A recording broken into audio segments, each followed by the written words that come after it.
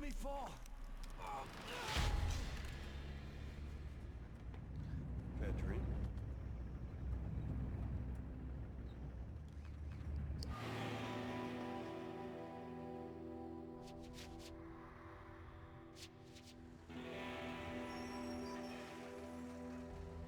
Good luck, soldier.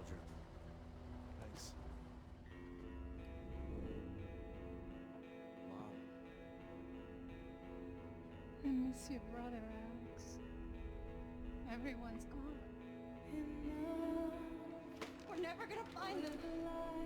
We're going to Silent Hill. You won't be going anywhere till I get some answers.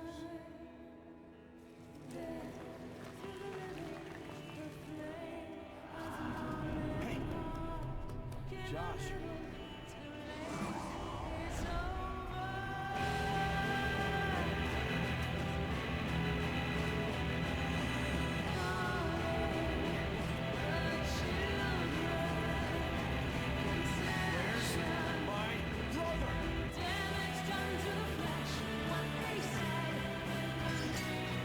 What the hell are you doing?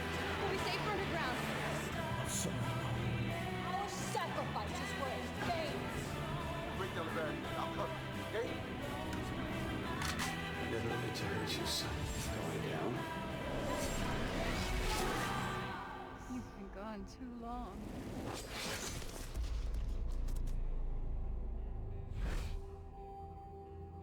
I'll find him.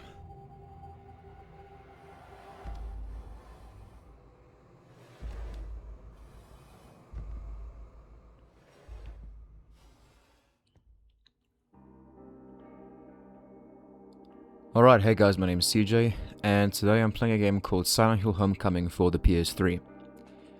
So this game came out back in 2008 for the PC, PS3, and Xbox 360. And back when it came out, it wasn't very well received, okay?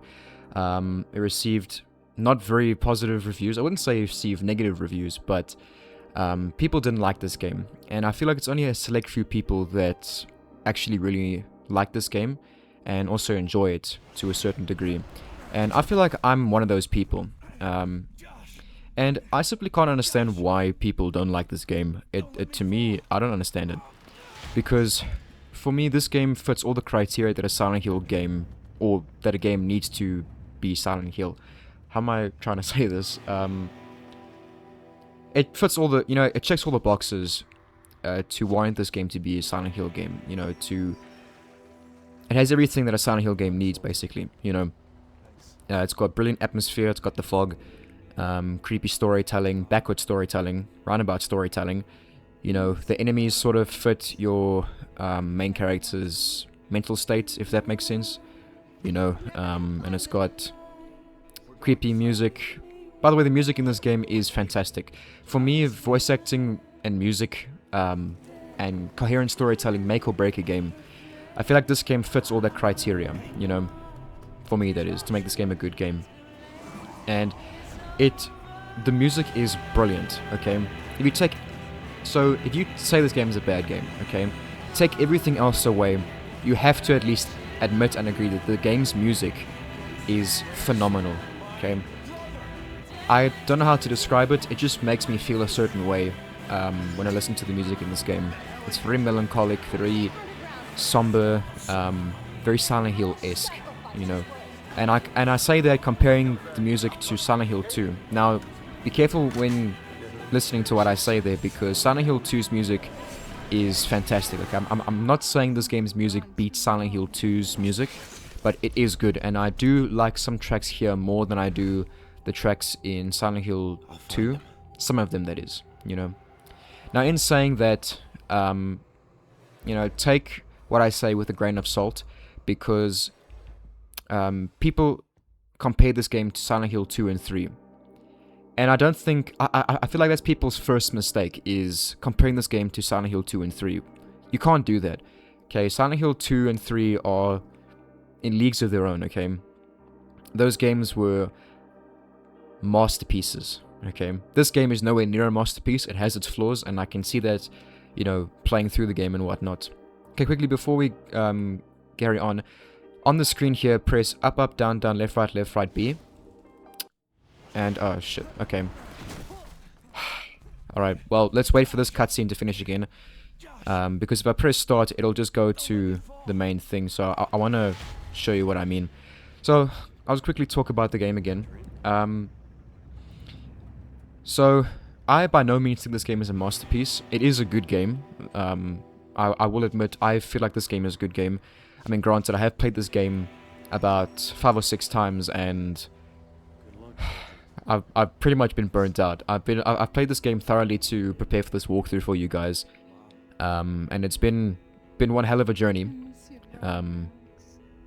But yeah, I think the themes explored in this game are brilliant. The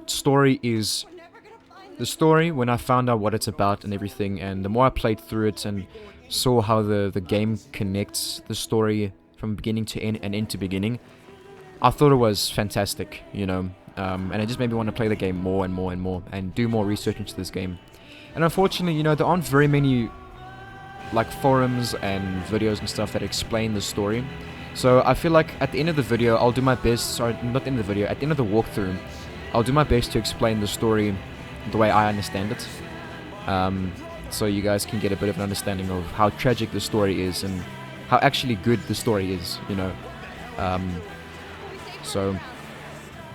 And actually the reason why I didn't play this game at first was, I mean, besides not being able to afford it or not being interested in it at first, I avoided this game because I heard that it was pretty bad. You know, people said the game was horrible. And that stopped me from playing the game for so long, and I didn't understand... Oh, sorry, when I played this game, actually sat down and decided, you know, let me actually play this game and give it a chance. I couldn't understand why I didn't like this game, or why I refused to play this game, because this game is really good. So yeah, don't like judge book by its cover, okay? Actually play the game and see how it is. If you still don't like it, then that's your problem, okay? Anyway, so on the screen here, press up, up, down, down, left, right, B, and you should hear like a whoosh sound, and you press start, and that should unlock an alternate costume. I hope it did then. Okay, so let me talk about what I'm going to do for this walkthrough for you guys. I want to sit here talking for too long. So for this walkthrough, I'm going to be showing you guys where to get all the health serums, where to get all the photos and the drawings and everything, and how to go ahead and get the best ending for the game, okay? So that's what I hope to achieve with this walkthrough here, okay? Now, there are 5 different endings, and there are 3 choices you make throughout the game that determine which ending you'll get, okay? Now, there's the good ending, the drowning ending, the hospital ending, the UFO ending, and the boogeyman ending, okay? 5 endings in total, and those 3 choices that you make at the very end of the game will determine which ending you get, okay? And there are choices you can make, like dialogue options that you can choose in, like throughout the game, and they don't really matter. They don't pertain to any part of the story. It's just, if you want different dialogue option, you can, but it all sort of bottlenecks into the same sort of outcome. So you don't really have to worry about that. That's what I'll be doing here, okay? And I'll be playing this game on hard. I'll get into that in a minute. Okay. For now, let me go into options. I'm going to put the brightness all the way up here. Okay. Because the brightness... This game is dark. And if you play this game on anything lower than this, it'll be extremely difficult for you to see anything, okay? Because there's a part later on in the game where there's no lights, it's just fog and pitch black. That's it. And you have like your little weak-ass flashlight, and you can't see anything. That's all staying the same. Game options, I'm going to put subtitles on. Okay, I think that's all good. Alright, I'll talk about the mechanics and everything when we get into the game. For now, we're going to go ahead and start, but before we do, I just want to read to you a little Bible verse, a little devotion quickly. So, here we go. So, this devotional is titled, Grace That Brings Joy. Psalm 16 verse 11 says, You will show me the way of life, granting me the joy of your presence and the pleasures of living with you forever. God's presence gives us a joy that is steady and eternal. Many people shy away from God because they fear that He will make their joy disappear. They have the feeling that he will not approve of their lifestyles or that he will be shocked by their faults and the horrors of their sins. He does not, however, do that.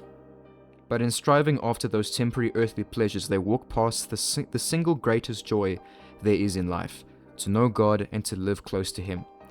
If you believe in Jesus Christ and follow Him faithfully, you will know for certain that He does not in any way destroy earthly pleasures, but He makes them richer and deeper. And He adds a joy that does not fade with the passing years, a personal, tender, and life-enriching friendship with Him. What is more, this joy is only the beginning of an even greater joy when this life comes to an end. So I hope that devotional spoke to you guys. And I really hope you guys listened to it, you didn't skip past it. But yeah, I'd say take that into consideration. Okay, now with that out the way, let's go ahead and start this. We're going to go new game. And I'll be doing this game on hard difficulty. Alright, so I was debating which one to do this on. Hard difficulty it's difficult, okay? Now, so I would say only do your hard playthrough after you finish the game once and after you've gotten the UFO ending, okay? Now, the reason why I say that is because it'll make your playthrough on hard difficulty a lot more bearable if you have the special weapons, okay? Now, one of them is there are two special weapons. One of them is the laser pistol. I highly recommend playing through the game on hard difficulty with that weapon, because enemies are a lot tougher on hard difficulty. And okay, so the reason why I say on your first playthrough you should get the UFO ending, okay? The reason why I say that is because to unlock the laser pistol you need to get the UFO ending, and then you will at a certain point in the game, you'll find the laser pistol, and then you can use it, okay? So, do that first, and then play through on hard difficulty, and then go through and get through the other ending that you want to get, or whatever, okay? Now, the differences between normal difficulty and hard difficulty. So, on hard difficulty, the enemies take a lot more to go down. There aren't more enemies placed everywhere, they're just more difficult to take care of. And what else? Oh yeah, you get significantly less ammo. Not just, like, you don't just find less ammo, but your guns take a lot less ammo. You know, they can hold a lot less ammo than they would on your normal playthroughs, okay? So, keep that in mind, you know. You find also, I think you find a lot less health drinks and health items. But to be honest, you don't really need health items in this game. You maybe need, like, I don't know, 10. Because by the end of all my playthroughs, literally every single one of my playthroughs that I've done, at the end of all of them, I've collected all of the health items, and by the end of it, I had about 30 health drinks, 10 health packs, and 8 serums, okay? Now, I'll be showing you guys how to get all the serums. All the serums do, as far as I'm aware, they increase the amount of health that you have. But to be honest, you don't need to increase your health any more than it is when you start the game, okay? I've played through the game all 5 times, and I've never once needed to extend my health, okay? So you don't need it. You can very easily go through the game without increasing your health any more than it actually is, more than what you start off with. Okay, so we can go through on hard. So brightness is there. So these are the costumes that you can choose. So we've got Classic Alex, Young Alex, which is the costume you unlock when you do the input at the beginning, at the title screen. There we go. Deputy Alex, Big Rig Alex, ER Alex, Auto Soldier Alex, and Boogeyman Alex. Okay.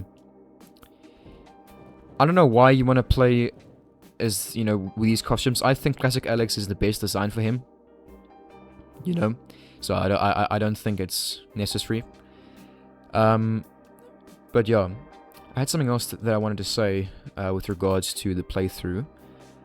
So this hard walkthrough is primarily designed for you to follow after you've gone through the game once first, okay?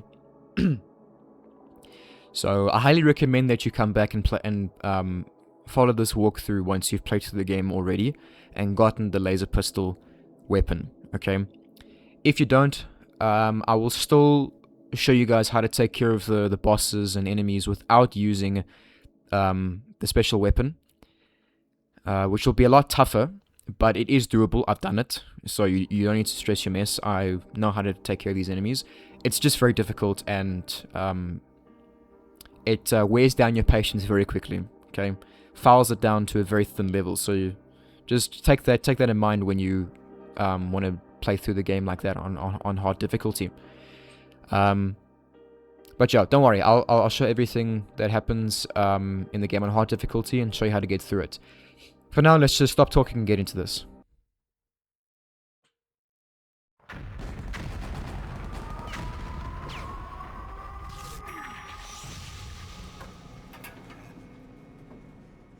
Where's my squad? Are they here? Did they make it?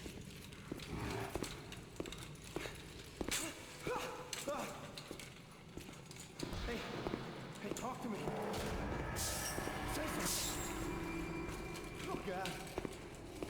Oh, God! Hey, what are they doing? What's going on there? Hey, where are you taking me? No! Hey! No!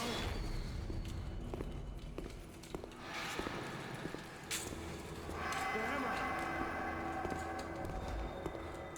Hey, what is this place? Hey, where are you taking me? No! Where am I, man?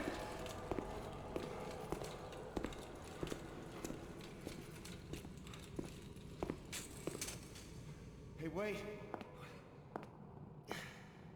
Where are you going? Don't leave me here!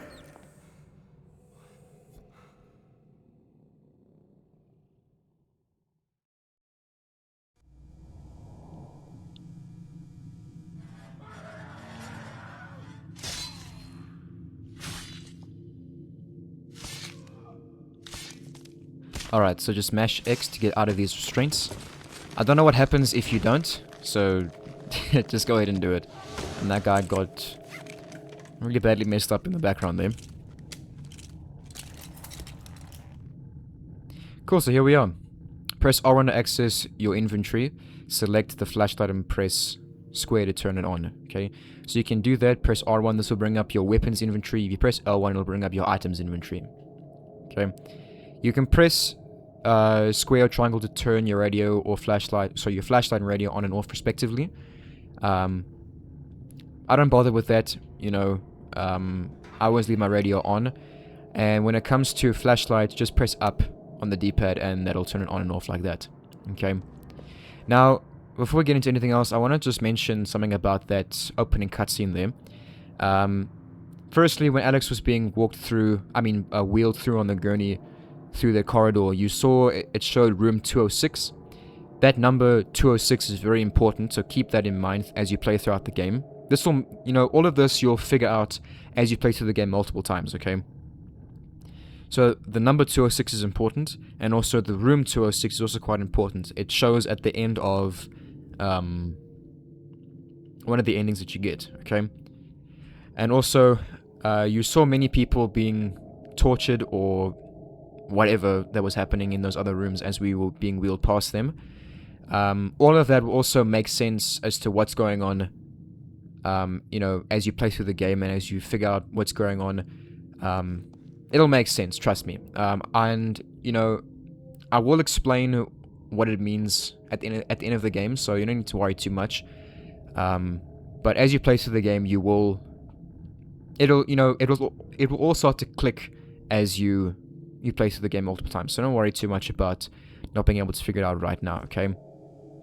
And also, I want to mention as well that opening cutscene reminds me a lot of... It's very, very reminiscent of the music video of... the music video for Nightmare by Avenged Sevenfold. If you know that music video, you'll know why I say that. It's very... Those two... That cutscene and the music video are very similar with what happens in them. So yeah, I thought that was quite cool. And actually, this chapter here, the first chapter of the game, is actually called Nightmare. So, that's quite cool. But yeah, anyway, let's carry on. You can examine things by pressing X. No smoking in this area. Yeah, I highly doubt that's going to be an issue if this is what everything looks like. Okay. If you press L2, it won't do it now, but L2 gets you into battle stance. I'll talk about that as we get playing. Not really necessary right now. Square doesn't do anything. If you have a weapon, square will do a strong attack, X will do... You know, actually, let me rather talk about the attacks when I get into it, okay? When we actually get weapons. Circle will dodge. It'll roll. Circle rolls. You can roll in 4 directions. And then when you have a weapon and you are combat ready, Alex will dodge instead of rolling. And if you dodge at the right time, you can block.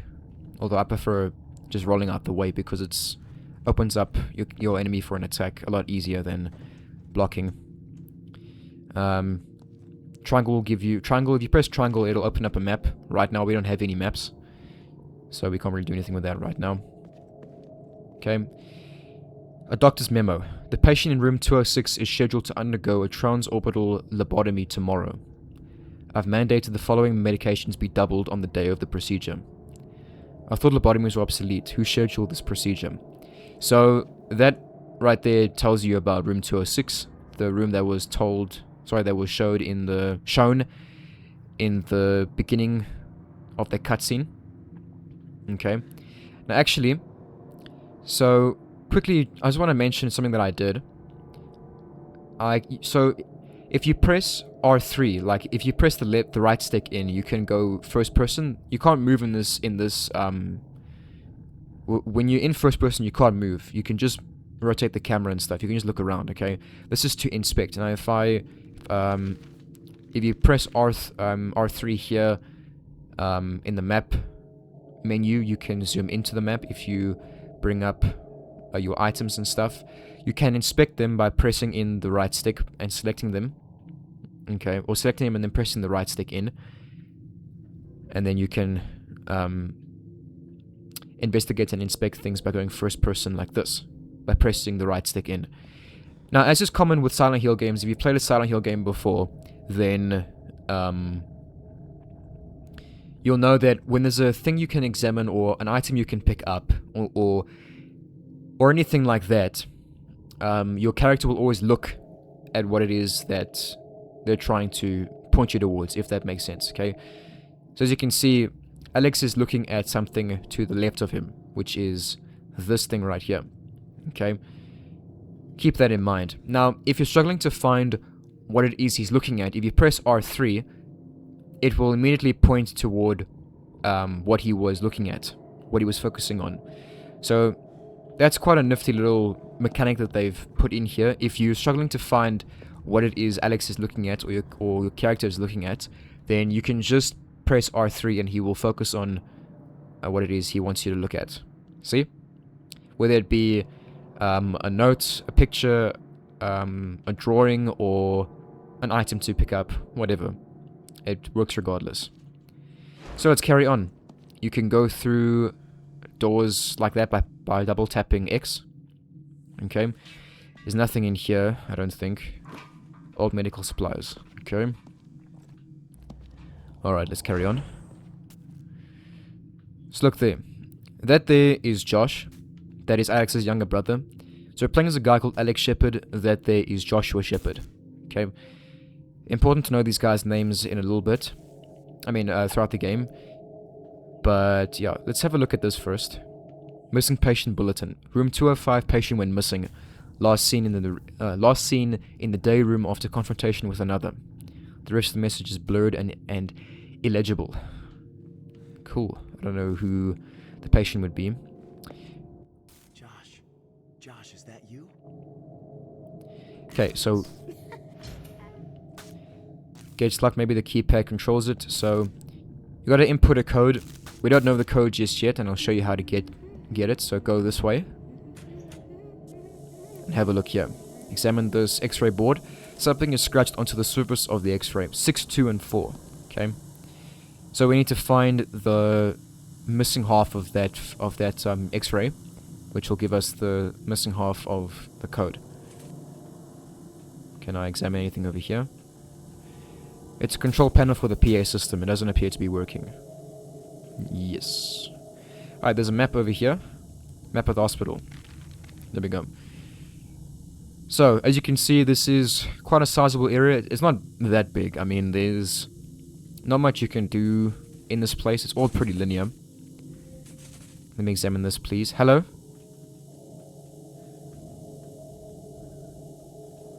Yeah, I know about this. There we go, finally.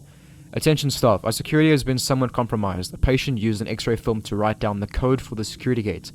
We have recovered the first half, but the second half is still missing. Should you find the missing X-ray piece, be sure to notify the head of security immediately. Cool. So that gives you a hint to what to do. I mean, it's pretty obvious what to do. Alright, so we're going to go here. That door over there is locked. Same with this one. All these doors here are locked except for the one over here.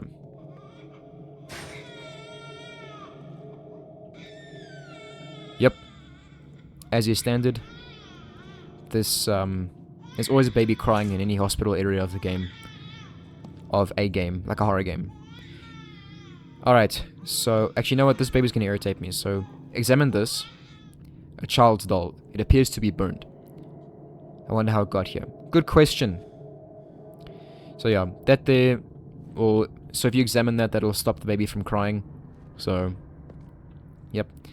This here is our main health item. This is a health drink. You can rotate items by moving the right analog stick. These are your main health items. So you get health drinks, first aid kits, and serums. Okay. Now, you'll find plenty of these throughout the game.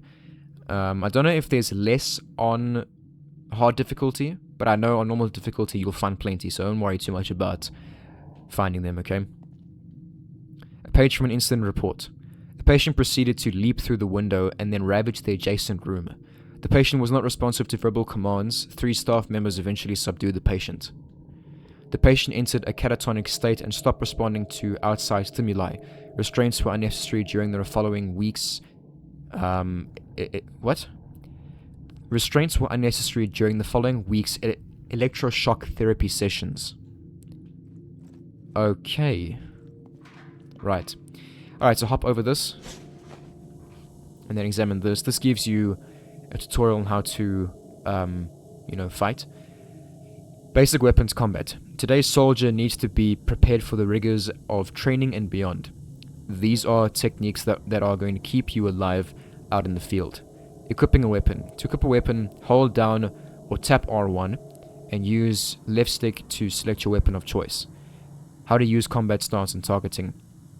To get into your combat ready stance, pull and hold L2 when a melee weapon is equipped. When you enter combat stance and enemies are present, you will automatically target the closest enemy in your field of view. If multiple enemies are surrounding you, the target will be the closest hostile. Okay. The targeted enemy will be highlighted by the flashlight. Yep. To change target, tap right stick in the direction of that target, typically left or right. To break targeting at any time, exit combat stance by releasing L2. Fast attacks, strong attacks, charge attacks, and combos. When in combat stance, press X for fast attacks and square for strong attacks. Strong attacks can be charged up for added damage by holding down square. Although I don't recommend doing that because enemies in this game, when they get hitting on you, they can take away a lot of your life very quickly and you will die. Successive fast attacks followed by strong attacks can make for uninterrupted strikes known as combos. And I'll get into that as we get playing. For now, go over here. So investigate this and take the X-ray film. And we can use that now. That is the missing half of that code. So we'll head back now.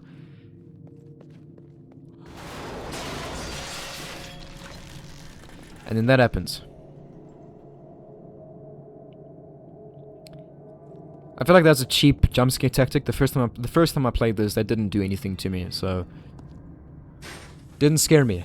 But yeah, anyway, so go over here and press L1. Now you can inspect this. A torn X-ray of a patient's chest. We can't see anything right now, so we need to use it over here. 624872. So that's the code there. The number 624872 is written across the X-ray film. So there we go. That is the code we need to use over here. So investigate it. 624872. There we go. Now the thing's unlocked. We can go through. Josh, where are you going? Cool. So now we can follow him. But before you do, go over here and you can see there's a child's drawing. This is the first one, so go ahead and take it. Child's drawing. And we can investigate it if we go here. Family of bunnies. And that's what it says about that. Now all these doors here are locked except for the one that Josh went through, so we're going to go through it. Josh, stop! There we go. Can't investigate anything over here. You can look through these toilets if you want, investigate them. Have a look at this. That is disgusting. And look at all these bugs and shit all around here. That's really gross. But yo, this one doesn't even have a toilet. Look at that. Interesting. Alright, so we'll go through. This right here is a save icon. If you want to save your game, you can go ahead and save it there. Okay. And you can see there's a door here, but it's locked. We can't go through it just yet. Okay, and this over here is locked. Why is this locked? Is someone in there? Who knows? As you can see, these ones here aren't locked. And currently, I can hear something. Oh, it's that thing. I thought it was Alex's radio going mad for a stage. Okay, so this right here is a combat knife. This is our first weapon that we get, and as we acquire our first weapon, we'll also get introduced to our first enemy. So have a look. Take it, I got a combat knife.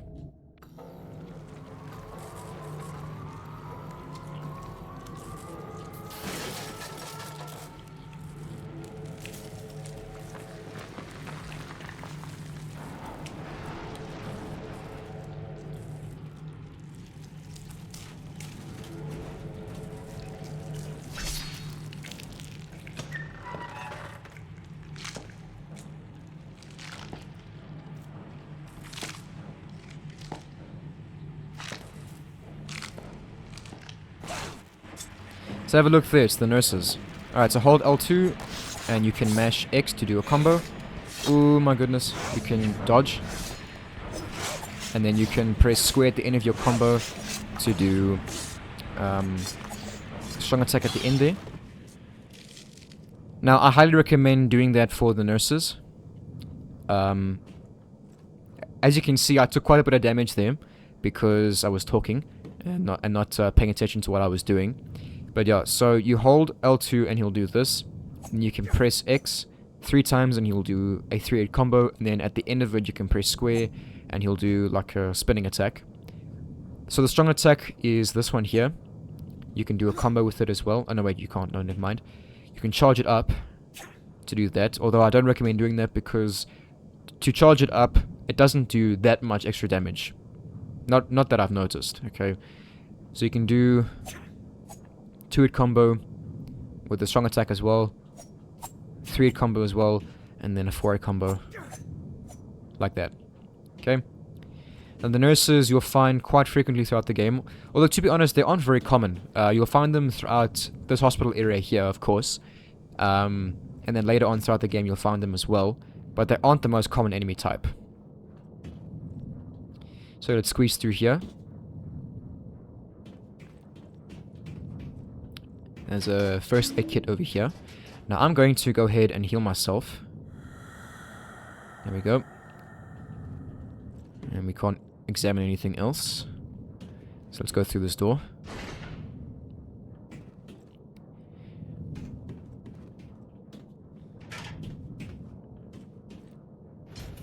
And that is locked. I think all the doors here are locked. Except for this one. Okay, never mind. I think it's this one. Yeah. Wait, we just came through this one. What am I talking about? This one then. Yeah, there we go. Alright, now have a look here.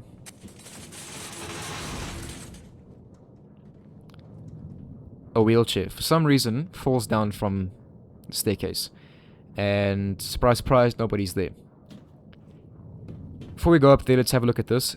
The doctors say that I'm unable to discern fantasy from reality, but I think I know what's going on around here. I saw those demons murder the other patients. I want to escape from this cursed place, but I don't dare venture into the light. It seems they're attracted to light. That's why people who need light to see are their natural prey. They also react strongly to sound. If you want to go on living, you'd be better off just sitting in the dark and staying quiet. But even that probably won't save you.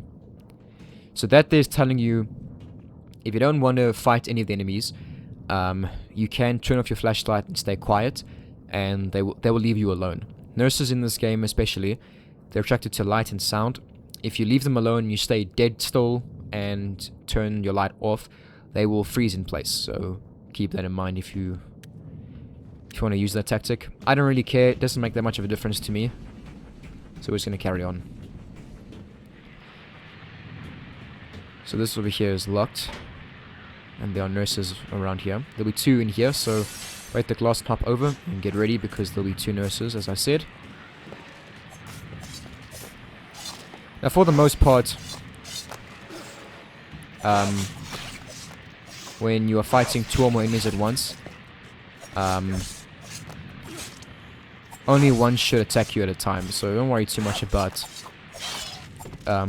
getting ganged up by them. Usually, if they have a melee weapon, that is, they should leave you alone. But if they have guns, then they will most definitely shoot you, regardless of if you're fighting an enemy or not. Okay. Now have a look here. Look at this. Look at that. That is horrific. Look at that. It's gross. What does he say? He's dead. No shit. Can see that very clearly. Let's have a look at this. This TV's making a weird noise. The TV isn't plugged in. How is this possible? Okay. Alright, so the only way we can go is through here. So let's cut this. There we go. And it's making this weird squelching sound. I don't know what's going on here, but listen to this. Ugh. Alright, I don't know what this is, but it's got teeth and stuff. Anyway, let's squeeze through it. There's a safe icon over there. She's not here, she's not here, she's not here, she's not here, she's not here, she's not here, she's not here, she's not here. Normally I don't bother to read that whole thing. It's pointless. We'll go there in a minute. Actually, we'll go there right now. Nothing else to do here. Okay.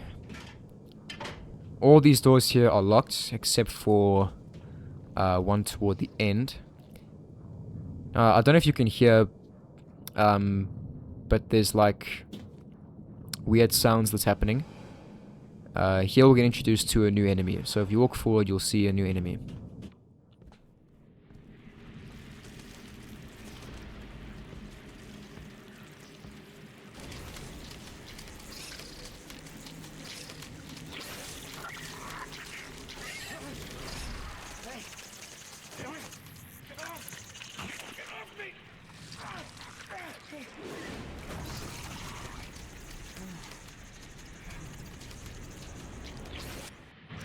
So this enemy here are called Swarm. Get into your combat stance and press X to stomp on them like that. Okay. If they fly, you can go ahead and do that, but it's risky because once they become airborne, then they tend to latch onto you. Then you gotta mash B, circle. Gotta mash circle, and then you can throw them off. Okay, because if they're on you, they will start to drain your health. So just be careful of that. That enemy type there is called Swarm. Quite annoying, but they're not really too bad. They're by no means the most annoying enemy in the game. We'll counter them a bit later on, but yeah. So we'll go through here. There's a health drink over here. There we go. Nothing else to examine. There's another dead body over there. We'll go through here. And over here, this is where there will be a photograph. Joshua's Robbie the Rabbit doll stuffed in his backpack. So this here, if you played Silent Hill 3, Robbie the Rabbit is a mascot that you find in the very beginning of the game. So, yeah. There's our first drawing. We'll find quite a few more throughout the game. I don't know how many there are, but there are quite a few. Can't go through there, so we'll go through here. Nothing else to collect here. There's a note to examine, however. The patient's chart. Schedule of treatment. Type of electroshock, doctor... What? Type electroshock, Dr. Copen. Doctor's signature is required after each entry. Monday, 9 AM, signed, Dr. Copen, yada yada yada. Comments. Treatment has yet to achieve desired results. Patient is non-responsive. Please administer pureed foods only. Right. Alright, so we need to go down here. Drop down. And there'll be 3 nurses over here. These ones are pretty weak, so don't worry too much about them ganging up on you. Okay.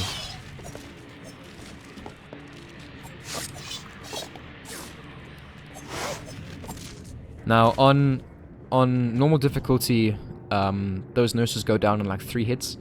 And obviously over here they go down a lot after a few more hits. Now, have a look here. You'll see the severed body over here. This is quite an interesting thing after my previous playthroughs. So you'll see this is someone that's dressed in scrubs and stuff.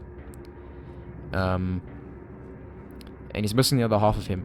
This half of a body will make sense at the very end of the game. So keep note of this right here.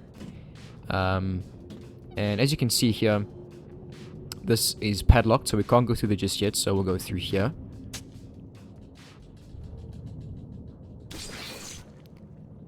And we'll squeeze through. And right ahead here will be another drawing. So get that. This bunny looks catatonic. Cool. Nothing else? Alright. So we can carry on now. And this is the other half of the body that was downstairs. Again, this will make sense seeing this at the end of the game. In the second last chapter of the game, this will start making sense, because this person is actually an important character, which we'll encounter a bit later on. For now, it's the other half of the body from downstairs. I wonder who put him here. Another very good question. Also, what happened to him is my question.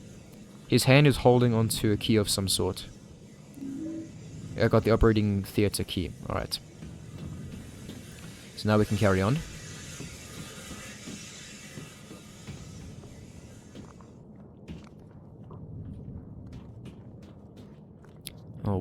Oh yeah.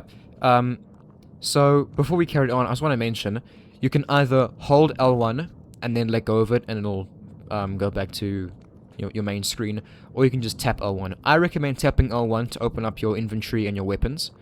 Okay, and then selecting whatever it is you need with the right analog stick, and then pressing X to use.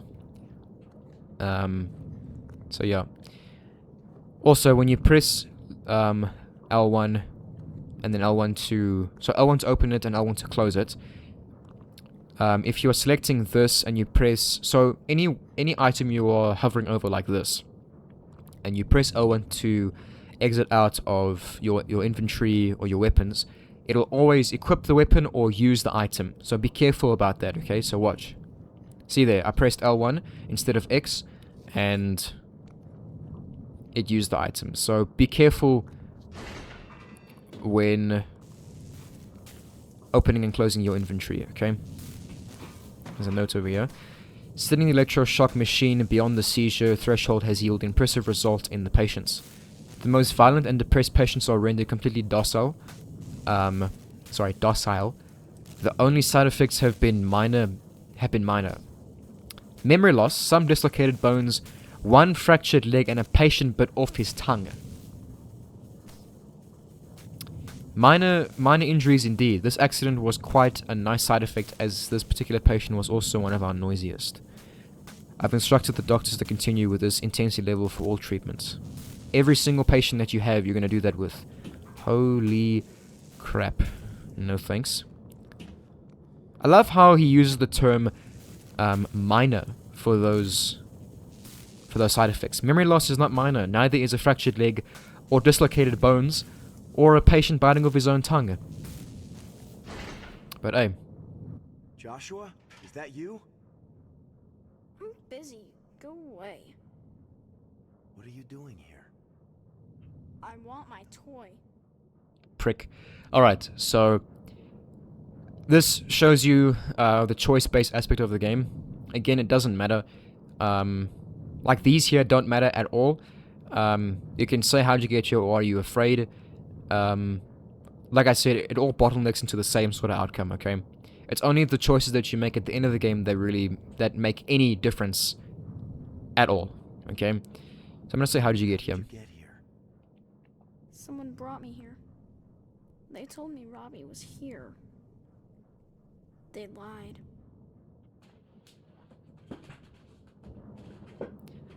Alright, so I want to help you. I don't think I can help you. I'm just gonna press triangle for I want to help you. Find Robbie. I want my toy. I haven't seen any toys around here. Guess you're not my friend.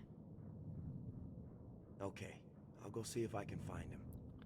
Sounds like every single younger brother that's ever existed.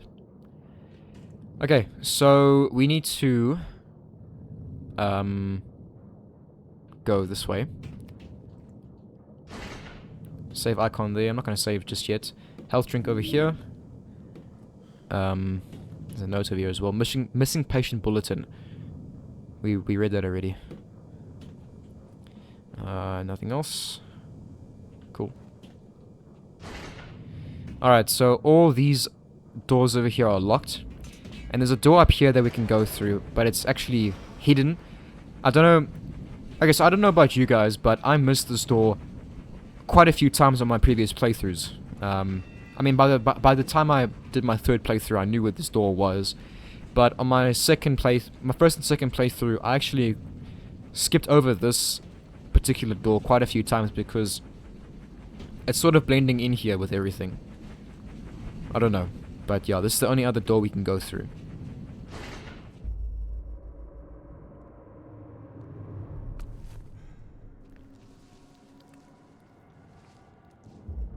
So yeah, there you go. Here's Robbie the rabbit. Is there anything else? No. I don't think there's any health drinks over here, so yeah.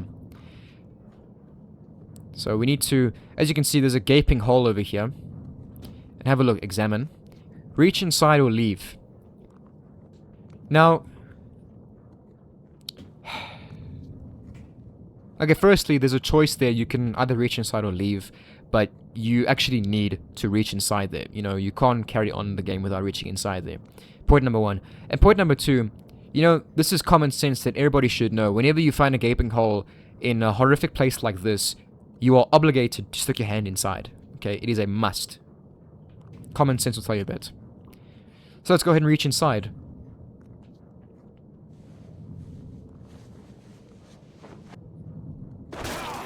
And of course, something pulls you from the other side, so go ahead and mash X to get out. I don't know what happens if you fail that. I'm guessing your arm gets torn off or something. I got a Robbie toy. Terrifying. Okay, now there'll be a swarm that shows up here. Okay, so as you can see, that's what happens when they latch onto you. So you press circle to get them off, and then when you grab them and pull them off, there'll be a button prompt to press, whether it be square, X, triangle, or circle. Usually it's only square, triangle, sorry, square, X, or circle. Now, when you successfully press one of those buttons, then when Alex throws the swarm to the ground, then it'll completely explode them. Okay, so try and always hit the inputs successfully if you can, because if you don't, all Alex will do is he'll just throw the swarm off him and it won't die. So it's a good tactic to hit those inputs. So now we'll go back and give Joshua his Robbie toy.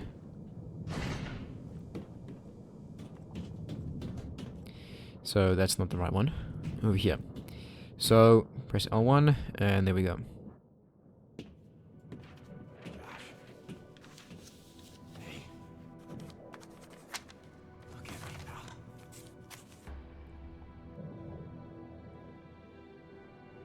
Here. I want Robbie. This is yours, you remember? Take it. Come on. Where are you going?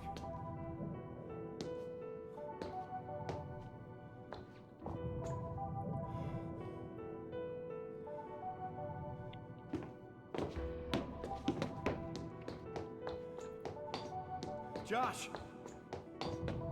Josh, come back! Where are you going? Josh!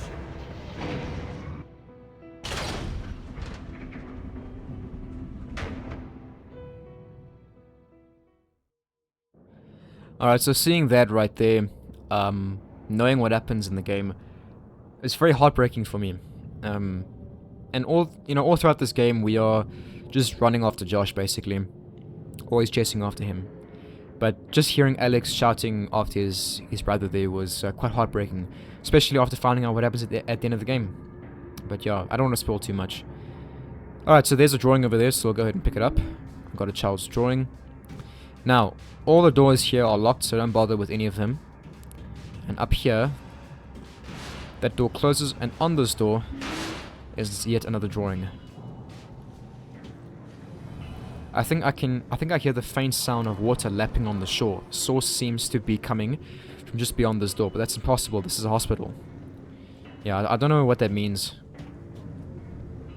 Really have no idea. Okay, so this is the end of the Nightmare chapter. Go ahead and push this button, and then we'll head into the elevator.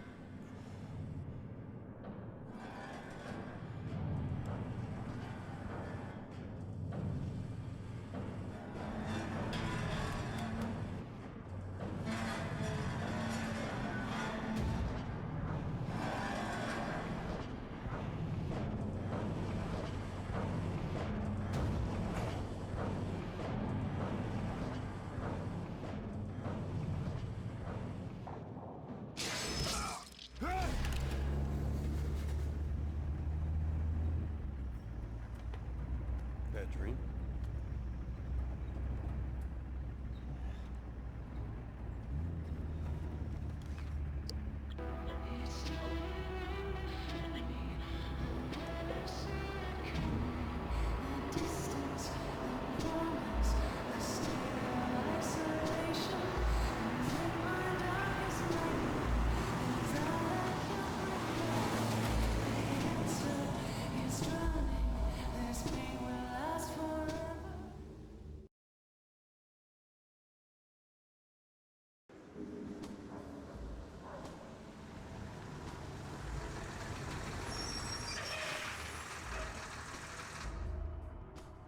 Hometown?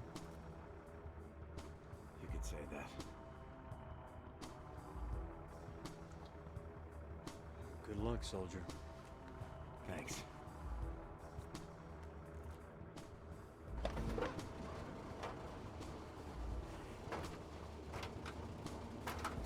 the ride.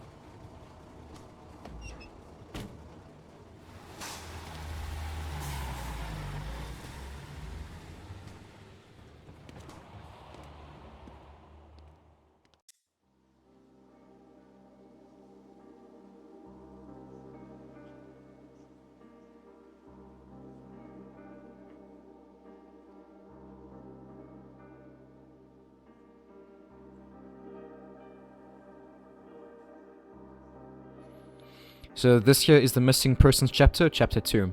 Okay, and we are here in our hometown of Shepherd's Glen.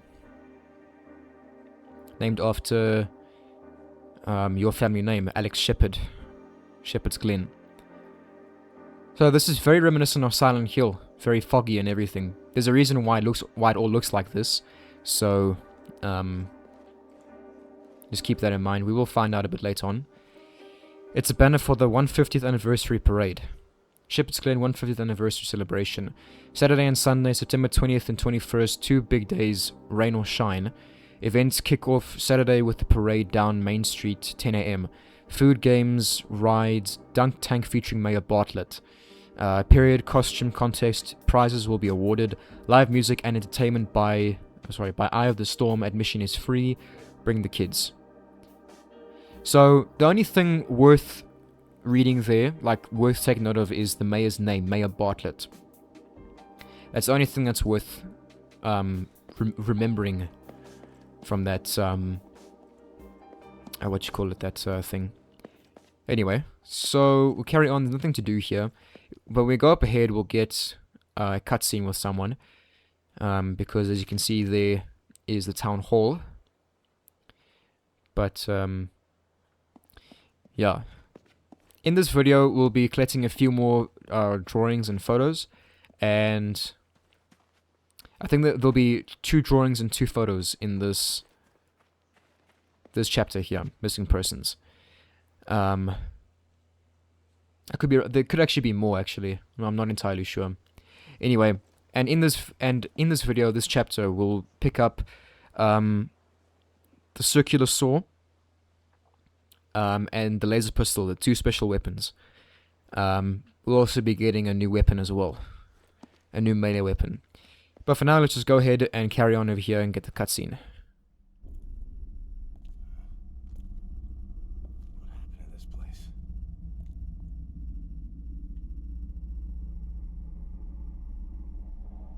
Alex? Judge Holloway. Hey. I didn't know you were home. Does your mother know? She didn't say anything. No, I haven't talked to her. Actually, I haven't really talked to anyone. I'm not planning on sticking around for long. Oh. Well, I hope you get a chance to catch up with Elle. I'm sure she'd love to see you. She's still here? Of course. You know how it is. No one ever leaves this place. Yeah, I guess. This town's so quiet. It's changed. Yes. Not for the better, I'm afraid. You should go home. See your mother. Perhaps I'll see you later.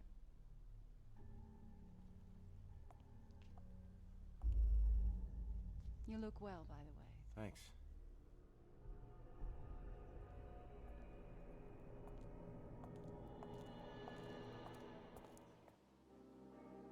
Alright, so we just got a cutscene there with Judge Holloway. That lady is a cow, okay? And you'll see why I say that a lot later on in the game, but yeah, she's an absolute cow. But, I digress. This over here is the town hall. If you want, you can actually go inside and save your game. But I'm not going to right now. I'll just carry on for now. So this chapter here is quite a long chapter. We need to go this way. Okay. So this is quite a long chapter, because it goes through the shepherd's home and it goes through the cemetery areas. So yeah, we'll just have to keep that in mind.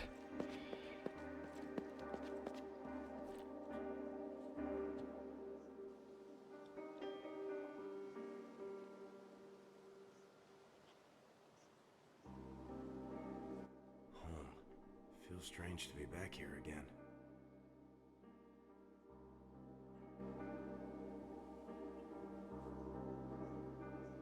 Alright, so we have to go inside.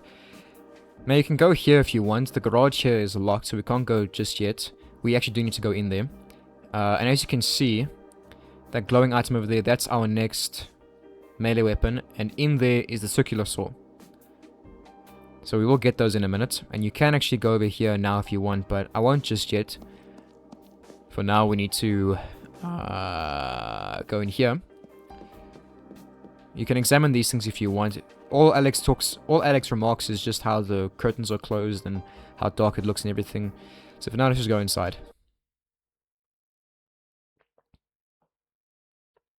Hello? Hello? Huh, that's strange. Yep.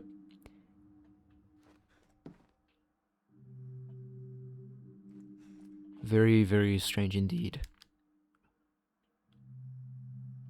There's very, very atmospheric, like, music playing. Very heavy ambience playing. And as you can hear, this piano track is called Witchcraft. By far, the best track in the entire game. It's so good. It's a photo of Dad, Mom, and Josh. I don't remember this one. I must have been gone when they put it up. Yeah. So, as you explore, you'll figure out that something is up with your family. Most of the photos in your house exclude you, so that's a very important thing to keep in mind with regards to the story. And have a look at this. Look at that. The clock is stopped. And look at the time. It says 2:06. And what I said about that that room number 2:06. Now this time number here 2:06 also is quite significant. So just keep that in mind. The clock has stopped. Mom keeps everything in perfect order. Why hasn't she fixed the clock? There's a reason why, but we'll find out much later on. For now, let's do a bit of exploring. Just a vase, nothing useful. There's a rocking chair over here. I can't examine it. Nothing here. Alright. I think these were my grandfather's candle holders. Mom always insisted on lighting them when people came over for big dinners. Okay. The couch is really worn out. Me and Josh used to hide our comic books in the cushions. Mom always said they were a waste of time. She didn't understand. I love this song, bro. Listen to this song. Okay. There are Dad's books. He always got so worked up if I touched any of his stuff. Okay. Nothing else? Alright. Looks like someone got the suitcases down from the attic. Were Mum and Dad planning on going somewhere? Who knows? Won't budge, yep. This here is locked. It's jammed. It will be open in a minute. But for now we'll head upstairs. It's a painting of a landscape. I wonder if it's based on a real place. Looks like a Bob Ross painting. It's just some old desk, nothing interesting here. This is your parents' bedroom, Alex's parents' bedroom. There's an old picture of Mum and Josh. It was taken years ago. I guess she likes to remember him as her baby. Alright. I remember Mum sitting here cradling Joshua as a baby. It's a nice memory to have. Mum and Dad's bed. Joshua and I got caught jumping on it once. Of course, I got punished while Josh was totally let off the hook. It's always the case with the older brother and younger brother. Older brother always gets the shit. Speaking from experience here. It's a letter from Mom to Dad. She never sent me letters when I was in boot camp. Oh yeah, I can't believe I haven't even mentioned this yet. Alex is actually a soldier. Alex, as you can see, he's wearing a military jacket. And he's got dog tags as well. So, yeah, Alex Shepard is actually a soldier. And his dad is actually a cop. We will find that out a bit later on. But yeah, Alex is a soldier. So, this makes a whole lot more sense now. She never sent me letters when I was in boot camp. Adam, I know that you will soon return to me, but I miss you dearly, and writing to you always calms my nerves. Everything here is the same, but with you gone, the house is so empty. The letter ends here. I guess you never finished it. Very interesting. The closet is empty. Where are the clothes? Are they in the suitcase downstairs? Maybe.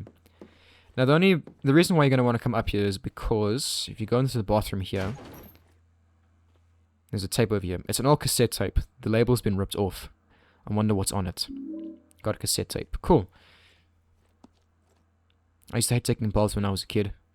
It was always a struggle to get me in the bathtub. It was always a struggle to get me in the bathtub. Very interesting. I mean, I suppose if it's cold, but, you know, a warm bath isn't going to kill you. Okay, now have a look there. You can see there's an open door there. Watch what happens.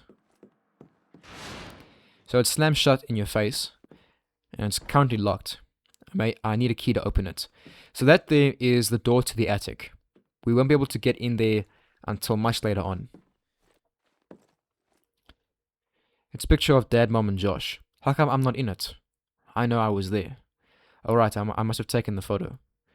Yeah, so again, it's a photo of the whole family. We're at one of the town festivals. Everyone always thought we were the perfect family. Yeah, the perfect family. I guess people believe what they want to. That's us on the shore of Toluca Lake. Yeah, so again, there's a photo of me here. Where is it? Again, just going to show that everything here is hinting that Joshua is being favored over here, and Alex is being treated like dirt, basically. So yeah, you can see that Alex isn't anywhere here. So we'll head in here. This is Alex and Joshua's bedroom. They shared a bedroom when they were younger. Nothing useful here. My parents sold all my toys. I guess after I left for the service, they didn't see much point in keeping any of my stuff. Alright. Okay, so firstly, go over here and pick this up. I got a flashlight.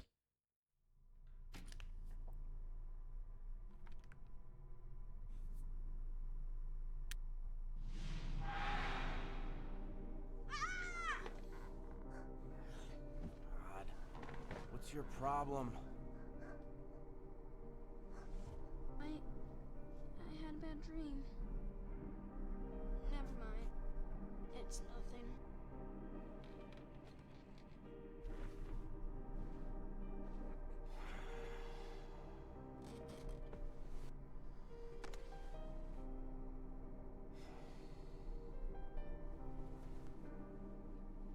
Look, take it. If you get scared again, just turn it on. Okay? Thanks, Alex. Sure.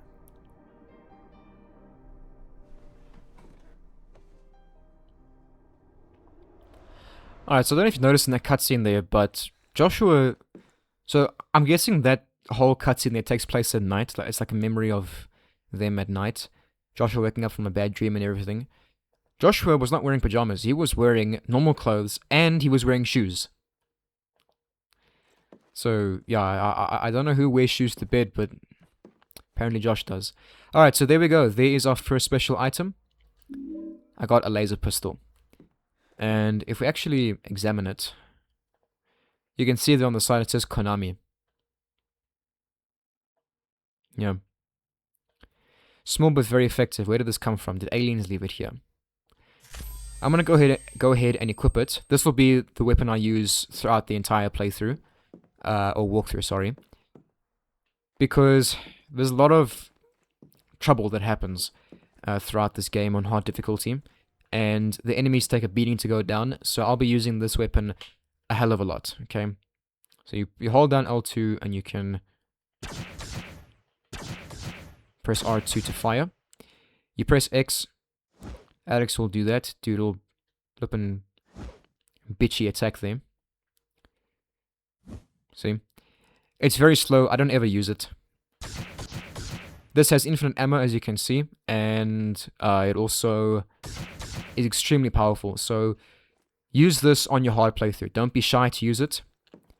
For certain enemies, I do prefer using the combat knife, like nurses and swarm. But for main enemies, I will use the laser pistol. But the thing is, it's important to use the laser pistol here because there are enemies later on that can actually block your attacks, like block bullets and stuff. So blocking bullets in this game is an annoying feature that enemies have, and they can do it an infinite number of times, okay? So don't be afraid, don't be shy to use this, okay? So this door over here is locked. Lock is broken. But go over here. Bookshelf has seen better days, but there was something special about it. So all you need to do here is just move all these books to the left and hit this button. All that's in here is a map of the house, drawn in crayon.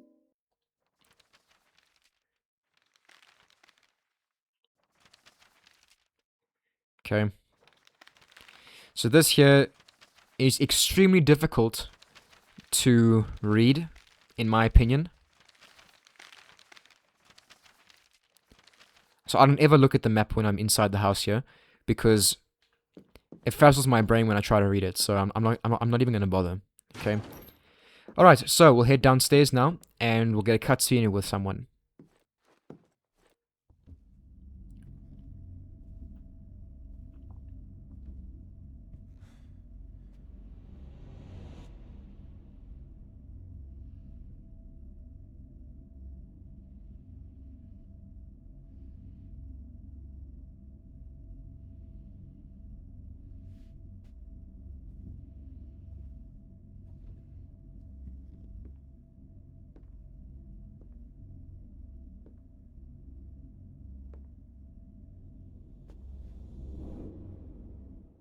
Mom.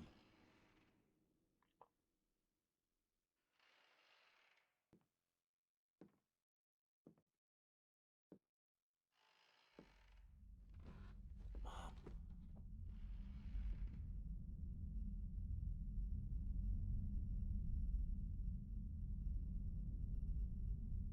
Alex.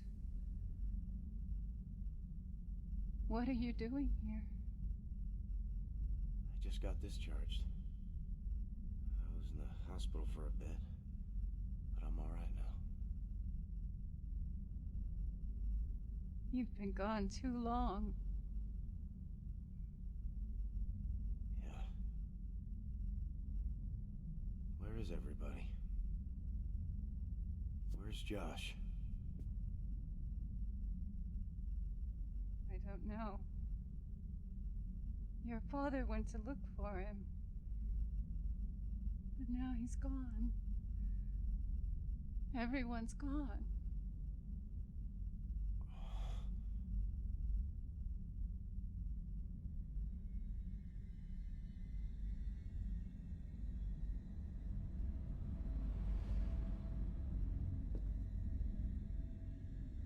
Mom, what's going on here? What happened? Mom.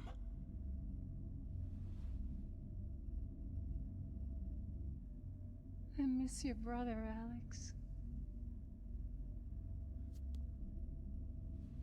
Look. I'll find him. I had this dream. I just have a feeling he's in trouble. Don't worry about it. I'll find Joshua.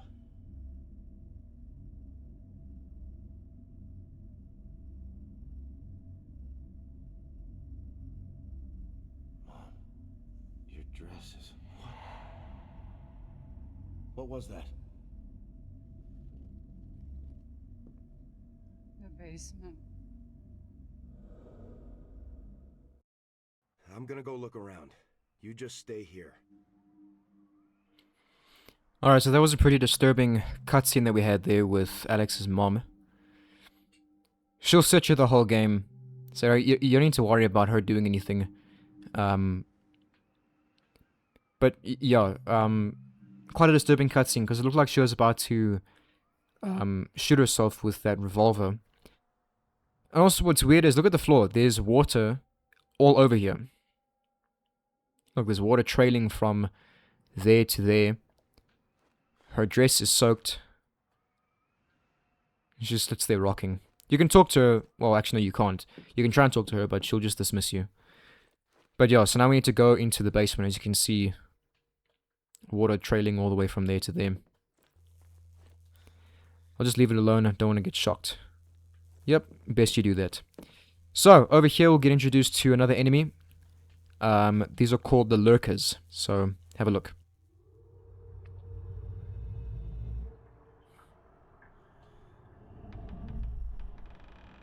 There's water here.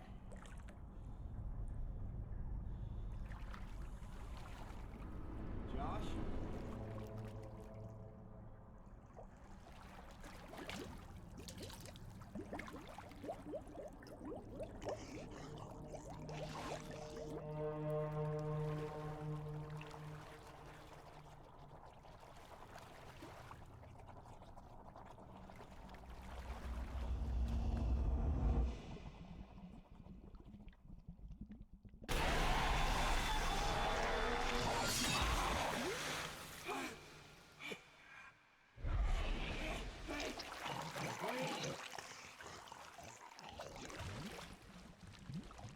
So there's the lurkers. Not very dangerous. Where is it? There we go. Should be dead. Yeah, I think it's dead. Alright, they're not very dangerous enemies. They're quite fast and they can lunge at you if you aren't careful, but they're very weak, okay? So just go ahead and shoot them with the laser pistol and you'll be fine. If you want to use like normal weapons to take care of them, then what you can do is use the steel pipe. That's usually the steel pipe or the crowbar. That's usually the best weapon to take care of them. Okay, they're quite weak to that weapon there. They're very weak, so you don't need to worry about them. The only time they ever pose a real problem is if they're in water like this, because they tend to hide under the water. So yeah. Alright, so first things first, go over here. It looks like the remote for our garage is sitting on top of this water pump. What's it doing down here? I've got a garage moat. There's a note underneath. If it runs out of fuel, use the can from the garage to fill it. Adam. Adam is the name of Alex's dad. Adam Shepherd. Well, the pump won't start without gas. I should check the garage. Okay, so we need to find gasoline for this thing. Gotta find some petrol for this to get the water away from here, because as you can see, so we need to go out here.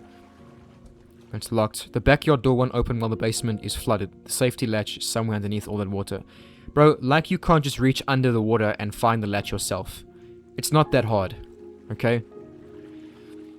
But before we go there, I want to go over here. So equip the combat knife and cut this and go through. Now look here. Look at this. I don't know what that says there, but look here. Why is there a mannequin just over here? There's such a random item to put over here. Mannequins have no bearing on the story whatsoever, so I don't understand why this is here. Piss off, go away. Yeah, I don't know why that's there. Alright, there's nothing else to do in here except have a look here.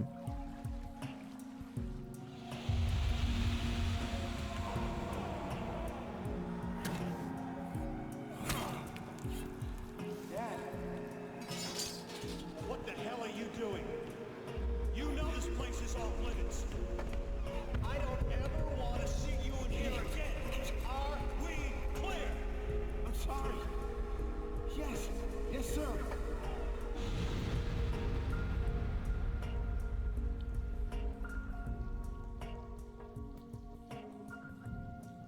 Alright, so that was a little cutscene there. Little flashback. Just to give you a bit of an idea of who Adam Shepherd is and what he's like and how they treat Alex. So, yeah, that's all that was basically showing you. Well, it showed something else as well, but we'll only figure that out a lot later on. For now, we'll head upstairs and make our way back outside. to the garage. Let's go outside.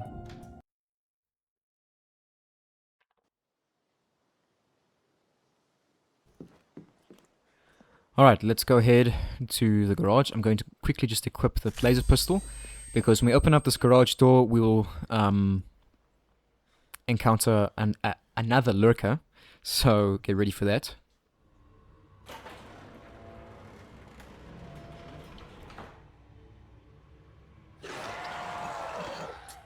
So there we go.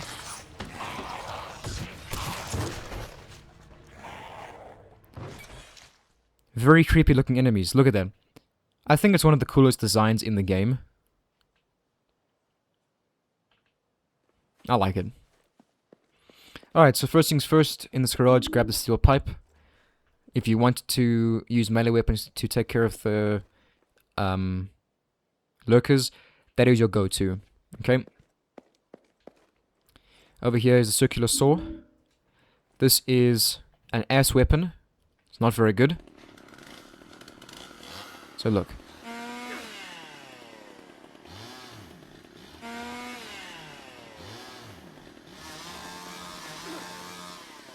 It's extremely slow. Okay? So I never, ever, ever, ever use the weapon. Okay? So don't you bother with it. Fast attacks, strong attacks, charge attacks, and combos. We've seen this already. Yeah. We read that already. Okay, so there's nothing else to do here, but as you can see, there is a jerry can over there. So we need to equip the steel pipe and pry this open.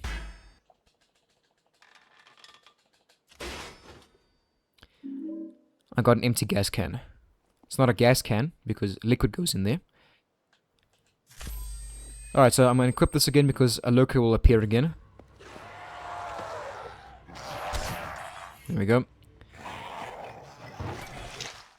Yeah, so be ready for that. Okay, so we'll duck under here and head over here.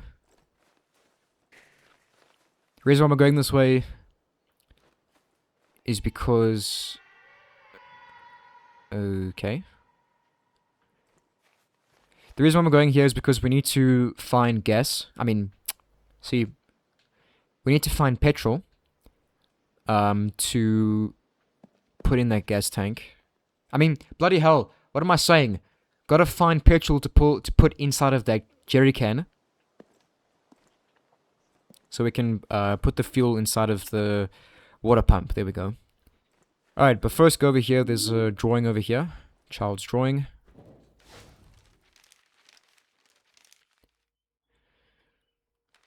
This body seems to be floating about in the water. Where is Stephen, mummy? He can't play and I'm sad. You mustn't ask, my darling. Stephen has been bad. Yeah, so, a lot of the drawings you get will have quotes, and they'll usually rhyme. I think actually they always rhyme, so it's quite cool. It's an old newspaper. Paul Russell Douglas was executed for the murder of 8 children in and around Silent Hill and Shepherd's Glen areas.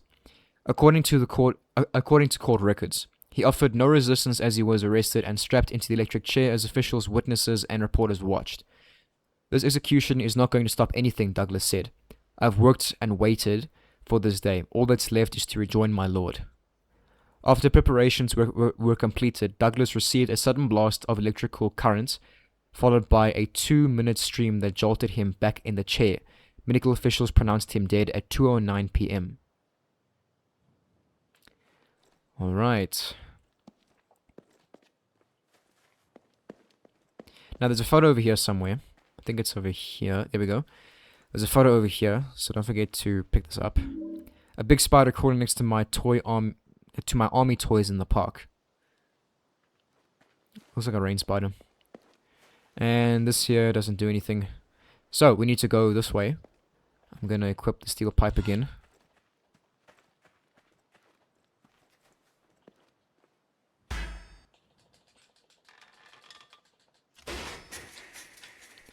Okay. So, there's nothing down that way, and there'll be a lurk over here, so I'm gonna take care of it. There it is. There we go. Done. Now over here, we need to examine this. The gas tank is open. Looks like someone siphoned some gas out of this. So we need to do that. I can use this to fill up the gas can. There was not much left, but it should be able to power up the generator. I didn't read that. I got a full gas can. Thanks very much. I appreciate that. So we'll head back now. There's nothing else to do over here. So we'll just head back.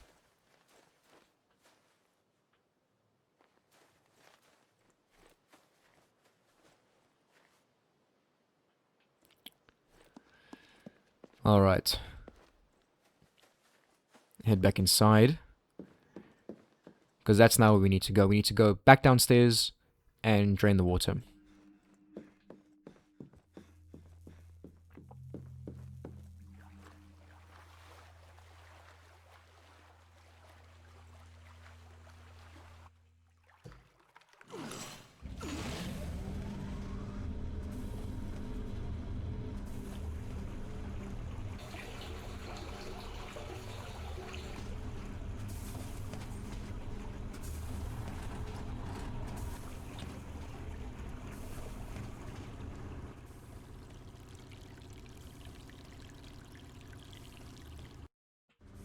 Alright, so that drained out, not all of the water, but most of it.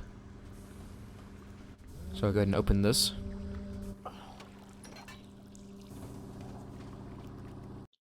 I don't see why you couldn't have done that when the water was still there, you know. It's not that difficult, it's just water. So let's go ahead and venture to the backyard.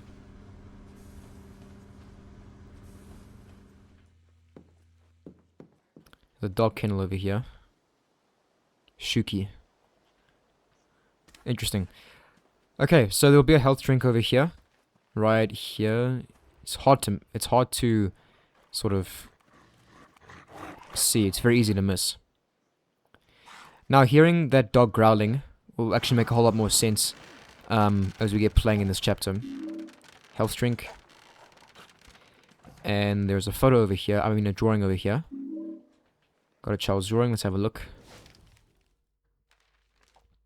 Billy 2 and Sally. Did they do something wrong? I'm afraid it's true, child. All your friends are gone. Okay. Now, there's a photo in there. I'm not going to get it just yet. Firstly, I just want to go through here.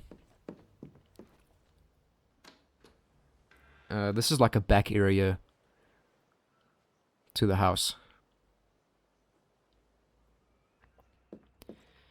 Firstly, we'll go over here and open up the fridge. There's a health drink. There's nothing to eat in the fridge besides I'm not hungry.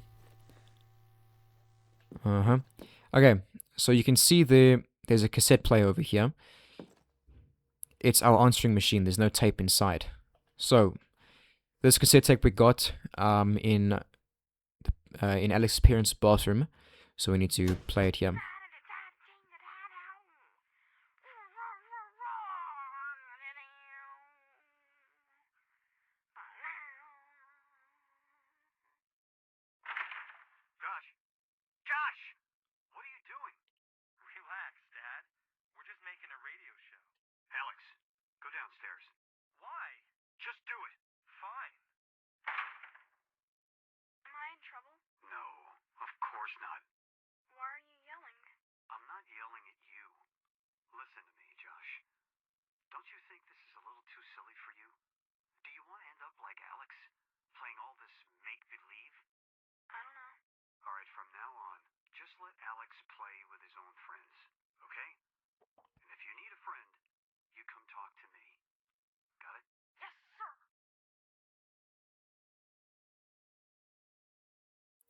Alright, I have no idea what that was about, but it's also giving you another indication that Alex's parents just hate Alex. It'll make more sense as we get playing, but yeah, it's no secret now. Okay, that door is never ever open, but this door is boarded up. We will come back here later on with a weapon to break down these boards. All that's in there is just a med kit, okay, a first aid kit. For now, go in here. There's nothing in here, just some stuff to examine. I won't stay in here too long. There's a note next to the phone. Adam, don't forget to ask Curtis about the engine. Curtis is a guy that we'll meet a bit later on. This is Mum's sewing machine. She used it to mend our clothes. Sometimes she'd spend all day mending clothes or making things for other ladies around town. Right. Okay. Nothing else to see in here, so we'll just go back into the backyard. There we go. Words.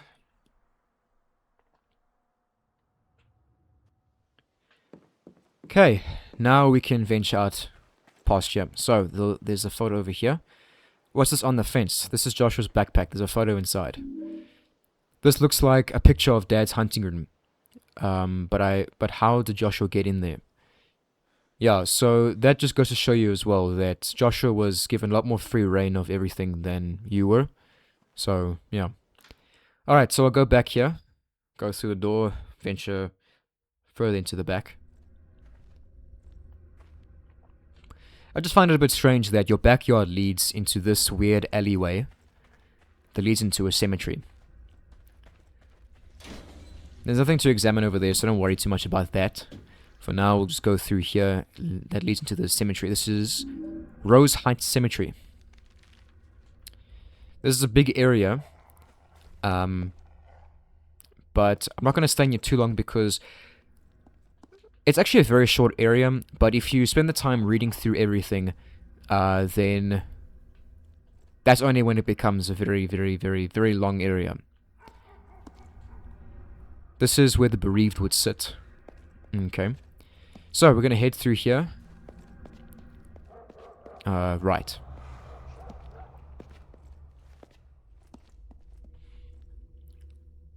Are these all coffins and stuff? Interesting. Very interesting. Alright, right again. What's that guy doing? Okay, so you can see there's a guy digging graves. We'll figure out who that is a little bit later on. But for now we'll just head down here. Climb down. And here we'll get introduced to a new enemy type called the Feral.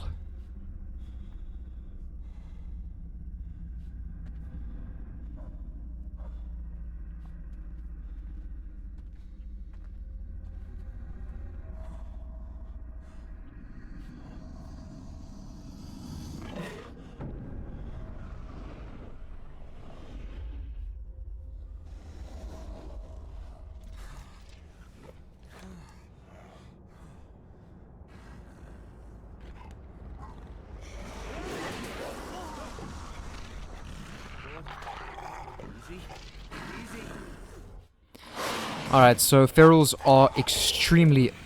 Why can't I shoot? Ferals are extremely annoying enemies. They take 2 shots on hard to go down with the laser pistol.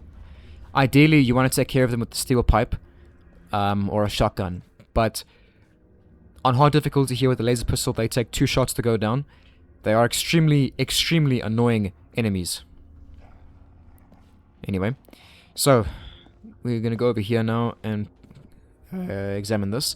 This fountain is hereby dedicated to the memory of Charlotte Borden by her loving parents. Taken suddenly from a life yet fulfilled, born, the rest is illegible, age 8 years old. There's an additional inscription below. Inseparable yet divided, 2 halves of the same person, in 2 places now further apart. So we take this odd stone plate, and now we can carry on. We'll go over here.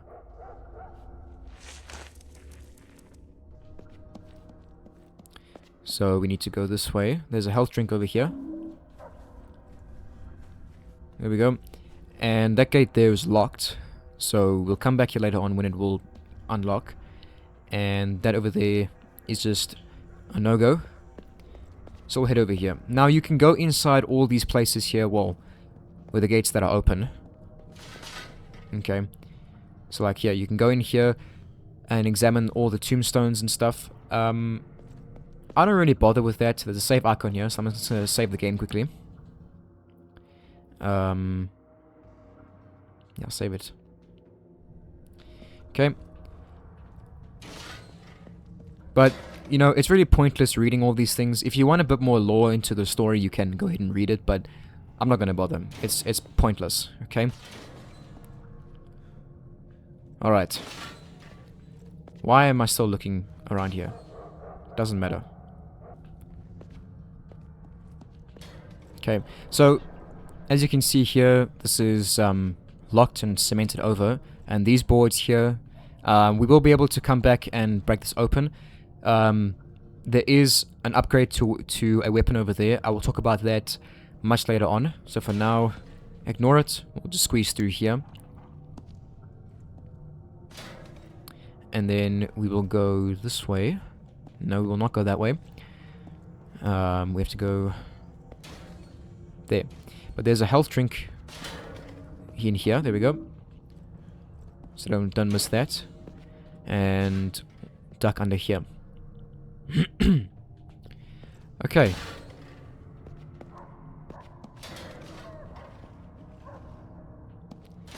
And we'll head through here. There'll be a feral to take care of just to the right.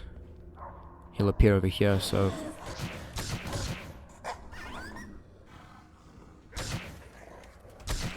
And there we go. Kinda hesitant, because I didn't know if it was dead or not. Alright, so we'll head down here. And duck under here.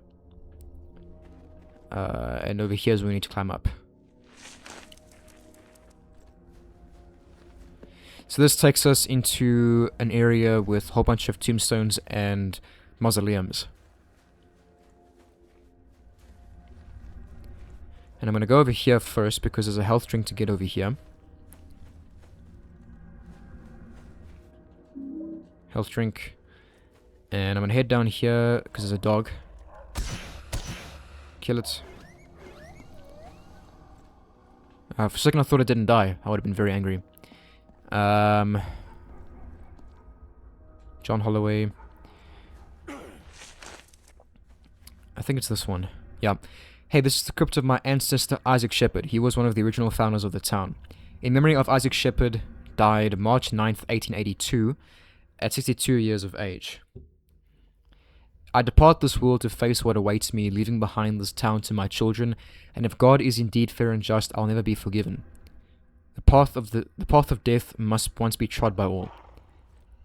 So yeah, well, that also gives you a bit of inclination as to what's going on with Shepherd's Glen and its founders and whatnot. But what he said there about God is just completely false. You know, God will always forgive you if you're willing to repent.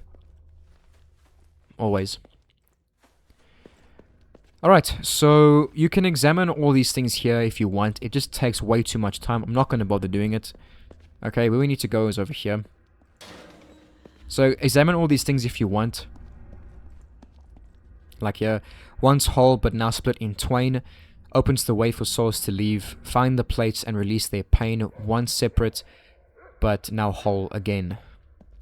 Okay, so that's giving you a hint as to what we need to do now. So there's another plate over here. So this is what we read earlier. There's an additional inscription below. Yep, we read that already. Strange stone plate. So take that one, and then this is just telling you... So what we read by those stairs over there tells us that we need to just put these two things over here. And then it'll unlock that. Okay? So we'll now head into the streets again of Shepherd's Glen. And there's a dog. Can hear one.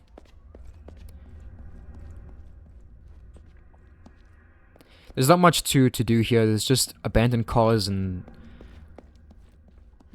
things everywhere. Okay, we need to go up ahead, but before we go all the way up ahead, I want to go this way. Because there's a med kit over here. There's a med kit this way. First aid kit. Now, if you want later on, you can come back here, and there'll be some pistol ammunition. Pistol ammo will spawn here and there. As you can see. It appears I'm not the only one that doesn't like these dogs. Ouch. Yep. But this is, if we just examine this. This is a station where Dad works. I wonder if his body's on the force and know what happened here. It looks like nobody's here. Where are the police? What the hell is happening? So that there tells you that that Adam Shepherd, Alex's father, is indeed a cop. So yeah. And right there is a person. We'll have a cutscene with her and find out who she is. This is so if you remember at the beginning of the video, we met with a lady called Judge Holloway, and she spoke about someone called Elle. This is Elle right here. This is her daughter. So let's go ahead and meet her.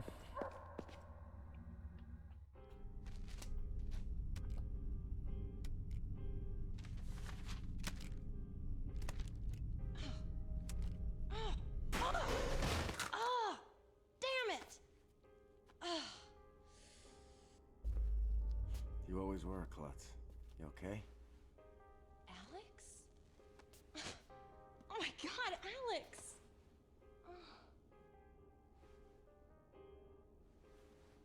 Hey, Al. Your mom told me I might see you around here. Oh my god, it's so good to see you. It feels like it's been forever. Yeah. You alone out here? Well, hey, you know, I didn't think I'd ever see you again.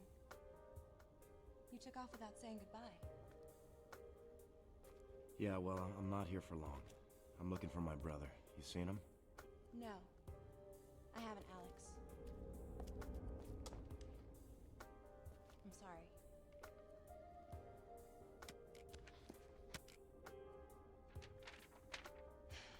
Jesus, what the hell is going on here? I don't know. But every day there are more flyers to put up. Every day more people disappear. I had no idea. And if you did, would you have done anything about it? Yeah, I would have come back for Josh, gotten him the hell out of here. God knows what kind of trouble he's in now.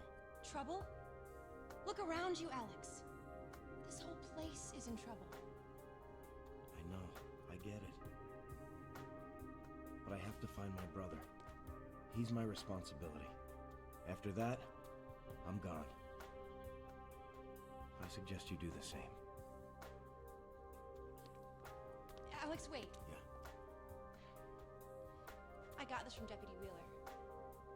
You should take it. What for? If I hear anything, I'll let you know.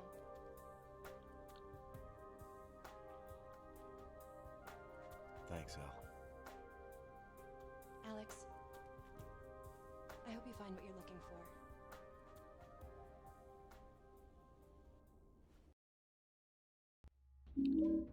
I got a walkie-talkie. Cool. So, that we can't really use. It's sort of, it's just a thing that we have now. But yeah, look at this missing persons board. There's a lot of missing people. And actually, if we go around here, you'll see a drawing over here. Got a child's drawing. Let's go ahead and look at it. Beware of he who took them. He goes by many names. The boogeyman, the shattered one, but all are he, the same. Cool. So I think that's the last drawing we get in this chapter. You can talk to Elle. Alex, I don't know anything else. Please, just let me do my work. But she shoves you off. She doesn't really care. But yeah. So that's Elle Holloway, daughter of Judge Holloway. Now, seeing the interaction between the two of them, it makes me wonder if her and Alex are an item. I'm not entirely sure. But I think they are. I don't know, I just get that sort of vibe from them. Alright, so where we need to go now is down this way. We need to head to Curtis Acker's shop. Remember, there was a note that spoke about Curtis. So we're going to go to his shop now. So we'll head down here into a junkyard of sorts. So, and this is quite funny as well. No trespassing. Violators will be shot. Survivors will be shot again. So yeah. Well, he doesn't know that I have a laser pistol. Okay. It was given to me by aliens. Alright, so as you can see, this is just a whole bunch of crap everywhere. Look at this. A truck and a lot of junk is blocking the way. Curtis must not be expecting guests. There must be another way around. Yeah. So there's the front door, but we can't get there because, again, it's just Junk everywhere, look at it. So we gotta head under here. So I head through here, duck under there, and go through. I'm not gonna spend time examining all of this stuff. It's pointless. In there's nothing, so don't bother going in there. We'll just head through here for now.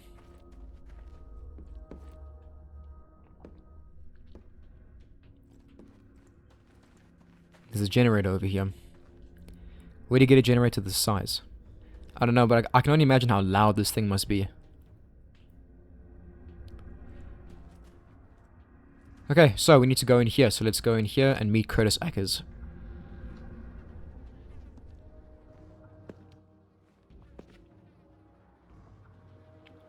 Alright, so this is Curtis. It gives us options here, but we have to go through all of them. Like, the cutscene so the cutscene here can't progress until we've said everything. Okay, so. Hey man, how's it going? So we need to go through all of them. Okay. Hey, you're Curtis, right? Hello, can I ask you something? I'm busy.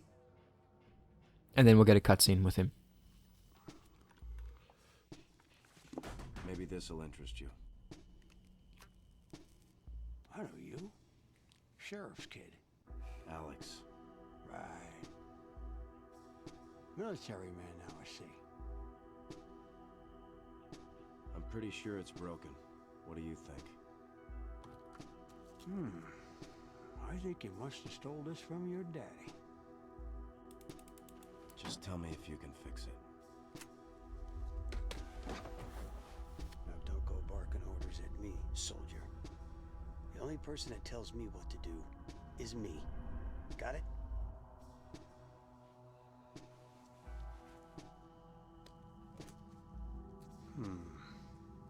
Pretty neglected. It's a damn shame the way people mistreat such nice things. Look, what I really need is some information. Have you seen my brother Joshua? You want to talk to the mayor. He knows everybody's business. Mayor Bartlett? You know where I can find him? Sure. Same place he is every day. Digging up people's graves. You know, there's something seriously wrong with that guy. You know? Like in the head. That's Mayor Bartlett? Yep. No wonder all the streets are broken. Nobody around here gives a shit anymore. Yeah, I could fix it. Might take a little while, though. Keep it. It's yours. What's the catch? Consider it payment for your help.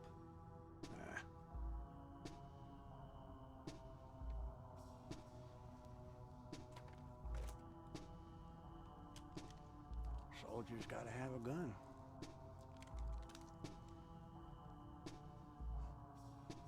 Thanks. Yeah. I like a fair trade. I got the Mark 23 handgun. That's pretty cool. Alright, so we have, there we go. We have the handgun now. As you can see, it carries 5 bullets. Now, on normal difficulty, in the chamber you can carry 9 rounds. But here on hard difficulty, you can only carry 5. So yeah, and also the max amount you can carry as well is also reduced significantly. So, yeah. I'm going to equip laser pistol. Oh, it's already there. Alright, now you can have a look here. There's a shotgun on the table and a whole bunch of clocks. Hey man, one more question. So there's actually 2 questions we can ask him. Now, I'm going to save the last one, the top one for last because it's quite funny, but I'm going to ask him why he's still here. You know, this town is crawling with all sorts of crazy shit. Why are you still running a repair shop? Well, why do you think I'm carrying this thing around? What am I supposed to do? Pack up and leave so somebody else can come in here and steal my stuff? You're not too bright, are you? I see. You can say, what's with all the clocks? You got a lot of clock parts in this place. There a reason? Yeah, there's a reason. For fixing clocks! Haven't you noticed that every single clock in this town is stopped at exactly 2:06? No, I hadn't. Well then take a look around, son. Now here, I don't really know what to say. Why do you think that is? Well, hell if I know. I just try to fix them. But it's no use. They won't start running again. It's like something's not letting us move on. So that's quite interesting toward the story. Okay, so only reason why I'm doing this is to give you a bit more insight into the story. He says that every single clock in the town has stopped at exactly 2:06. Bloody hell. I think I gotta drink some water. Actually, yeah, let me... Just give me a sec. I need some water.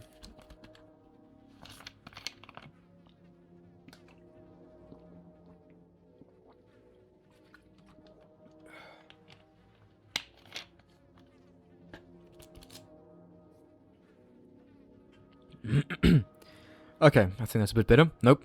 Voice is still a bit iffy. Alright. So, as you can see, every single clock in the town is stopped at 2:06. Just like the one in Alex Shepard's home. So, that is a very important thing to keep in mind. Kid, you don't leave me alone. I'm putting a shell right through your face. You're still here? Why don't you leave me alone, Oh man, that's disappointing. I'm tired, kid. I just want to be left alone. Oh man, that's really disappointing because there was a shit. Because there was a thing you could have said, like if you asked him for the shotgun, he would have said something extremely funny, like I think he said, "How about I slap you and kill you?" Just straight up. You ask him if you can have the shotgun, and he says, "No, how about I slap you and kill you instead?" It's actually a lot funnier the way he just like says it immediately, just loses his mind immediately. Jesus, what else do you want from me? Leave me alone. I want the other dialogue option, you idiot. But he's not going to give it to me. That's a shame. Basic range combat. So, like I said, I've told you already what's going on there, so I'm not going to bother to read through that. Yeah. And he also said it feels like something's not letting us move on. Quite an important thing to remember. There's some ammunition over here. Look at this. Moldy bread. What is this? So much looks old. Is Curtis really eating that? Wouldn't surprise me. That is Sif, bro. Look at that. Alright, so there's some ammunition over here. And over here as well. Oh, sorry, there's junkyard map. We don't need that, though. And there's a health drink right here. As well as a save icon there. I'm not going to bother. Alright, so we need to now head back. Let's go out.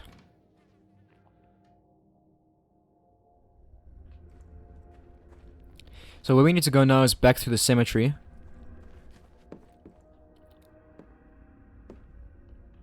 There'll be a dog as well. A feral to fight. Just up ahead here.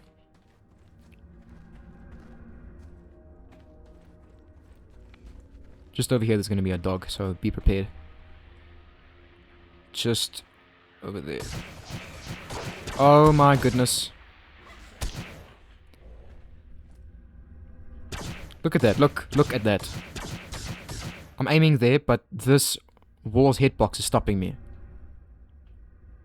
Good grief.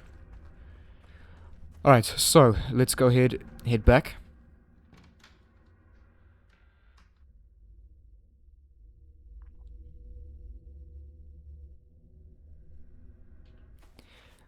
And go back to the cemetery. But when we go back now, we'll be introduced to a new enemy. These enemies are... They're cool looking, a very cool idea, but they're really nothing special. Like, they don't pose that much of a threat. These guys are called the Smogs. So, let's go ahead.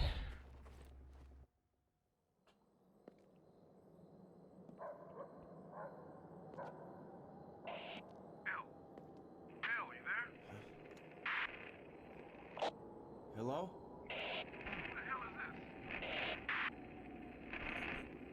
Alex Shepard. Alex Shepard?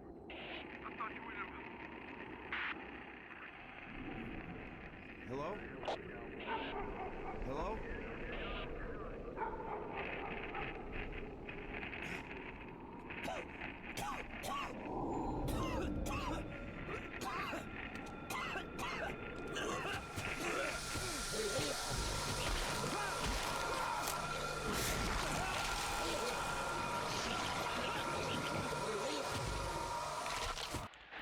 Alright, so these things are smugs. Okay, so when they do that, you gotta mash button. Now, these guys pose no problem at all, okay? Keep your distance and you'll be fine, alright? How you want to take care of them is with firearms. Don't you ever try to take care of them with a melee weapon. It is near impossible, okay? It's difficult. Now, how you're gonna want to take care of them is wait for them to open up and expose their lungs, and then shoot their lungs, okay? That way, that's their weakness, okay? It'll take like 3 or 4 shots for them to go down, but I'm just going to use the laser pistol on them, because like this, they'll just go down like nothing. On normal difficulty, they'll take about 3 shots, and I think here on hard, they take about 5. Yeah, 5 shots, and they go down. But yeah, so those are the smugs.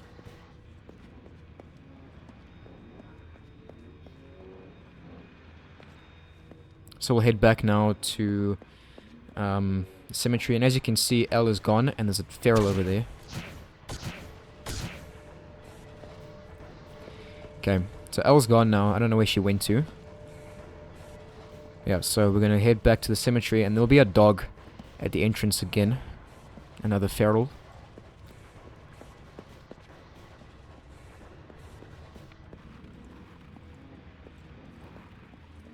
There it is.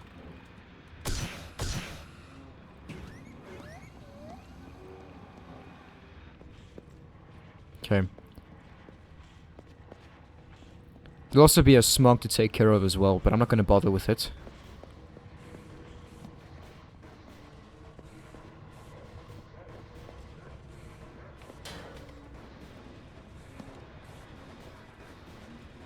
There it is. I'm just going to run right past it.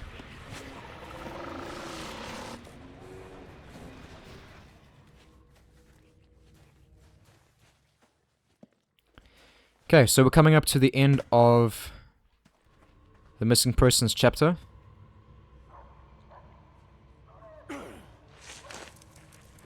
I think there'll be a dog, another feral that breaks through here as well.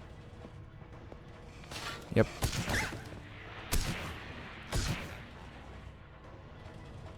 Okay. So, we have to go back now. Squeeze through, please.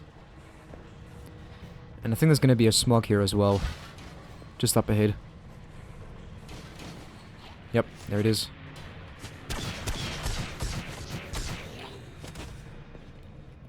And let's go through.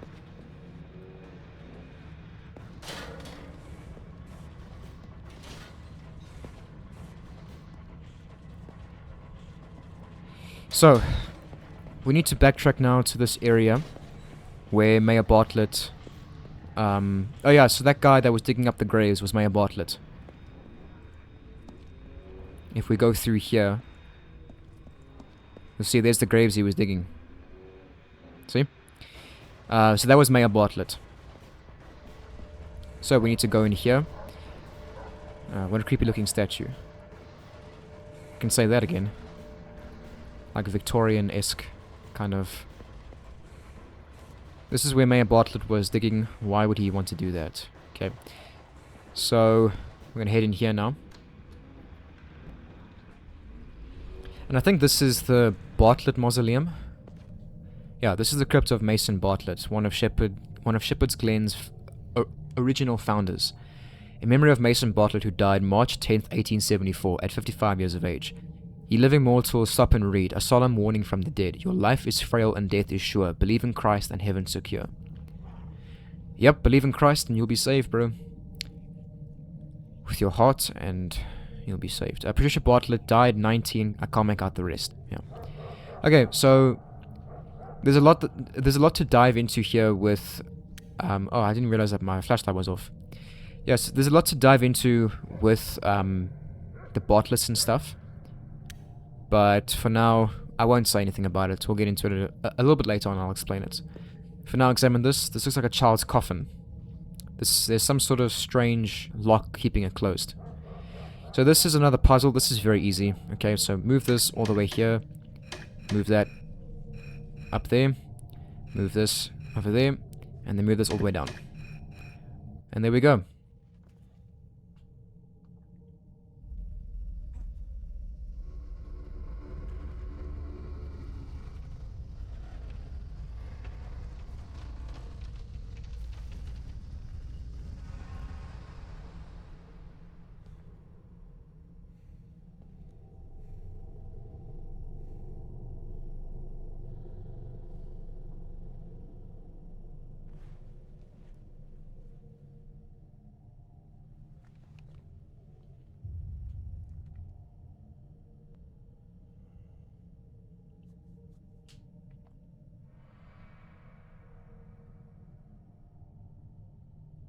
Forgive me.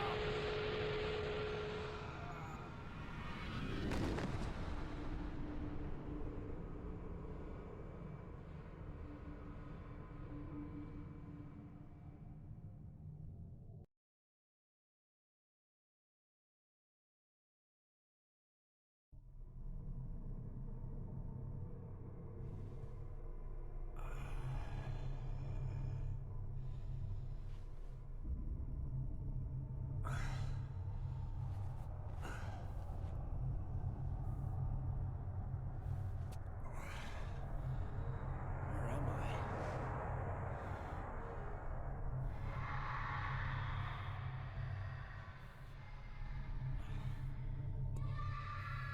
What the hell?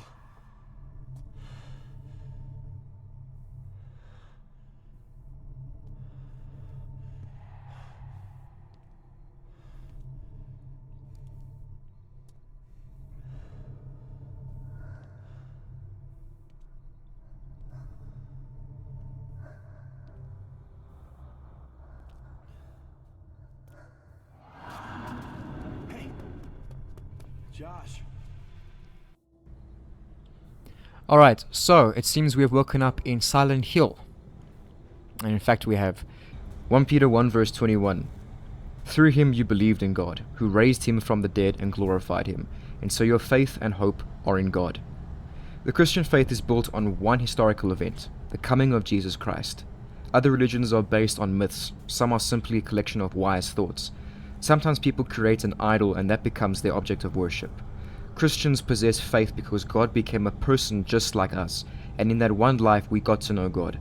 We know that the God who became man still lives today and is on the journey through life with us as our friend to help us, provide for us, and give us eternal life. Do not base your faith on anything other than Jesus Christ. He came with the specific purpose of leading you to faith. It is not the acknowledgement that somewhere there must be a higher power. It is not to try to live a good life. It is unshakable faith in Jesus Christ. It is opening your life to him and becoming more like Christ. So I hope that guys, I hope that devotional spoke to you. And yeah, let's go ahead and get into it. Remember guys, Jesus loves you, eh? Alright, so we need to get into, so like I said, we need to get in here. As you can see though, it's boarded up, as with many other doorways we've encountered previously. These have all been locked, or boarded up, and we can't get into them. Why would Joshua be hiding in a hotel? So there he is. I need to make sure he's okay. I'll need something to break down these boards. So, where we need to go to get the thing that we need is down this alleyway here. And there'll actually be a smog over here, as soon as you turn the corner here. There it is.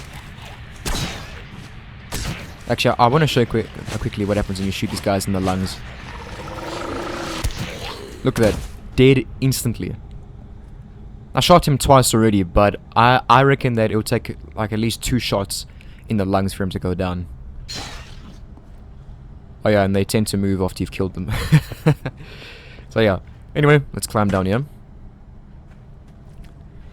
So the reason why we're going this way is to get the fire axe. Okay, the fire axe will be down here. There it is. Hello, thank you. I got a fire axe. This is a pretty terrible weapon. I wouldn't recommend using this as like a melee weapon. Okay.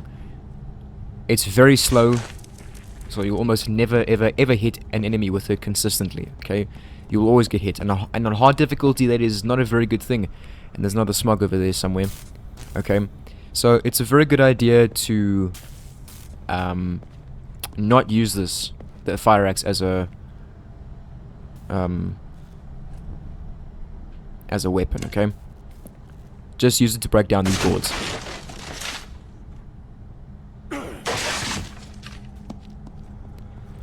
And okay, I'm gonna keep this equipped for now. We'll head into the hotel. We can't really do much in here just yet. And as you can see, there's Josh standing there like a little creep. Look at him. Imagine you just walk into a dark place and all you see is a little boy just standing there. And the place looks like this, and you just see a shadow in the background right there. My pants would be soaked in shit, I'm telling you. Okay, so before we go up ahead there, I'm gonna go over here and take this health drink. Just hidden over here, okay? So don't miss that. I'm gonna equip the laser pistol again, and he's gonna run off as usual. Josh?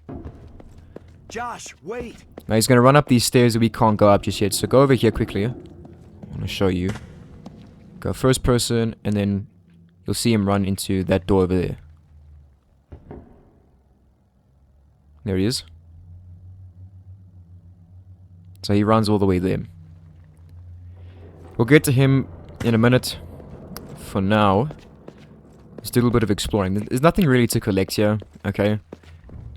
There's a few notes and stuff to read. There's a Grand Hotel map, so don't forget that. It's a very short area. There's not really much to do here. Okay. I mean, if you blitz through it, if you spend the time reading through everything, then yeah, it'll take a while. General notice. A memorial service for Clayton Doyle will be held today at Dargento Cemetery. All employees are required to attend. Okay, so Clayton Doyle is someone that we don't know, but he's referenced quite a bit throughout the hotel. Paul, as Mayor Bartlett will be working in the atrium late this evening, please make sure the exterior service doors are left unlocked, Mr. Jones. I don't know who Mr. Jones is or who Paul is, but Mayor Bartlett is there. And okay, you know what? I'll actually explain that when we get up to it a bit later, like the appropriate note. But these are actually quite important because those are quite, that's quite pertinent information to this chapter. So right now we just need to jump across here. There's nothing to collect here except for some maintenance keys. It's a box of tools. Looks pretty unorganized. I've got a maintenance key. So, we need to get this elevator up. It's dead, the power must be out. So we gotta get some power flowing through here.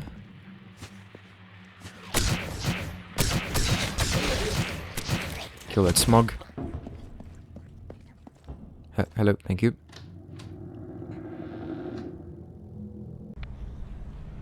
And another smog outside here. I just want to test something. Okay, so maybe one more.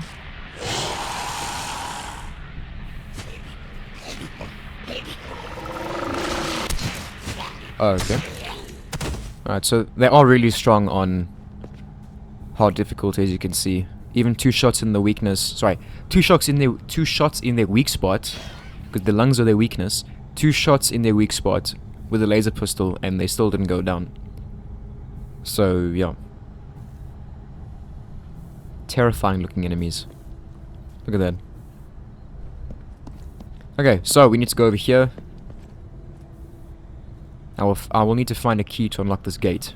So let's use the maintenance key. There's a health drink over here. There we go.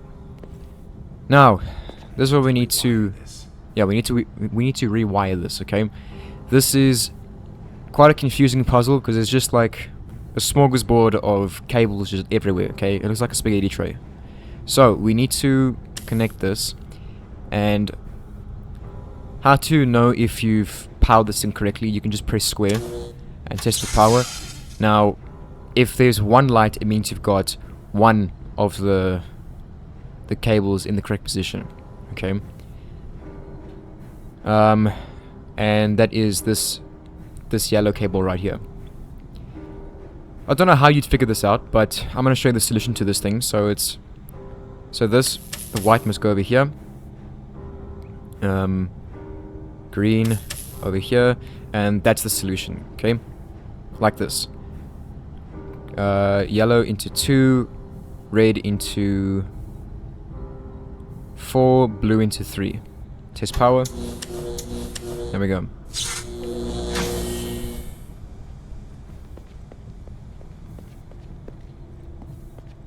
Took me a while to figure that out the first time I played this. You'll just spend like hours connecting and disconnecting and reconnecting cables. I'm surprised Alex doesn't shock himself doing that.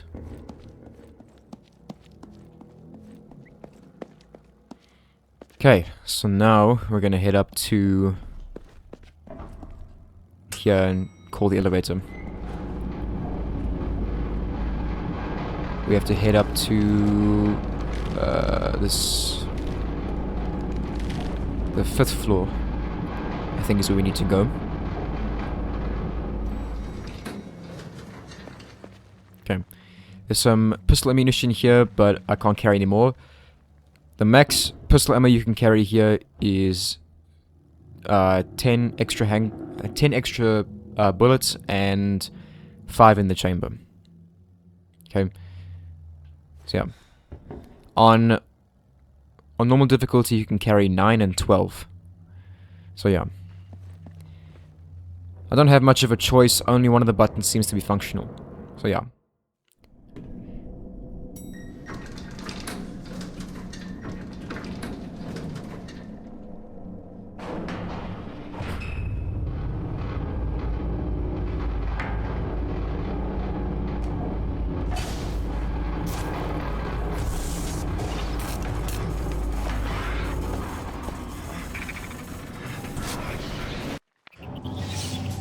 Okay, look to your left, and then look to the right.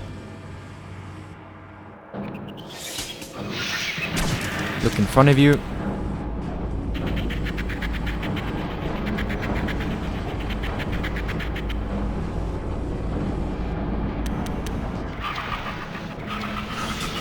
Okay, yeah, like I said, in front of you. Why did I doubt myself? Okay, and then to the left. Oh no, to the right, to the right, to the right, to the right. And then to the left.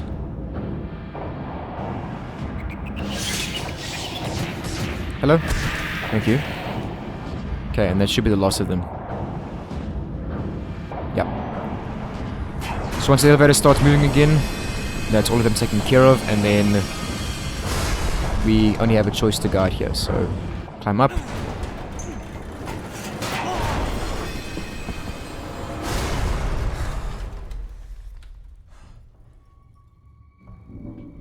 And of course, the elevator falls down. Now we can never use the elevator ever again, so forget about it. Nothing over here.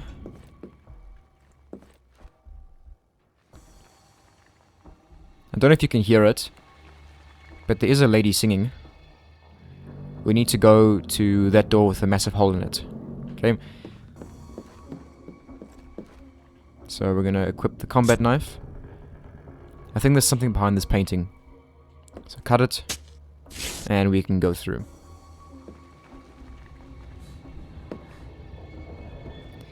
Okay, ah yeah, here we go. Here's the photo. Joey Bartlett sitting in the treehouse in our backyard. No.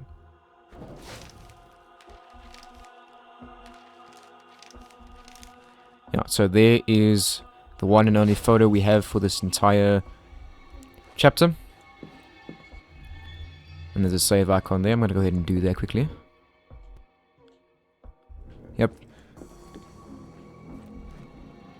Okay, nothing in this room. Let's go ahead and check this out. Josh, are you in there? No one comes to visit anymore.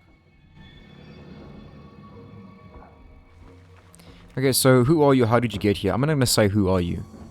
Who are you? I wish I could remember. Who left you here? Who left you here all alone? Everyone else is gone. Don't blame them. You can understand, can't you? It's hard to watch something die. Okay, now what she's saying here is actually very important to what happens in this chapter, like the stuff that you'll read. Alright, so we need to help her. Tell me So, what you need. I'll see what I can do. So difficult to remember. The warm sunlight dancing on the water. The smell of cotton candy in the air. And the sound of wind blowing through the trees. Find them for me, and I'll give you what you need. How will I know when I found them? 3 small windows of better days. You'll know when you see them.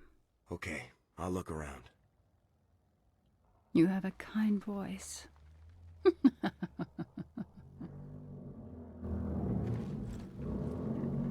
okay, so we need to find, she said 3 small windows into better days. So what we need to do is find 3 postcards that describe what she was talking about there. Actually, I want to see if I can just, yeah, turn on the music just a tad.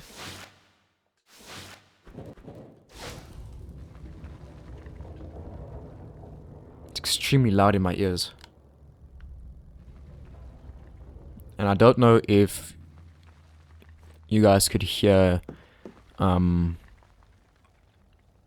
anything that she was saying. I mean, like the humming that she was doing. Probably not, because music was too loud. Which I apologize for, guys. So we can go in here. All that'll be in here is just this to read.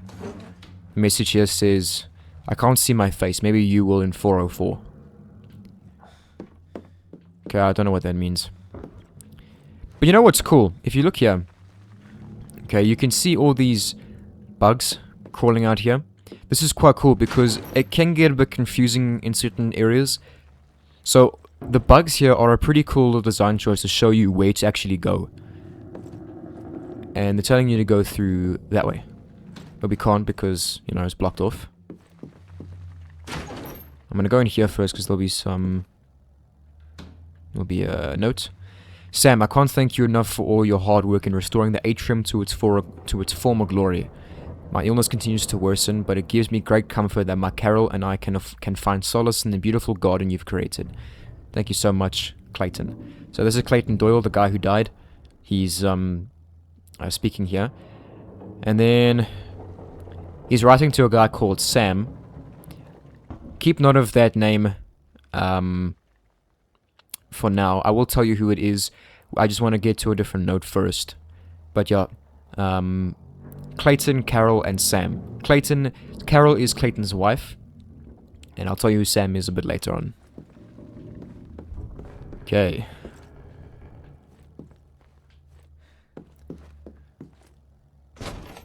So we can't go in there, so what we'll do is go squeeze through here. Now I've got my combat knife equipped because I know there's going to be swarms somewhere to take care of. There's nothing in here. The only time you can never go in any of these bathrooms is if the door's already open. If it's closed, you will never ever get inside, okay? So keep that in mind. Now, where to... That is locked.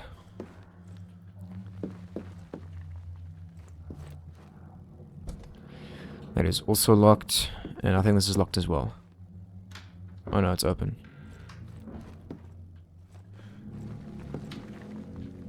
Again, there's nothing in here. One of the memories we need to collect for that lady will actually be in the bathroom. 405 scares me. I left my ducky in there. Okay. There's a note here. Dearest Sam, I can't describe how much my life has turned a corner since you've begun tending the atrium. With Clayton's illness slowly taking its toll, I felt so lost and alone. Your presence and your gift in restoring the garden, it's the single ray of light in my tired life, and it brings me joy. Thank you for the many wonderful evenings we spent together. It'll be different, better, when I no longer have to pretend. All my love. Carol. So, it seems that Carol was having an affair with Sam behind Clayton's back. Okay, while Clayton was sick. Now, Sam is actually Mayor Bartlett. So, Mayor Bartlett's name is Sam Bartlett, okay? And Carol was having an affair with Sam while Clayton was busy dying. So, you know, that's a lovely story. But yeah, and you can actually hear... I mean, if you remember what that lady behind the door said to us, she said, it's hard... She said, you can understand, can't you? It's hard to watch something die. And... basically, she's saying like, oh, it was difficult for me because... you know, watching something die, my love was going and everything, and I needed something else, so I went with Sam. You know the whole deal, the whole story. So, yeah. So that there explains that. There's nothing else in here except for that. So, we're gonna head on out. Now we have to go in here. So I'll get the fire equipped. Yeah, equipped. I wanted to say equipped and ready at the same time, but yeah, nothing else in here. Nope. Both those doors, they will be locked, so don't bother. Climb up. I think I can climb on this rubble. It seems stable enough.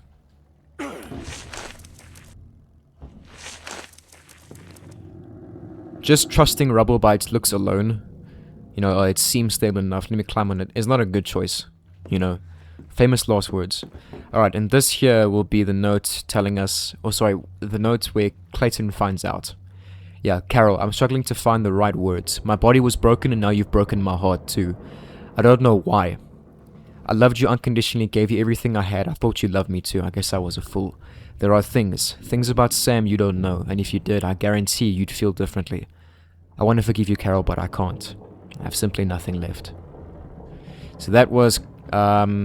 Clayton, while he was still sick, still alive, and he found out that Carol was having an affair, and there's some swarm over here.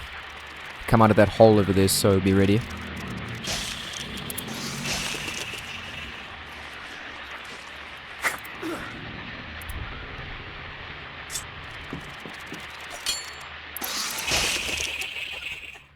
Cool.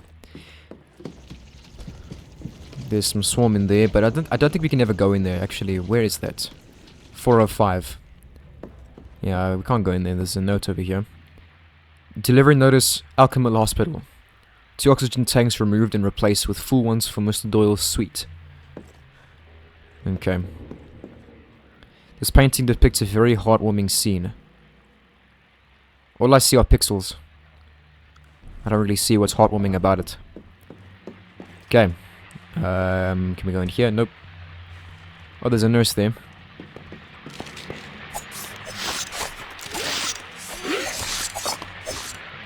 Just go ahead and do the forward combo on them. And she'll go down like nothing. There we go. Even on hard difficulty, they should never, ever, ever hit you. Okay. And there's nothing over here.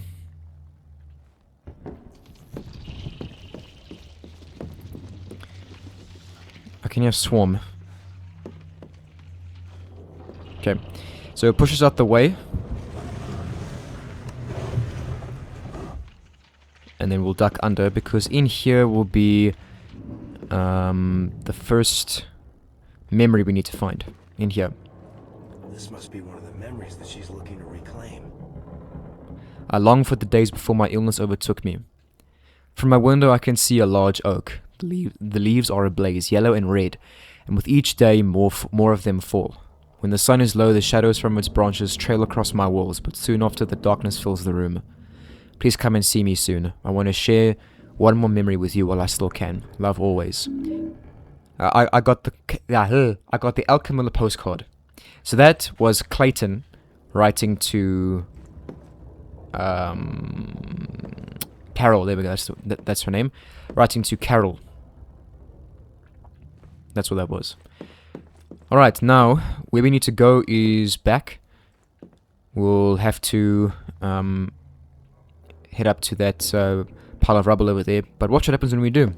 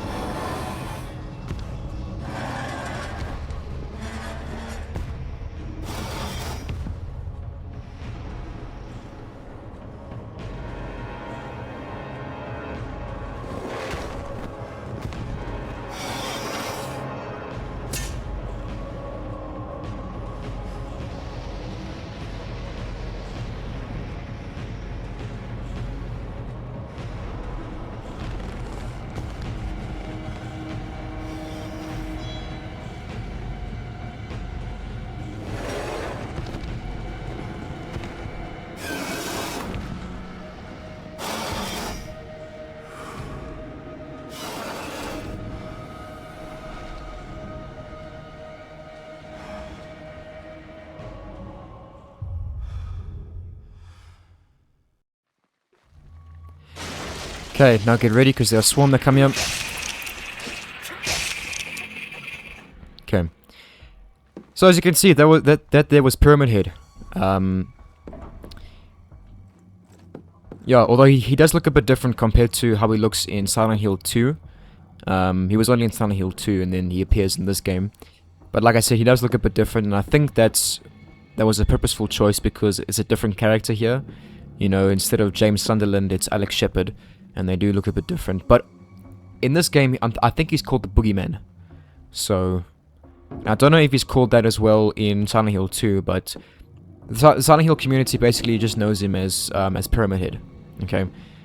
But yeah, unfortunately, you don't ever fight him in this game. You encounter him like maybe twice, and then yeah, that's it. You don't ever see him again. Because I remember in Silent Hill 2, there were quite a few encounters with Pyramid Head, and you actually had to fight him at the end of the game.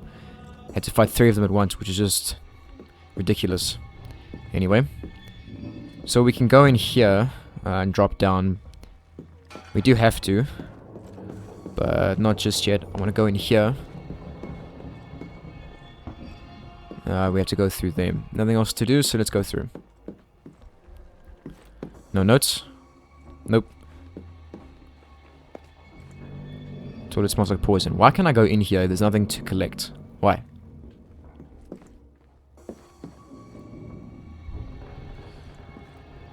Okay, and now in here, I'm pretty sure will be the health serum. And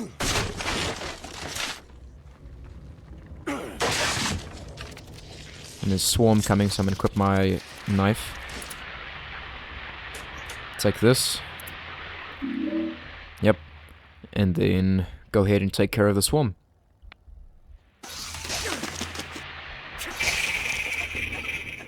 There we go. Now, we are going to get introduced to a new enemy type here. Or pretty soon we're going to.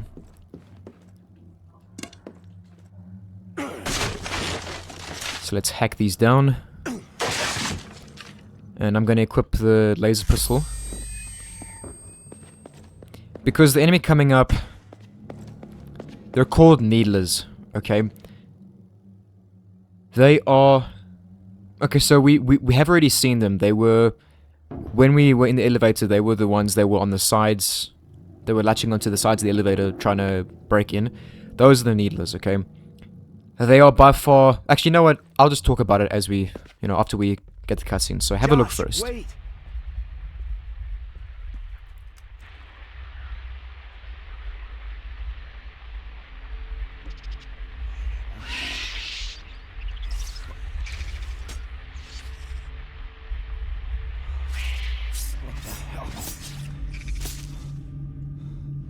You gotta be shitting me.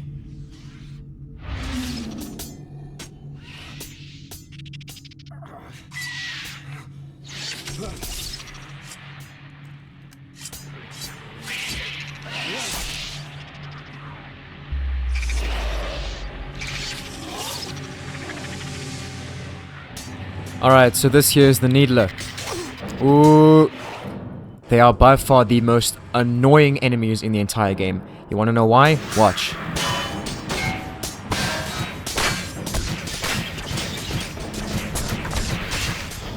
Did you see all the blocking that it was doing? That is why. These things are almost impossible to take care of with firearms. And on hard difficulty, to take care of them with melee weapons is a struggle, to say the least, okay?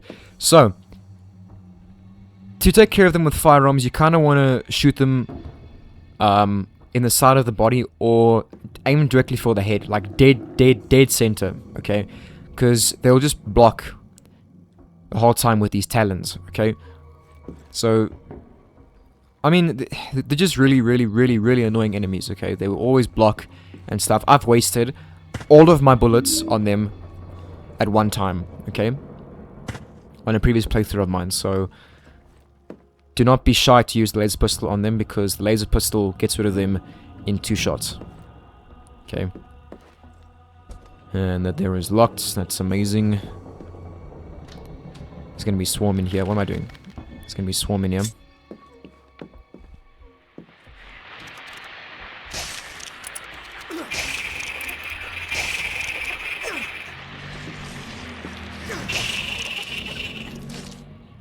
Now, all that's in here is just a note. Jim, they were there again last night. I saw Carol creeping toward the main ballroom, and you know where that leads. I don't know where the old man would... I don't know what the old man would do if he were to find out. Given his health, he might not make it. Do you think I should say something? So that there, Jim is letting Paul know that he knows that Sam and Carol are having an affair. So they know what's up. Yeah, I've already looked there, so that's locked. Locked. Okay, fire axe.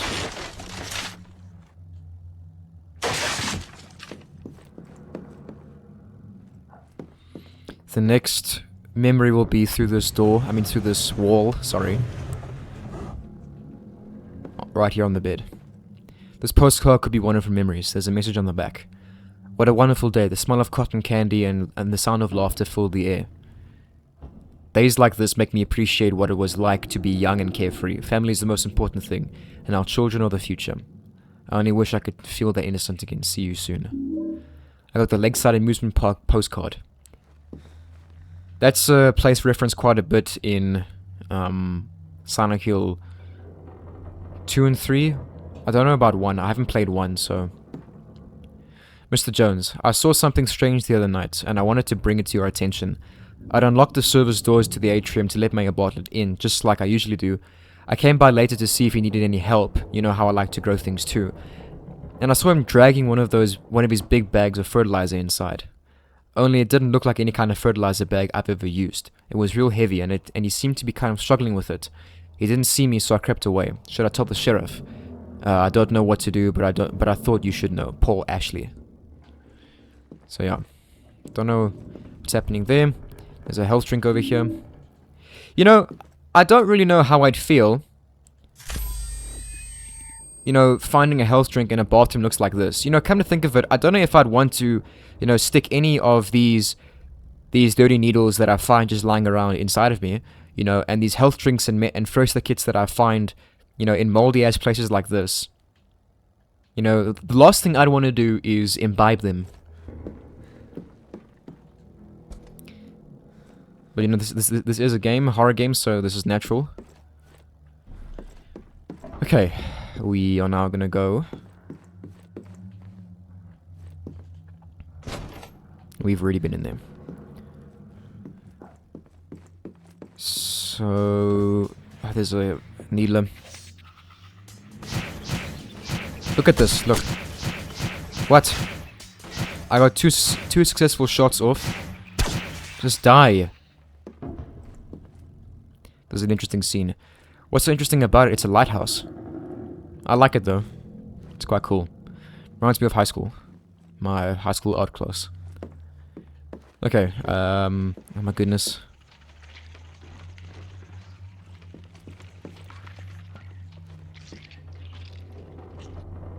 So we need to go in here. This is... Actually, you know what? Let's just go in here already. In here will be the last memory we need to collect. So we're going to climb down. And head into the bathroom here. It's a postcard. There's a message on the back. I have some sad news to share.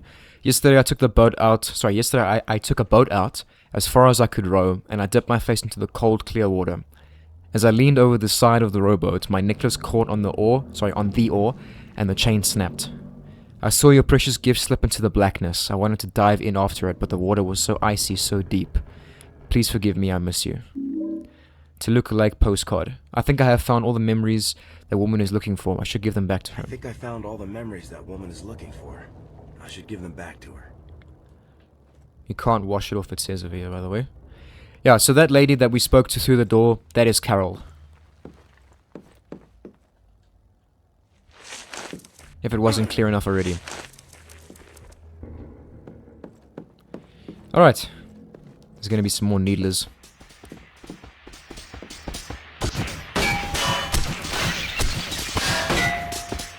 Shoot! What are you doing? Mashing R2 and he's not even doing anything. There's a needle behind me. See, you gotta aim directly in the middle of them, otherwise they'll just block. Alright, we'll go ahead and hack this down.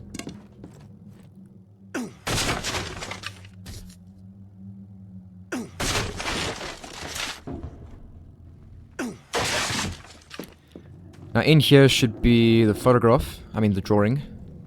Yeah.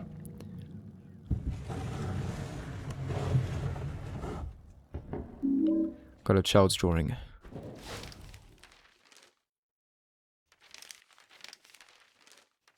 This one. For every sin a child has, must be punished to bear. Sorry, wait. For every sin a child has, must be a punishment to bear. Your friends are now beyond our reach, trapped deep within his lair.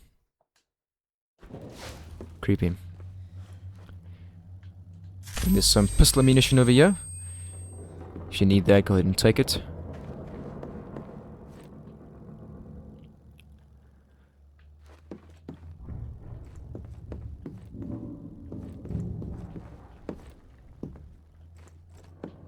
Okay, so we can't go in here anymore, it's locked.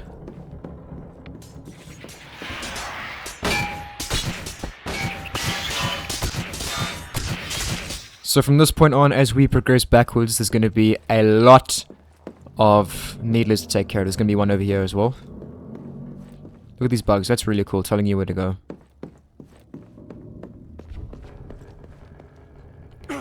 Yeah, so just be careful, there's going to be a lot of needlers to take care of. There's going to be one over here. Or a nurse, sorry, yeah. Oh, hello? What? Usually 2 shots and they go down. There's a nurse over there, and there'll be one over here as well. Usually I can get a headshot and the head explodes. Whoa. It's not working now. Sometimes I can get a headshot in on any enemy really, and the head will just explode. It's really cool when it happens. Very cathartic.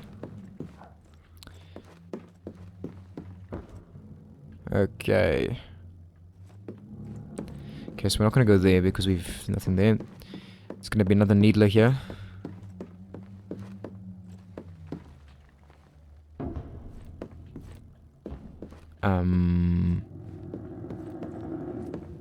Well, they should be. Where am I going?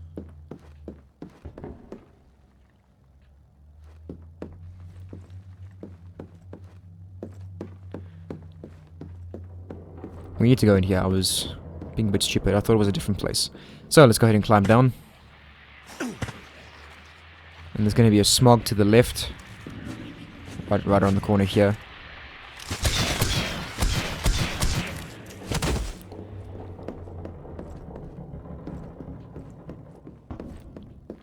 Alright, so weren't as many needlers this time. I don't know, previously I've encountered a lot of needlers on the way back, but this time there weren't that many. So let's go ahead and reach in. Is this what you wanted? Thank you. So all she says there is thank you, and gives us a strange key. Looks like a wind-up key. Alright, so I'm gonna save my game again, because we're coming up to the end of the thing here. So we'll head back through here and turn this way. And use the strange key. Josh? So there's Josh over there. So we're going to try and jump across here, and then we'll get a cutscene. But the fact that he's just standing there, it's creepy. Like, you can't shoot him. You can't do anything.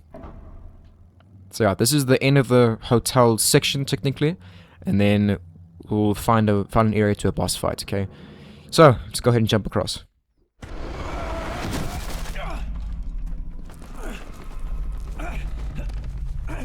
Josh!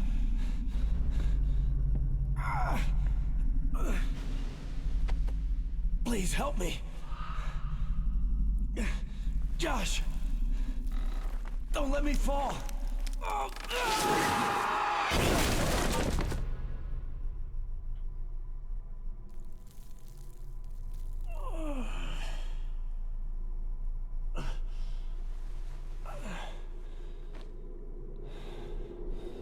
Josh.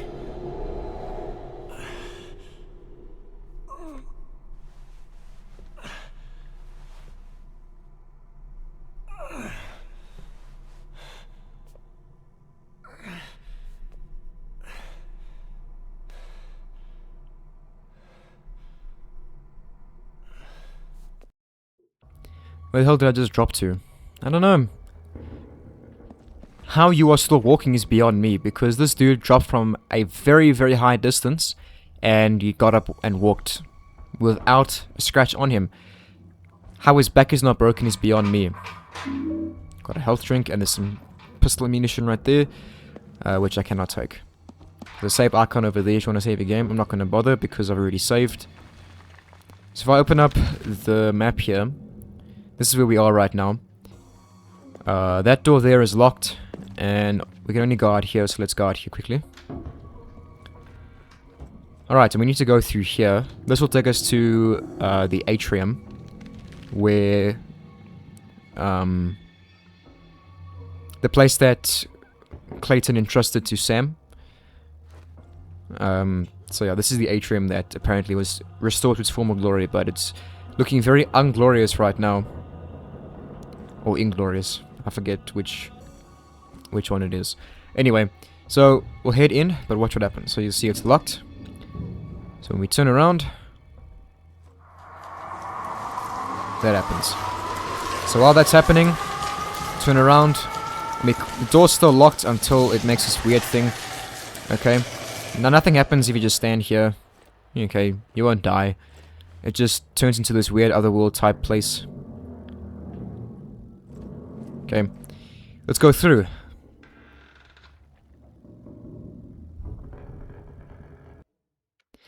So this is the atrium. Looking very overgrown and very disgusting. Okay, so that there is Sam. That's Mayor Bartlett. Mayor Bartlett? Mayor Bartlett! Okay. We've got to talk to him. As you can see here, there's a tree in the background. Okay, this is actually the boss that we have to take care of. I forget what it's called. Man. It's, Sepulture, there we go. That's what it's called, Sepulture. So, let's go ahead and talk to Mayor Bartlett, I Mayor need Bartlett. to talk to you. Yeah? Well, make an appointment in my office. What the hell's happened to Shepherd's Glen? You're the mayor. These people are your responsibility. Now you listen to me, you little asshole. I did everything I could to protect those people. But you can't stop what's already been started. What the hell else do you want from me? I'm gonna say, don't you want to do more? What about your son? Don't you want to protect him? My boy? I didn't do much right with him. But I did buy him some nice things. Remember Joey? Remember that nice present I got you? Now, every single person you speak to in this game will have some kind of weird thing to say like that. Some, you know, reminiscing on their child, whispering to themselves about, you know, what they didn't do right. You know, I don't know, it's difficult to explain, but before each boss fight, there's usually a dialogue section like this, and then we get to the boss fight. You see what I mean later on, but they're all like, don't you remember? I did this for you? And they're like whispering to themselves. It's very, very creepy, and I don't like it. I'm looking for my brother Joshua, and I know he used to be friends with your son. Have you seen either of them? Joey? Joey doesn't want to play with you.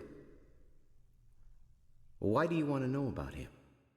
But I mean, you know, it does make sense when you know what this game's about, what happens in it and everything. It does actually make a lot of sense. Okay, so please, I need your help me now. I'm just gonna keep pleading. Because I thought he and Joshua might be together. Do you know where they are? Maybe you can take me to them. I'm not going anywhere with you, you freak. Can't you take a hint and get the hell away from me? I just want to stay here and sleep in the garden. Oh. Joey loves his little garden. Quickly, the reason why they're all talking like that will make sense a little bit later on. Why they're all so mental. Especially when thinking about their children. What the hell is this? Belongs to your son, doesn't it? Where is he? Joey? Yes, Joey. He and my brother were friends. I need to find him. You shouldn't have come back, Alex. Times are bad. People don't trust me anymore. I can't protect them. Protect them from what? What did you do? Something has come. Taken everyone away. You can't stop them. They'll get you too. Who's taking them? What are you talking about?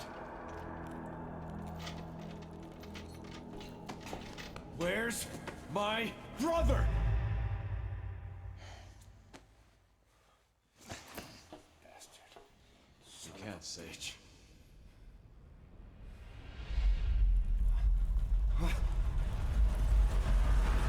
What's happened? What did you do? What is all this?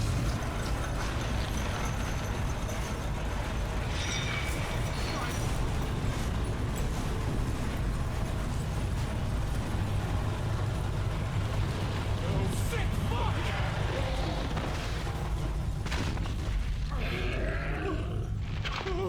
Show mercy on me! I live to serve you! Please protect me in this moment! Holy shit!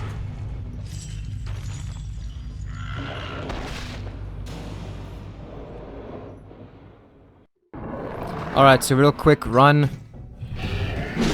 Ooh. Okay, we need to hide over here. So ideally what you want to do is... So this is called... Okay. This is the boss fight with Sepulture, okay? So ideally what you want to do is shoot these 3 hanging pieces of meat, okay? Okay. This is the correct way to take care of them, okay? Take care of this thing. And then the last one. And then that'll happen. Now with the laser pistol, you don't have to do this, you can just... with the laser pistol, you can just shoot it. And it'll be fine. It'll drop down immediately, you don't have to take care of the hanging pieces of meat before. But how you take care of this thing by normal means, without the laser pistol, is... I'll show you. Equip the steel pipe. Ooh, health. I need health. Okay. Dodge. Okay. Gotta whack its arms, okay? And then just go ahead and start whacking it in the head.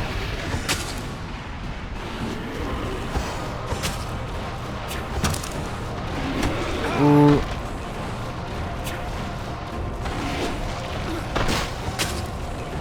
Gotta attack its arms. Oh my goodness. I'm gonna die. I've never died in this fight. You know what? This is irritating me, okay? So, all you need to do is make sure to dodge correctly and then attack its arms, okay? Its arms are its weakness. Once you get it down, you can go ahead and whack its head, and then you'll get a quick time event where you can kill it, okay? All I'm going to do, and I'm going to show you how easy this is I'm going to equip the laser pistol. Watch. Done.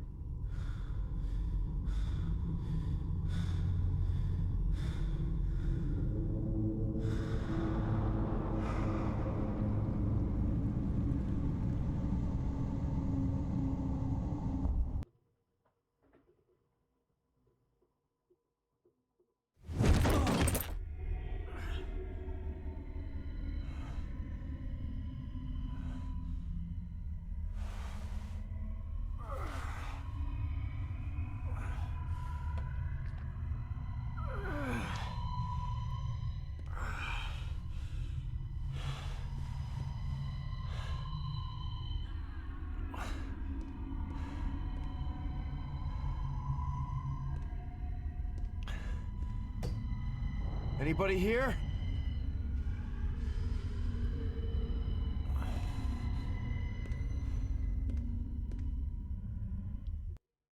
To all who believed in him and accepted him, he gave the right to become children of God. From John 1 verse 12. Some people think that it is naive and ignorant to have faith in God, but to believe in Jesus Christ is the brightest, most level-headed and intelligent thing that you can do, and it is far more than just having faith in faith. It is miles deeper than the simple acceptance of a higher power. It is much more than just hoping that in the end everything will work out well. When we say we believe in Christ, we mean Jesus Christ is the Son of God. He lived and died for me. I believe that he lives today and that he wants to be my personal Savior and Redeemer. I accept him as the object of my love, worship, and commitment. I will allow him to direct my life according to his plans. When you believe in God, you begin the journey of discovery and investigation that will last until the day you die and then still continue. And it makes you a child of the King. Very, very important devotional right there. I pray it spoke to you guys. And I pray you guys take it to heart. And with that, let's continue. So, this chapter, we're going to be finding one photo, and we'll be getting a new weapon as well. So, we're currently trapped in this cell over here, this jail cell, and we can't really do anything. You can examine these things, but you can't really do anything, okay? So, all we're going to be doing here is just waiting for someone to show up. I'm not going to bother reading any of these things, but yeah, we just got to wait until a cutscene triggers. Takes a bit of a while. There we go.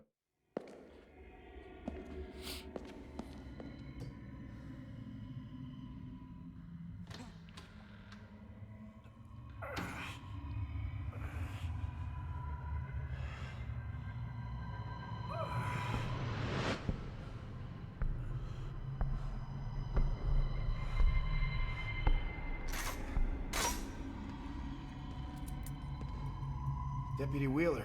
Well, well. Back in the world of the living. How did I get here? I put you here. Haven't quite made up my mind about you yet. Wheeler, come on, you know me. Let me out. You won't be going anywhere till I get some answers. Start talking. I don't know. Last thing I remember, I was in a greenhouse with Mayor Bartlett. Sam Bartlett? That lunatic? Where is he? I got a couple of questions I'd like to ask him about what's been going on around here. Alright, so you can say, I don't know, he went home or he's dead. All this will really do is just prolong everything, okay? So I'd just like to go with he's dead, you know, just be like dead honest. So I'll press X here. Well, you're not going to be able to ask him anything. He's dead. Dead? Shit. Man, you better start telling me what you're up to, Alex. I want to know right now. I'm just trying to find my brother, okay? I thought the mayor might know something. His son is missing too. A lot of people are missing, but that doesn't give you the right to kill a man. I didn't kill anybody. Then what happened to Mayor Bartlett? And here you can say you won't believe me, it was an accident or a monster killed him. Eventually we do have to say a monster killed him, so we can just say it right now, because Wheeler does actually believe us, so we can say it right now. It was some kind of creature, but worse than the others. It came to life out of the goddamn tree. That's what killed him. And that's the truth. I swear. So you've seen the creatures too? We should get moving. I'm not sure it's safe here anymore. Follow me. That didn't take much convincing, but yeah. Anyway, so we're gonna go. And we don't have any other weapons. If I press R1, we have nothing. At least we still have all of our health drinks and stuff. Nice of him to let us keep that in the jail cell. We also don't have our flashlight. We got nothing, okay? But we will get those back a little bit later on. Won't take too long. So right now all we're going to do is just follow Wheeler for a while. Looks clear. Stay close. Okay. So he's going to try and open up that door. I'm going to check it out first. Shit, we're not going that way. I just love how he looks there, hears a sound and just jumps back like, ah, shit, we're not going that way. I love it, it's awesome. There's a save icon there. I'm actually going to save the game, because my last save was in the hotel, so leave that there. Hold up, I gotta think. Listen, I think I know someone that can help us out. And the doctor is tied up in all the same shit as the mayor. Doc Fitch? Yeah, they all know a hell of a lot more than they're letting on. And I'm sick of being in the dark. They? Who are you talking about? No time for that now, Alex. Just trust me. We need to get to the doctor before something happens to him, too. That was kind of hypocritical of him to say, because he said, I'm tired of being in the dark, and then Alex is like, they? Who's they? And then Wheeler's just like, nah, not now, you know? Kind of hypocritical, but, you know, stand back. Doesn't really matter. Alright, so as soon as we go out here, we'll be introduced to a new enemy type called the Schism. They're the weirdest looking enemy in the entire game. Okay. Extremely freaky. But yeah, they're also very, very deadly enemies, okay? But yeah, they're not too bad, especially with the laser pistol. But yeah.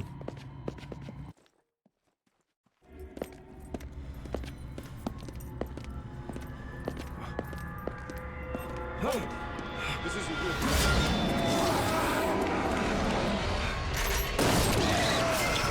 The gear's in the chief's office. Run that way.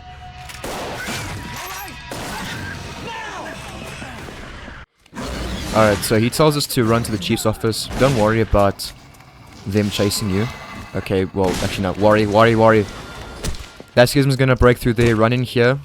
Photo's gonna be over here. Dad and Deputy Wheeler on the police boat. Okay. Now be incredibly careful because these Schisms... Oh my goodness, this has never happened before. Run. Okay. So make sure you go in there. That's the only photo for this chapter, okay?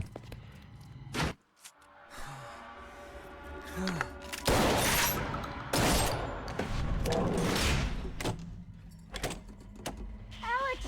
Wheeler! Come in! I'm on my way to the sheriff's station! Something's after me! Elle, head to the parking lot behind the station. We'll meet you there. Clear a path in the lobby and break down the barricade. I'll cover you, okay? All right. Ready? And here we go, 12 gauge shotgun. So there's our new weapon, okay? I almost never use this weapon because I have the laser pistol. And here's a map for the station. So be sure to grab that. There's nothing else in here except for some... Oh, I thought there was some ammo over here, never mind, it's a little bit later on. But yeah, I almost never use this. Like ever, okay? I will explain what you're going to be using it for on your playthroughs where you're not going to be using any of the special weapons.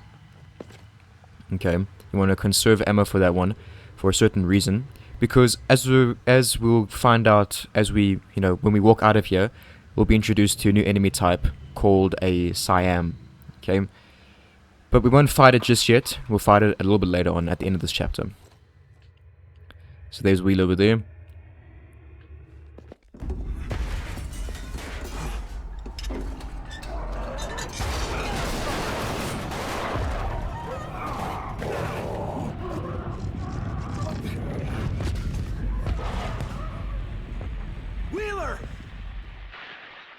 Okay, so Wheeler is not dead, he's still alive. Don't know where he is. But what? Where's my... There we go. That schism over there just got completely and utterly wrecked. Look at that. So yeah, that monstrosity that broke through the wall there, I mean the ceiling there, was a Siam. And we'll be finding more of them a lot more throughout the game now. For now, go ahead and break down these boards and then equip the laser pistol again, because quite a number of schisms appear here. They take like 4 shots. Oh! I knew there was one behind me. The sheriff station is populated with these things. There's going to be more coming through there. 2 to be exact. Shoot him in the foot. Oh, hi! Where'd you come from? Yeah, schisms are very, very, very deadly enemies, okay? Yeah, but yeah, there'll be a lot in the sheriff station, yeah. What was I saying now? About... oh yeah. So... I think firearms are the best way to take care of schisms. Okay. You know, if you're running low on ammo, you could use the combat knife, but I would not recommend doing that, okay? Not a good idea. You need to be quick with these guys, and, you know, bullets are quicker than knives, so... Definitely be wary of that. So head in the bathroom for a health drink here. Okay, there's nothing else in here, so that's all there is. And another health drink over here. This is locked, I think. Yeah. Nothing else? Alright. So... yeah, there's nothing over here. All these doors are locked, and as you can see, this door is broken. Okay, so we won't be going down here at all. So just ignore it. And we came from there. And down, this over here is locked, I'm pretty sure. Yeah. Lock is broken. So, we need to go down here now.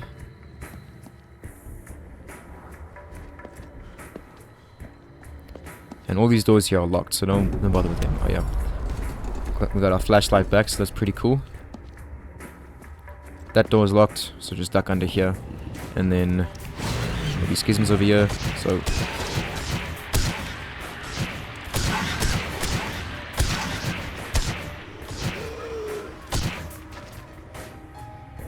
okay. So there'll be some shotgun ammo over here. Now the max we can carry, I think, is 4. 3. 3 is the max we can carry. And I think, yeah, it's 3 in the chamber, and 6 you can carry extra. And on normal difficulty, it's like, I think you can carry 4 4 or 5. Yeah, 4 rounds in the chamber and 8 extra, in your pocket. So significantly less than what we normally get. I'm not going to be using it, so who cares? Let's go ahead and break this down. There's nothing else to get here. I think this is locked as well. Yep. So that's locked. All these are locked. Okay, we need to go through there. I feel like I'm missing a photo somewhere, but I mean a drawing, but I don't think we have any drawings to collect in this chapter. Yeah, not as far as I'm aware. Let's go ahead and break through here. There'll be a schism right there. There we go. Okay. So there's nothing to collect in here. Well, there will be, but not in this immediate area here. So if we go over here to this little office area over here, you can see, so there's a switch over there that we need to pull. That'll get that garage door open there. But there's a safe over here. Okay. Now we need to find out what the code is for the safe. Okay. And you know, the code could be anything, okay? But if you look over here, you'll see, okay, wait. You'll see this clock is also stopped at 2:06. Every clock in Shepherd's Glen is stopped at 2:06, okay? And if we go over here to the car, the boot of the car, it says it's a wrinkled memo. The original text is too faded to read. There's some handwriting at the bottom. Only time will tell who has the will to live. So keyword there being time. Alright. So we'll go here and put down 2:06. And all that's in here is just some goodies. So shotgun ammo, a health drink, and pistol ammunition, which I cannot take. Alright, nothing else to collect, so let's go ahead and open this garage door. This will lead to the back parking lot of the station, if I'm not mistaken. Where we'll meet up with Elle, and we'll have to fight a Siam. Okay. Now, the best weapon to use to take care of a Siam will be the shotgun. They go down in like 3 or 4 shots, okay? Me, I'm going to be using the laser pistol, because on hard difficulty, they take 3 shots to go down with the laser pistol, so yeah.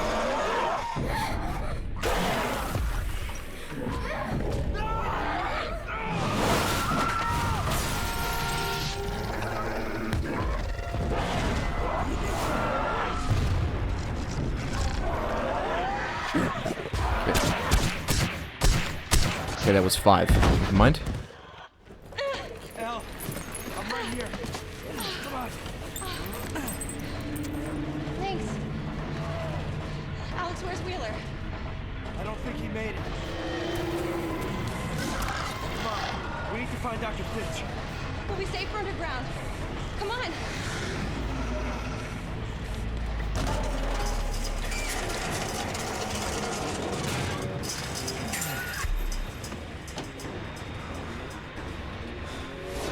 Come on.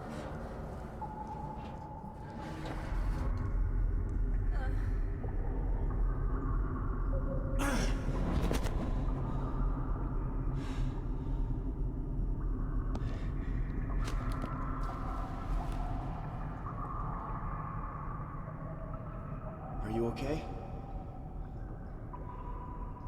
It's getting worse, Alex. The whole town is falling apart. And there's nothing we can do about it.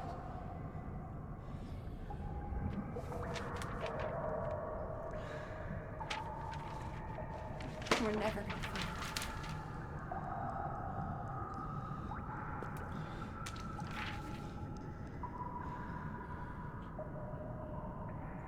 Your sister. I didn't know. She vanished when all of this started.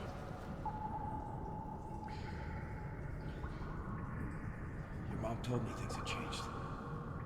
I guess I didn't realize. We're gonna find her, okay? This is all connected. And when we find Josh, we're gonna find her too. Yeah.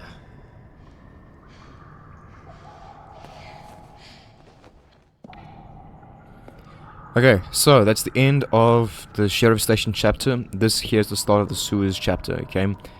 So yeah, the Siams go down in 5 shots with a laser pistol. I'm not entirely sure how much they go down with the shotgun because, you know, to be frank, I haven't really used a shotgun all that much in my hard playthroughs. I've always just been using the laser pistol, okay?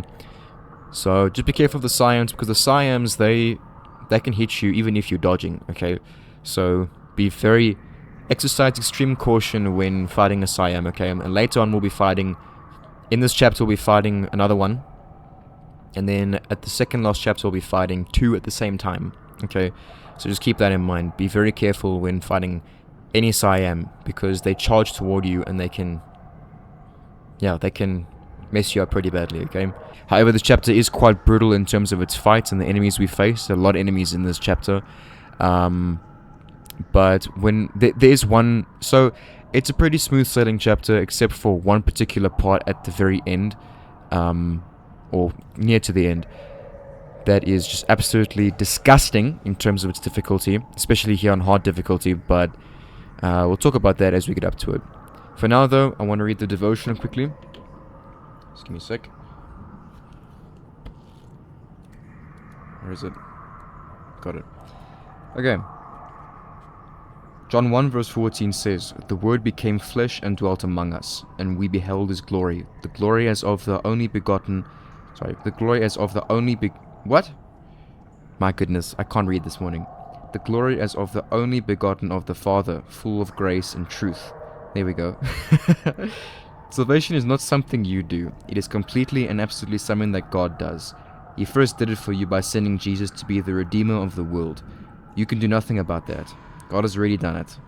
Then He does something to you by coming into your life and saying, "Here am I stand at the door and knock. If anyone hears my voice and opens the door, I will come in and eat with that person, and they with me." That comes from Revelation 3 verse 20. Receiving is the way in which you respond to God's initiative to come to you in and through Jesus Christ. That is your starting point. But you continuously receive from Him because He repeatedly comes to you. If you have not yet consciously accepted Jesus as your Savior and Redeemer, will you not do so now? He is standing and knocking at the door of your heart. Another extremely important devotional right there, guys. So I pray you take it to heart. And I'm recording this on May the 4th, so May the 4th be with you. Okay, so let's go ahead and get into it. And there's a lot of water in this chapter, so you can imagine there's going to be quite a few lurkers here. And it's extremely dark as well. So bring up the map quickly. No. I don't think we have a sewers map just yet. No, we don't. So there's quite a few dead ends here. There's not much to explore here, so we need to get one of these gates open. As you can see, there's just a few gates here that are locked. So you'll find these gates with valves to turn.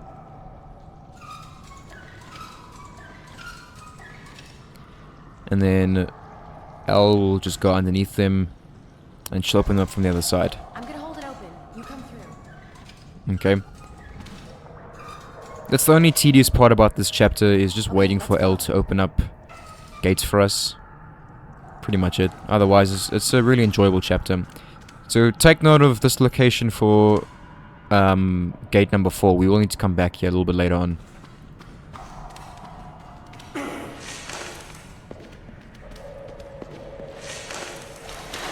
There's gonna be lurkers in here.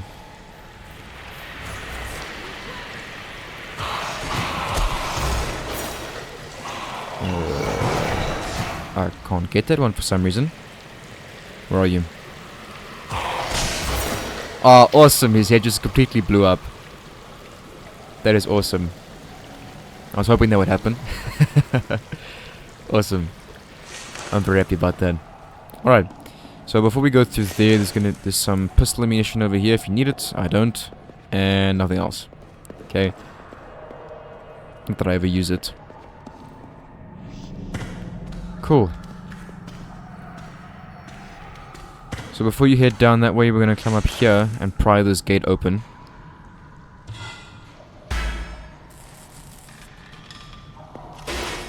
Now, what was I going to say? Oh yeah, so turn this valve quickly.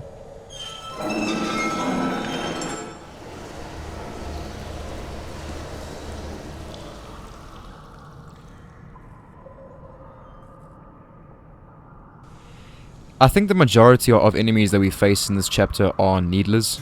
They are everywhere, all over this place. Not right now, but you'll see them as we get going. So, all that valve did was drop the water level down here so we can go across and progress. I'm going to save my game quickly. Actually, before I do that, I'm going to go in here. There's a map. There we go. Sewers map. As you can see, it looks pretty daunting, but it's really not. You know, you can't go in too many areas here, so don't worry too much about that. And there's some shotgun ammunition right there. And I think there's a health drink. No? Okay, my bad. I thought there was a health drink. Never mind. So I'm going to save my game quickly. My last save was in the sheriff's station. Okay. So let's head on through. I hate climbing these ladders, you know, that you can't just descend down them immediately because it just takes so bloody long to climb up and down each one of them. And I think there's going to be a needler to the left of me. Well, not yet anyway. And you know, you can go down these places and through gates and stuff, but there'll be nothing in any of these, okay? So, like, look here, you can go through here. And there's absolutely nothing in here. Zilch, there's nothing in there. Okay. So I don't understand why I put it there. The health drink here, there we go.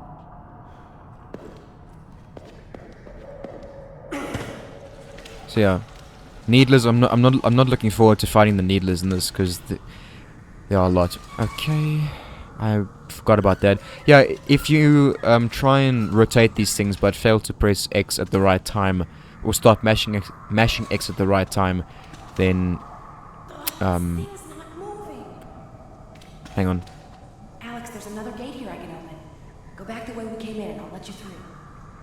Yeah, so she can't get the gate open, so we have to go back through to gate 4, I think. But yeah, if you try to rotate one of these things and you fail to mash X at the appropriate time, then he just lets go of the valve. It's extremely annoying. So yeah, I am not going to be taking any chances with these guys in this chapter because they are extremely annoying. There's going to be a lot of them as well. Alright. So, where do we need to go? We need to go down to gate 8. I mean, no, we've already been there. Alright, we gotta go back to gate 4. What am I saying? Okay. There's a needle there.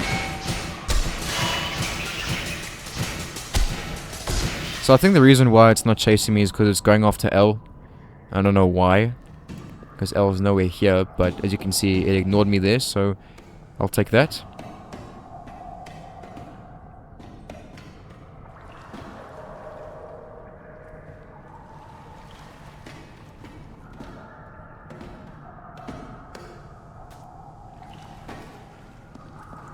And there's going to be another one.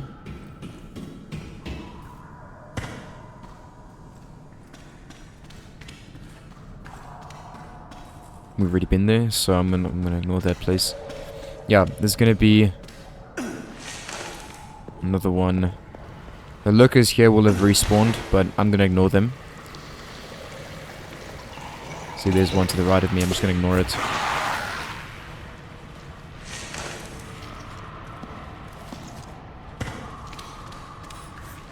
So right here. Just like last time. I can hear a needler. You come through.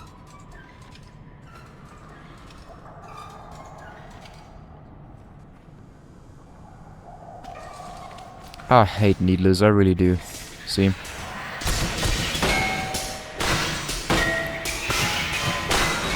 at the amount of blocking it's doing. Get out of here. If you think that's bad, just you wait until later on in the chapter, you'll see what I mean. There's some shotgun ammunition here if you need it. And that's it, there's nothing else here.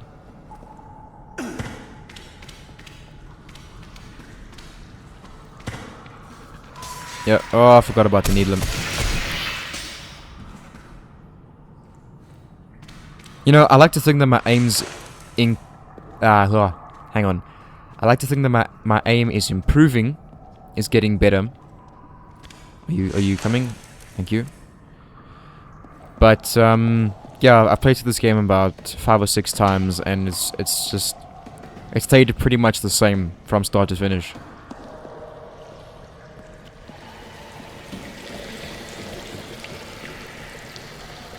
So we'll step down. There'll be 2 lurkers to take care of here, which I'm gonna try and kill. Because... Ooh. Where's the other one? Where's the other one? Where's the other one? Where's the other one? There we go. Because L, she comes through here, and I think the lurkers tend to hinder her movement. So she takes forever to get here. Okay. So we'll head up this ladder.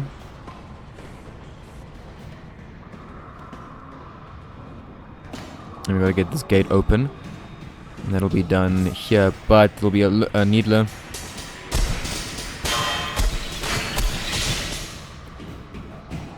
And there's some pistol ammo over here if you need it. Again, I do not care. Okay, so pull down this lever and then I'll get the gate open. There's gonna be another needler here, I can feel it. Okay, no. This is leading into the part that I was talking about earlier. So go in here firstly and save your game. Okay, do not progress any further before doing this. This is an imperative step, a crucial step that you take before progressing up ahead, okay? Get out of the way, L. Move! Get your ass out of the way. Okay. So this part here that's coming up is extremely brutal. Okay? The first time I did it, it drove me mental.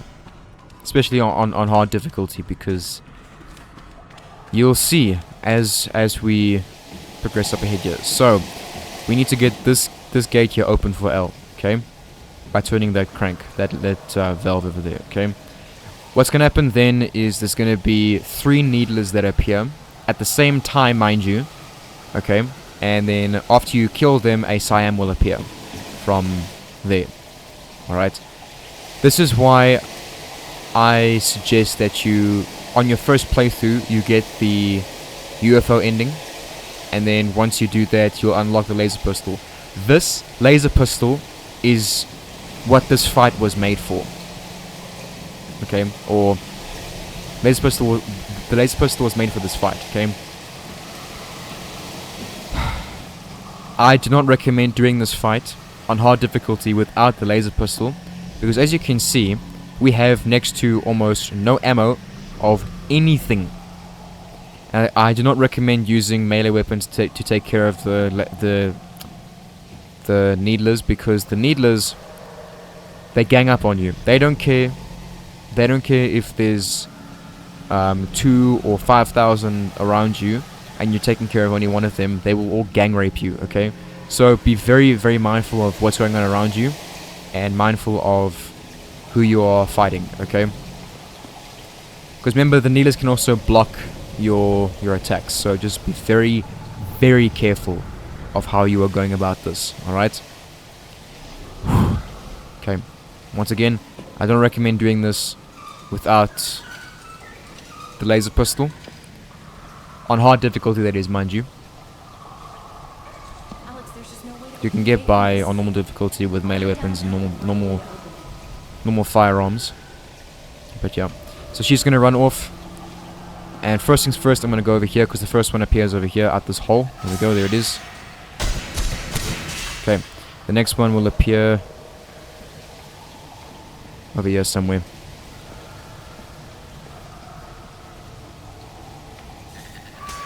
Yep, there it is.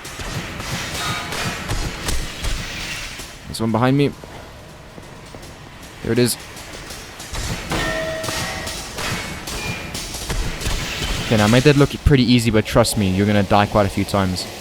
There's gonna be a Siam coming through here, so just aim down here. You'll see the cuticle turn red. There we go. Sorry, the reticule. Sorry. Alright, shoot until it dies. Not the cuticle, the reticule. Sorry. These Siams just look really, really strange. I don't know what's going on here. That's obviously like two arms together. I don't know what those are. They're sort of reminiscent of those big ass things from Silent Hill 2 and 3. Yeah, I don't know. Anyway, so gate 15 here opens and we can go through. And before you head that way, we're going to go up here. There'll be a photo to collect here.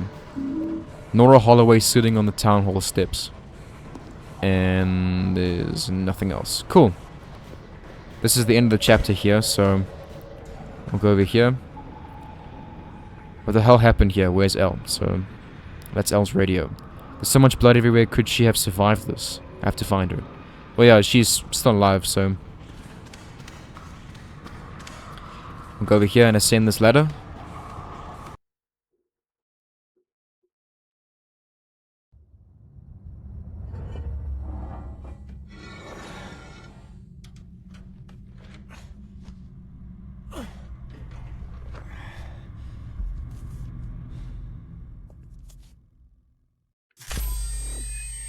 Okay, so there we go. We are now back in front of our house. And it's quite misty now, as you can see. So I'm unsure of what to make of this. The front door is all barbed up and stuff. Look, there's all barbed wire and stuff. And a bunch of bugs and shit everywhere. Okay. So this will all make sense toward the end of the game. For now, we'll just progress up ahead here.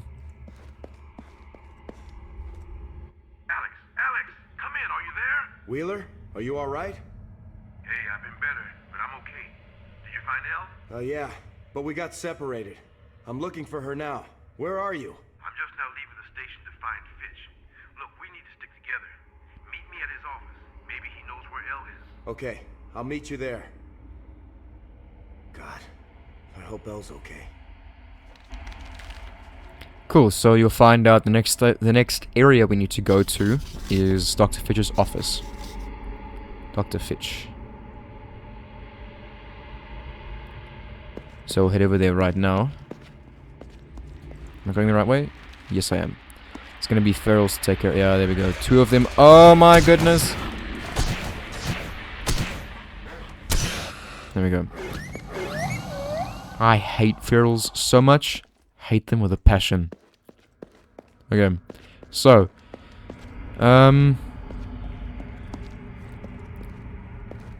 yeah, seeing all this fog will make sense a bit later on. We'll get a cutscene up ahead here. Look at all this blood on the floor here.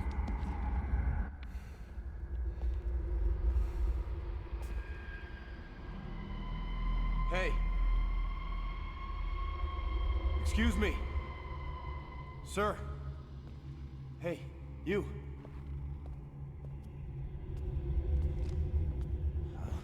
Dr. Fitch. What do you want? Are you alright? Whose blood is that? What have you done? Stay away from me.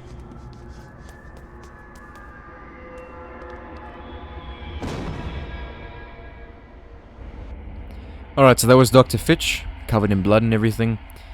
So, we need to head over into Dr. Fitch's office. Title of this devotion is, Do You Believe? He asked them, Where is your faith? Luke 8:25. We often hear dramatic stories of conversion and answered prayer. If you have not experienced a similar dramatic event, or if your prayers have not been answered, it might cause you to wonder what you need to do to get the same wonderful results. You've possibly wondered if there is something that you have not been doing right, or if some fault in your past has disqualified you. It is of the utmost importance to remember that the new life is not brought about by you. It is a gift from God. It is born out of His great grace. Although it might sound like those who testify are busy pushing the right buttons, God cannot be bribed to do things at our bidding. Therefore, do not feel upset, dissatisfied, or jealous about the spiritual experiences of others. God works in every person's life, yours included, according to His divine favor. It is all the work of the grace of God, and He knows what He is doing. Trust Him faithfully to do what He knows is right in your life. There we go, guys. I hope that spoke to you. I know it did speak to me quite heavily because I've been in the same situation. But God can always work in your life, and sometimes the smallest ways, sometimes the ways that seem smallest to you can have the biggest impact. So always put your faith in Him, because Christ is King, guys. Anyway, so let's go ahead and get into it. We'll have Jesus throughout this whole area. We need to, because this is called Hell Descent, so we need Him as often as we can get, as much as we can get. But yeah, ooh, there's a health drink over there. Damn. So this area is quite a short area. It's not as short as the previous chapters that we've gone through, but it is still quite short. And there's some posters, like funny posters over here. What does it say? Diphtheria strikes unprotected children. Protect your child with toxoid. Okay. You know, I've always heard of diphtheria, but I don't know what it does. I might be just dumb in that regard. Yeah, I don't know. Anyway, let's go ahead and fetch the health drink.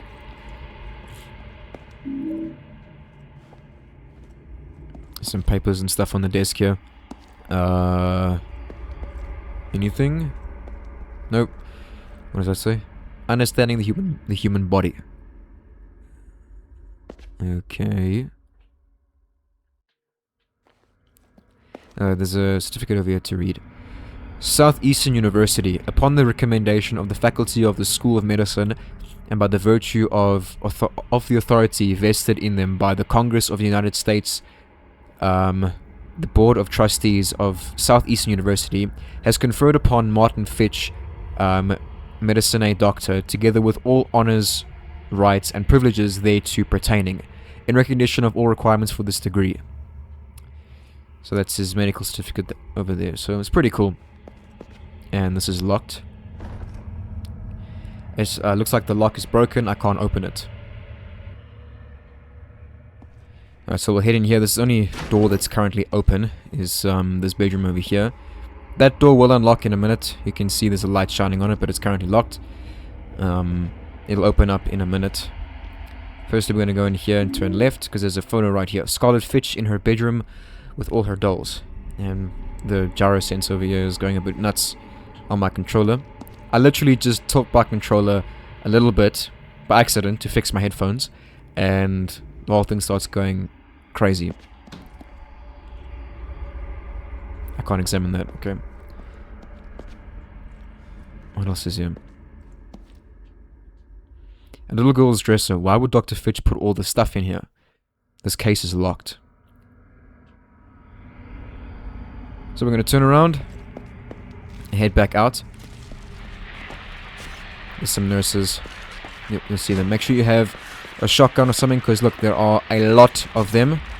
Actually, I'm going to turn this off, because if you leave them and don't do anything and stand dead still, they should all... Okay.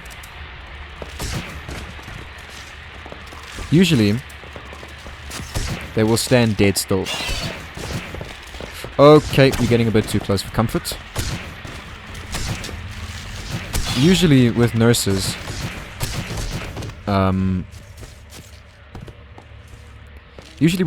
if you leave them alone and you stand dead still, see there, they don't do anything. If you switch a light off, Sorry, if you switch your flashlight off and then you just stand here quietly, they will stay dead. But if you move or turn your flashlight on, see, they are drawn toward you.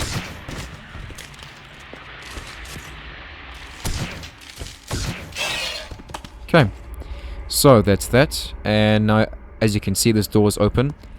Run straight ahead because there will be a health serum right here.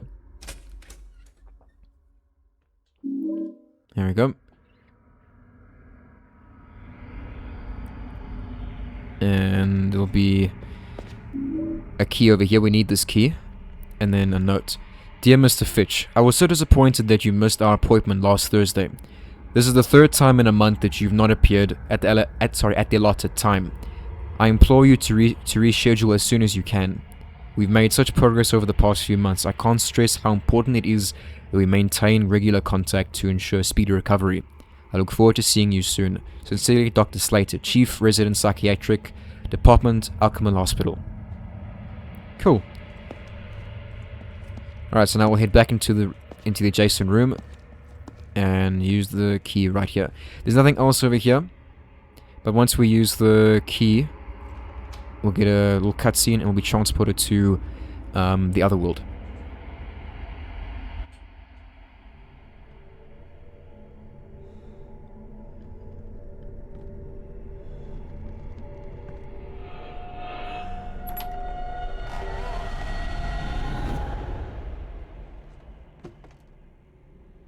Creepy.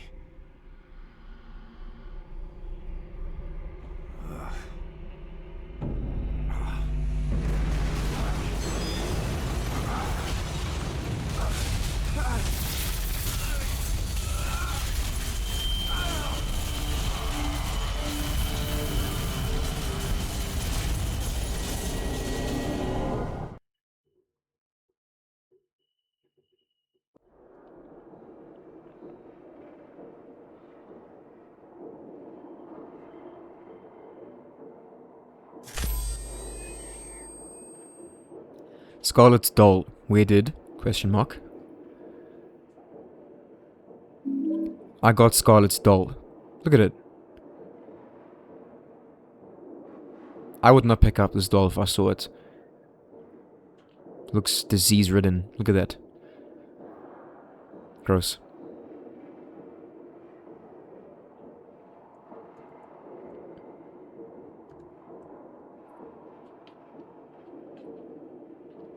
So, we're in this bedroom now.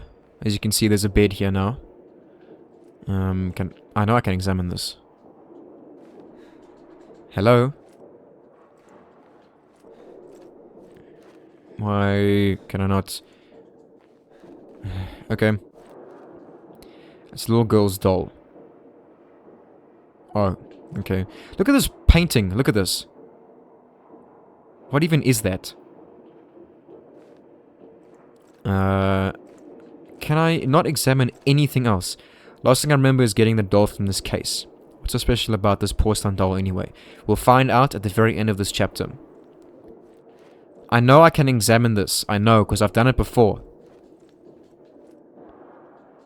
It's nothing special.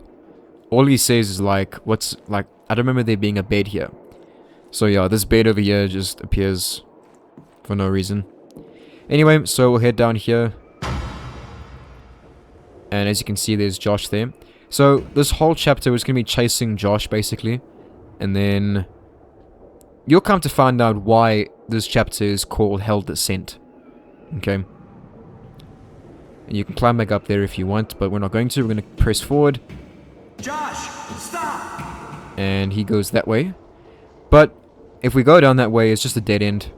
Main entrance is that way. But it's just a dead end that way, so we'll ignore them. We'll ignore that direction for now. For now, we'll head this way.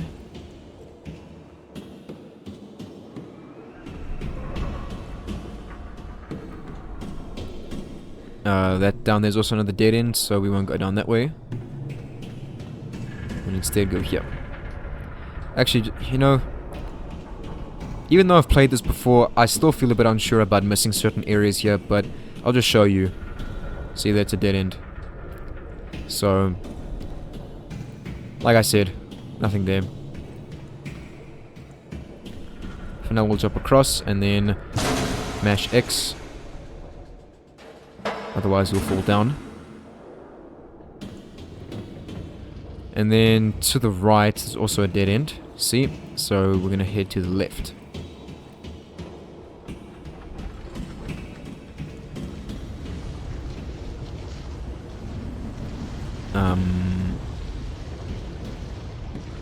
Yeah, there we go, jump across. This camera angle is really throwing me off. Okay, dead end here. And look here, there's lava and everything just all over here. So I'm pretty impressed that Alex is managing to go through this area, especially with his jacket on. It's quite surprising. I'm getting hot just looking at him, and it is freezing where I am right now. So it's about 3 degrees currently. Anyway, so you'll see there's a doll over here. Don't examine it. Do not examine this, because if you do, you'll hear a voice that says like behind you, and a smog will appear. So I don't feel like doing I don't feel like dealing that. Oh my goodness, I don't feel like dealing with that right now. So I'll just leave it. If you guys want to do that, go ahead and do it. It does nothing for you, so I don't see why you want to do that. But go ahead, be my guest if you really want to be. And I forgot to swarm down here. My bad.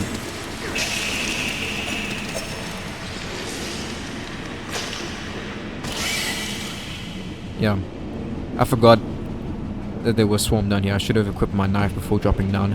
I realized as soon as I pressed X to go down. There's some pistol ammo here if you need. I don't, so it can stay there for now. We'll drop down.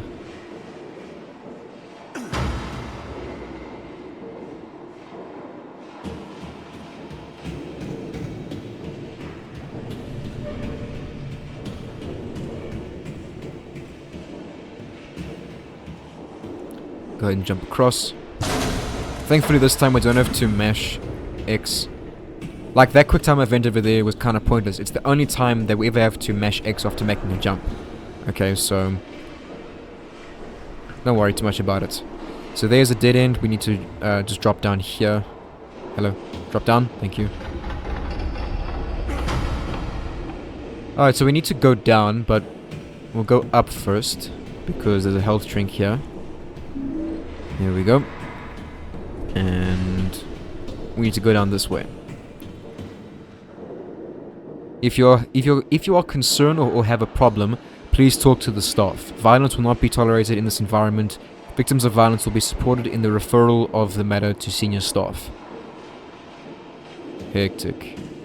Alright, so we're gonna head down here now. And Josh should appear somewhere pretty soon. Yeah. So we just saw Josh there. When you turn the corner, watch. There's a smog right there. Go and take care of it. And then before you progress that way, this camera is really irritating me. Turn that way to where Josh ran from. There's a photo, drawing right there. Got a child's drawing. Let's go ahead and have a look at it.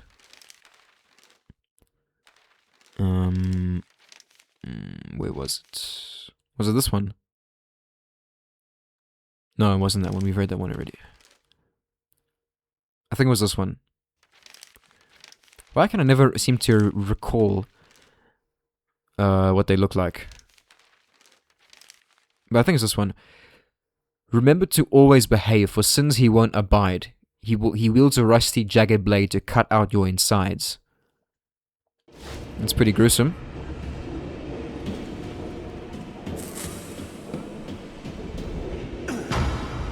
So that way over there leads to nowhere, so we'll just head over here and then drop down.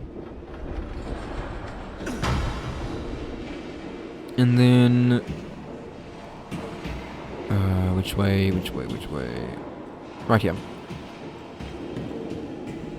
That there is a dead end, so we can only climb down this ladder. So we'll do just that.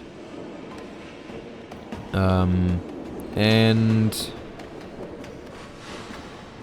Good grief, it takes forever to go down ladder.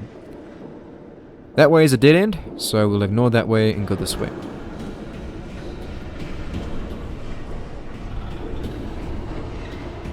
Drop down. Now here, we will get an upgrade to our steel pipe. So, don't progress that way just yet, go this way. Jump across. Because we will get the upgrade to the steel pipe right here.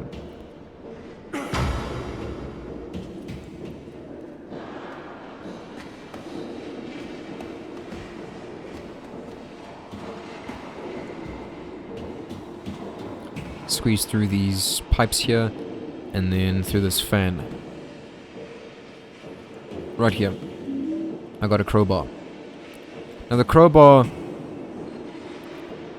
I don't really use it that much. On my first playthrough, I did use it quite often.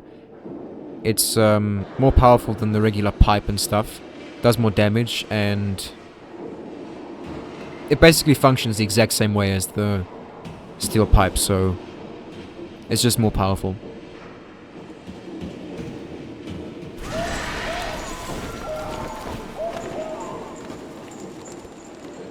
Don't ask me what that was, because I still to this day have no idea what that is. So do not ask me, because I've got no idea. All right, now we can go ahead and progress through here.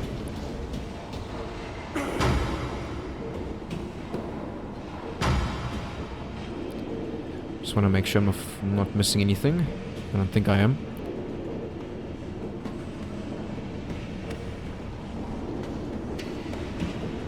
There is nothing over there, so we will head this way. So you come across these spinning fans every now and then. There'll usually always be a switch to pull to turn them off. If there aren't, then that fan will never ever stop, okay? Just wait here until it stops, and then we can go through. And there we go. Go ahead and duck under, and we can go ahead and go across and down, and yeah. So there's Josh. So he runs off. So we're gonna ignore him and look at this. Take child's drawing. I didn't do that, but okay. Alright, so let's have a look at that. Where is it? There we go. The lying little children, with souls selfish and small, will find their wriggling tongues cut out and nailed to his wall. Holy crap, these things are vicious. Yeah, that's a dead end. Kind of spaced out there for a second. Alright, so where we need to go is down this shaft over here, but as you can see it's spinning, so we will need to turn that fan off. Equip the combat knife, thank you. Cut this open and go through. There'll be a swarm in here, so make sure to take care of the swarm. Just one? Cool. Yeah, I think there's usually always one in here.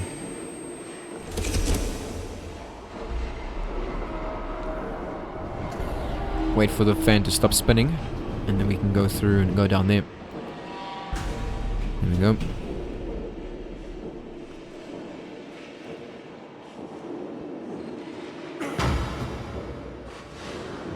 Okay.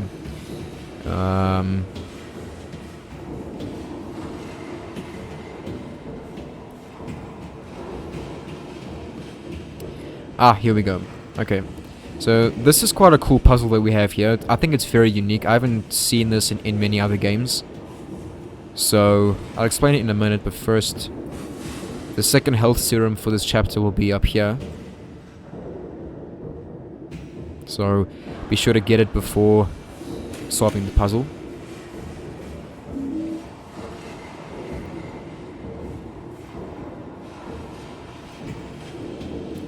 Okay. Can we just go, please? Thank you. Don't have all day. Okay. So, let me quickly explain this as quickly and as best as I can. So as you can see, these fans here are spinning. Okay. 6 and 5 are spinning, and number 1 is spinning. Number 1 will always spin, but we can get 2 and 3 to start to spin, and we have to get 6 to 4 to be still. Okay. And on each of these things here, you'll see a lever with a number. See, there's 1 and 2, 3 and 4, and so on. Okay. Now I'm gonna go over to number 6. Well, firstly I'll go over to this one here. As you can see, 6 and 5 are spinning simultaneously. Okay. If I pull down on this lever here, you get that sound that tells you that nothing worked. Okay. So those levers will turn on and off differing fans. So take 4 for example. 4 is currently not spinning.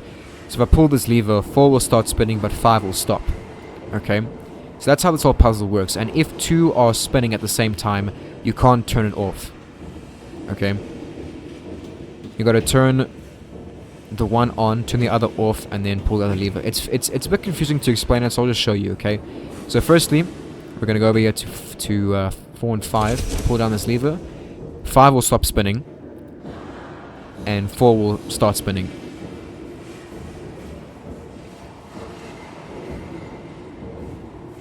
Okay.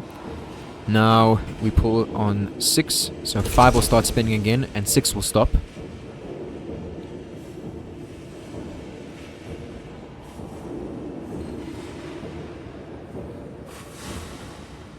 There we go. And now, as you can see, 4 and 5 are currently spinning. So now we'll head over here to 3 and 4 and pull down to make 4 stop and to make 3 start.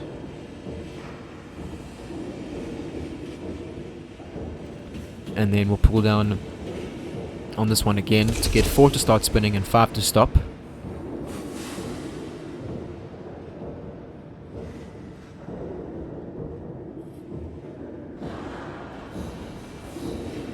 Okay.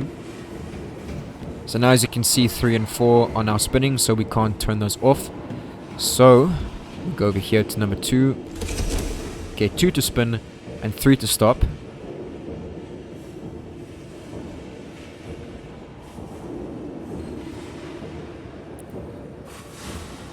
And then we'll run back over to this lever here and get 3 to spin and 4 to stop.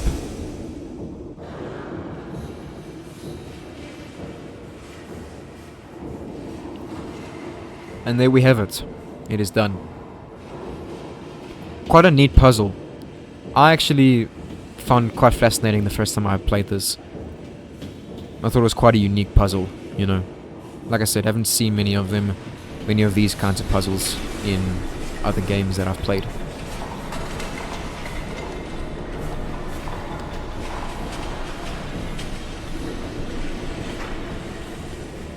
Okay. So we're coming up close to the end of the chapter now. I think I'm missing a photograph. No, I'm not. There's one photo. Yeah, I'm fine. So I'm gonna save my game. There we go. And we'll head onward.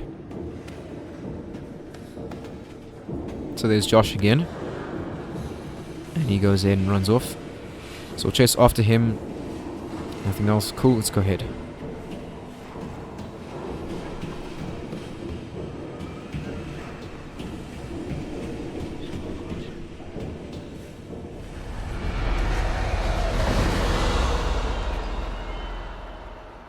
So, these lights here will turn off. This is leading up to the boss fight with Scarlet. Okay. What's the name of this boss fight? This boss's name. My goodness. I did know what it was. It's not Asphyxia. Asphyxia is the following boss fight, the one after this. Why cannot remember? You know what? I'll find out just now and then I'll put it up on screen right now so you can see what it is. But for now, we're gonna go ahead and get into it.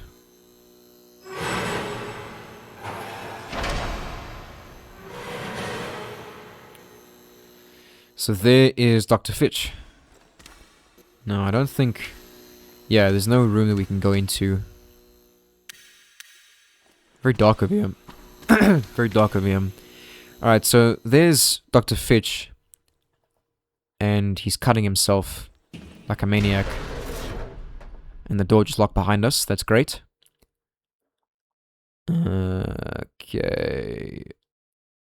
Yeah, look at him. He's just cutting himself. He's covered in slices with his scalpel. Alright.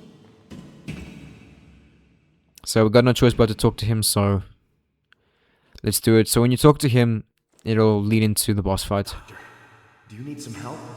You're bleeding bad. Don't you touch me! I bleed out the sin, but it grows back. So I must let it out every day. I can treat a wound or fine you fool. I can treat a wound. Stop the bleeding. I don't want your help. These wounds cannot heal. Why did you come to this place? I come here to remind myself.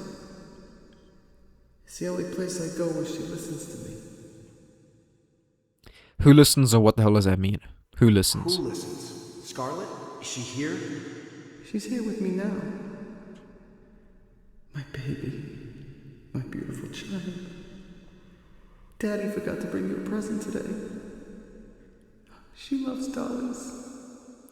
So you see what I mean by a whole, like, everybody that you speak to has sort of the same thing to say about their children, you know, it's like, they all, like, reminisce on their child, but it's, like, in this really weird manner, you know, like, I remember Mayor Bartlett talking about, like, Joey loving his garden, and here, Fitch is talking about Scarlet liking dolls and stuff. So yeah.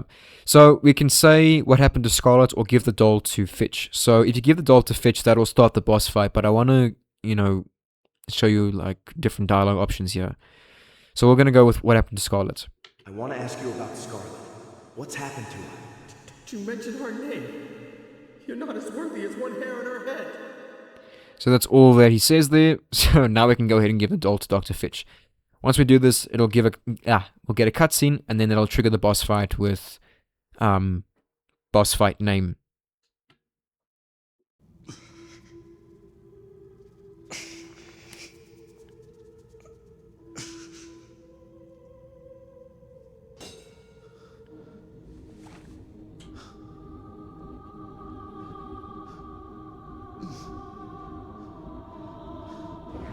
Scarlet's doll. Where did... Daddy?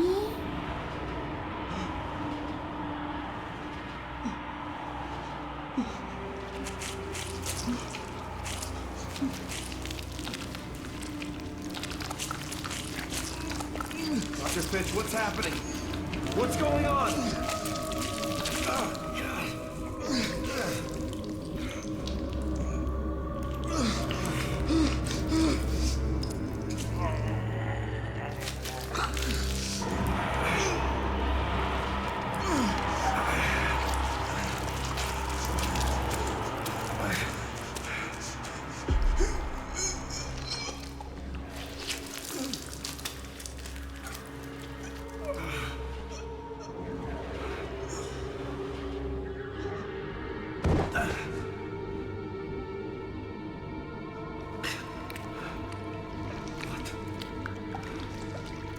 God.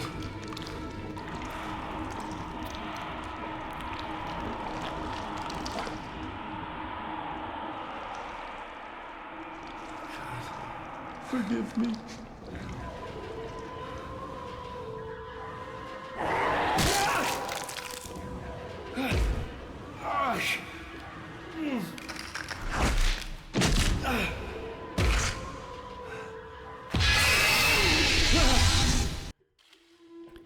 Okay, so this is the boss fight. You know, so Dr. Fitch there started getting sliced from head to toe, basically. And, you know, he started bleeding quite a bit, and I know this is a bit of a stupid thing to comment on, but I feel like I just have to, because I want to. But he was wearing white undies, and his undergarments did not at all become stained with his blood. They just stayed white. And also, so this is actually Scarlet, by the way. And Scarlet just straight up bit his head off. That is gruesome, but cool at the same time. And I just love this design. This is my favorite boss fight. I think it's my favorite. Yeah, I don't know. Can't quite remember. Anyway, so this boss fight here is pretty easy, if you know what to do, and if you have the laser pistol. So this boss fight here, on your first playthrough, you're going to be using the crowbar and dodging a hell of a lot, okay? So with this boss fight here, you're going to be whacking every single part of her until you've exposed all of her, like, her entire body is encased with, like, porcelain. And when you smack parts of her body, they'll start to chip away and reveal, like, blood underneath, okay? So that there is how you know you're doing damage to her. And you can also hear about audio cues and stuff. That's how you're going to want to do the first phase of this boss fight, okay? The second phase is much easier than the first phase, in my opinion, okay?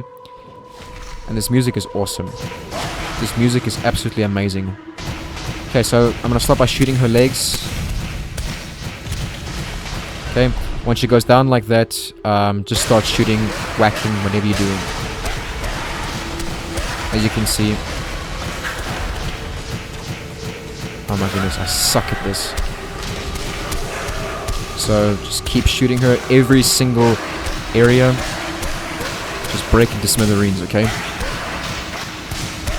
Once it happens,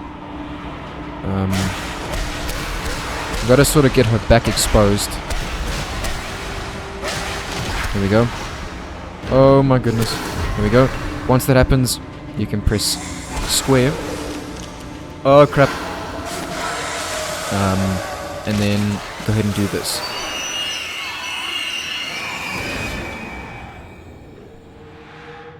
So this isn't the end of the boss fight, this is only the second phase that we're doing here. So she sort of goes on all fours here. Now just wait for her to climb onto, or shoot her with a laser pistol. You gotta do this 3 times, okay? So now do that, wait for her to, dodge, okay? Then get up. She'll climb on the roof, you'll see a circle quick time. Dodge out the way, and then you'll be able to do this. If you can do this successfully 3 times, then you're good to go. So this should be the last time. Come on. I want to show you, I want to finish it off by doing it this way. I don't want to shoot you. Oh my goodness, okay. Get up please, get up please, get up please! Can you? Oh my goodness. Just do the thing that I want you to do.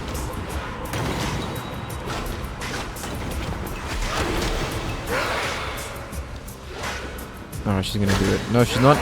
You know what? Screw this. She didn't want to do it, so stuff it. I'm just gonna do it this way.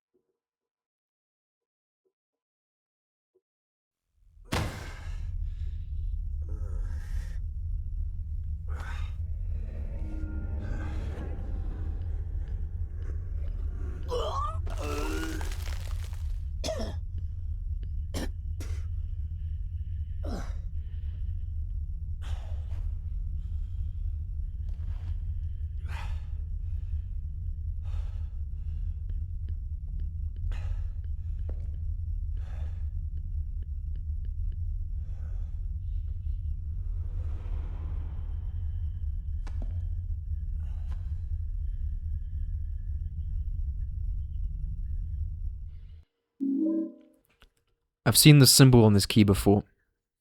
I got a founder's key. I remember seeing it in the town hall when I was a kid. I can't remember where in the building though. So this is showing us where the location is.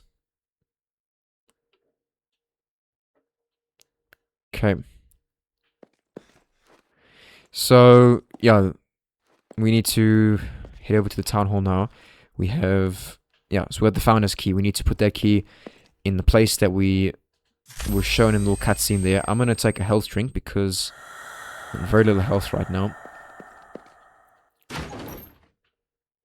Okay, so that's the end of the Hell Descent chapter. We're going to head over to the town hall right now. Okay, it's this way. Yeah. I think there's gonna be dogs and stuff on the way there.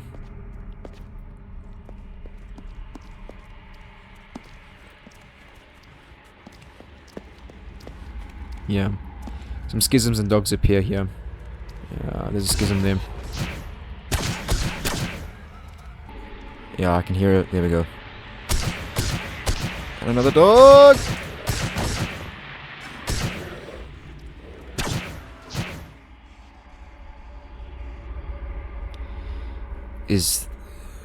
There's a dog over there, I can see it.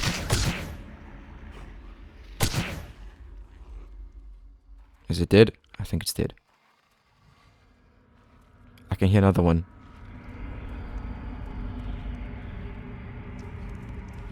Oh, there's a schism. Okay. Okay, so we're in the Town Hall chapter now, so let's go ahead and get into this. Previously, we could have actually gone in here, but there was nothing to do in here. We couldn't do anything in here, so well, now we can, because we have the key to get through this place. So I don't know if we okay, we do have a map, but it's not for this place. Yeah. Okay. So before I get into anything, so I'll quickly read the devotional. So just give me a sec while I find it.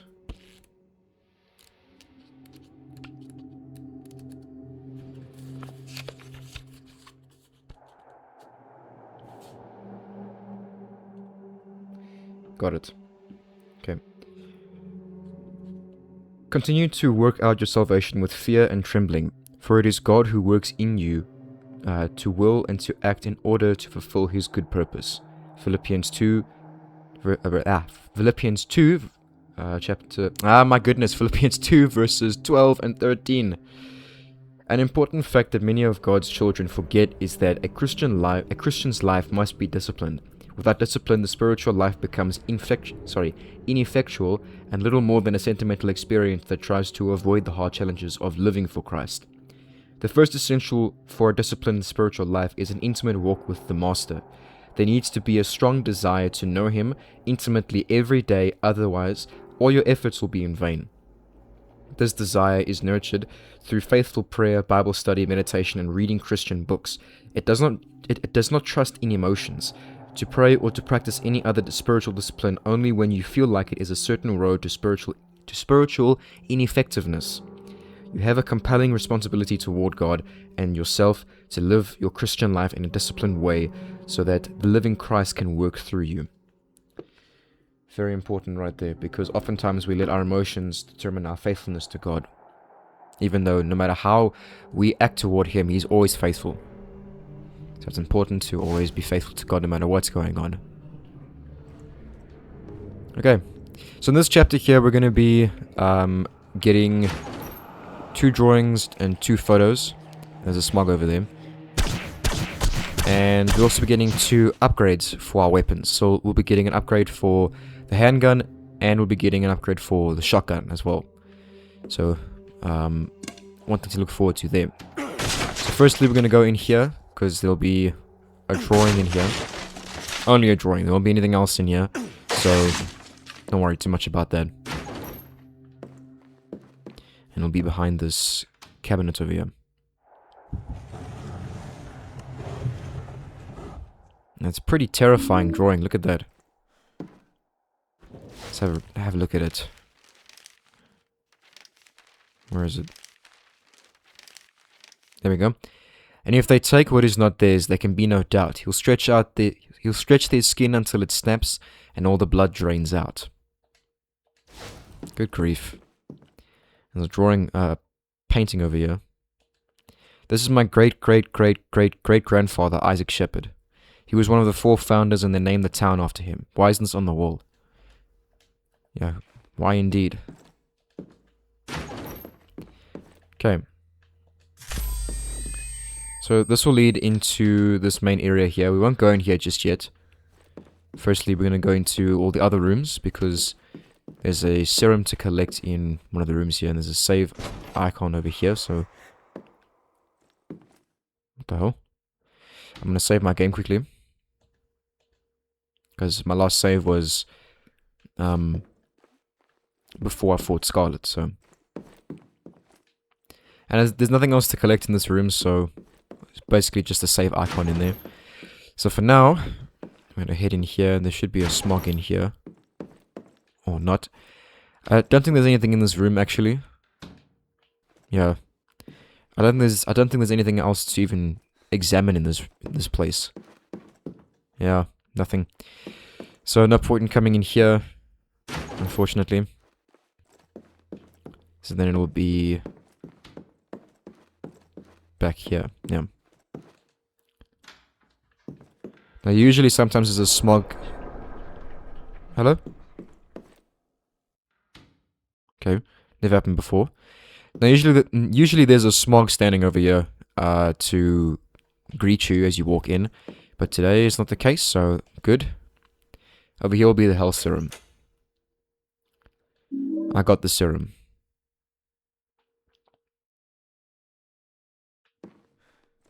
There'll be 2 to collect as well in this chapter, so look forward to that. And all this leads back to is the front there, okay? I'm going to go in here now, into the main area. Remember, these 2 doors lead into this place, okay? You know, I still stand by the fact that, you know, I can very confidently get through this game without needing to use any of the health serums to upgrade my health.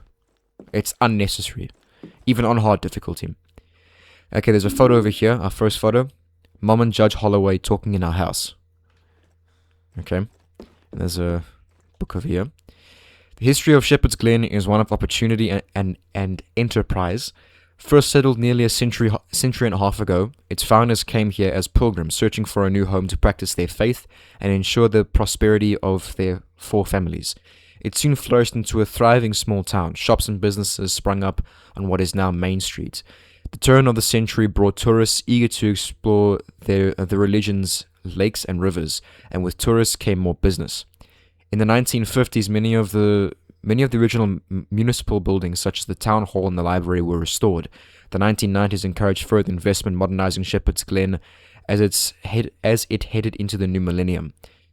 But throughout its success, Shepherd's Glen has always managed to remain a close-knit community, maintaining the same ideals on which it was founded. One can only hope that the founding families would be proud if they saw the town as it is today.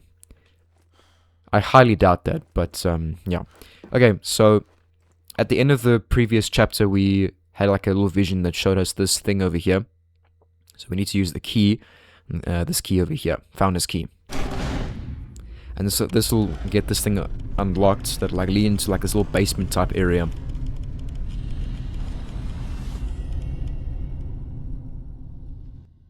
Okay.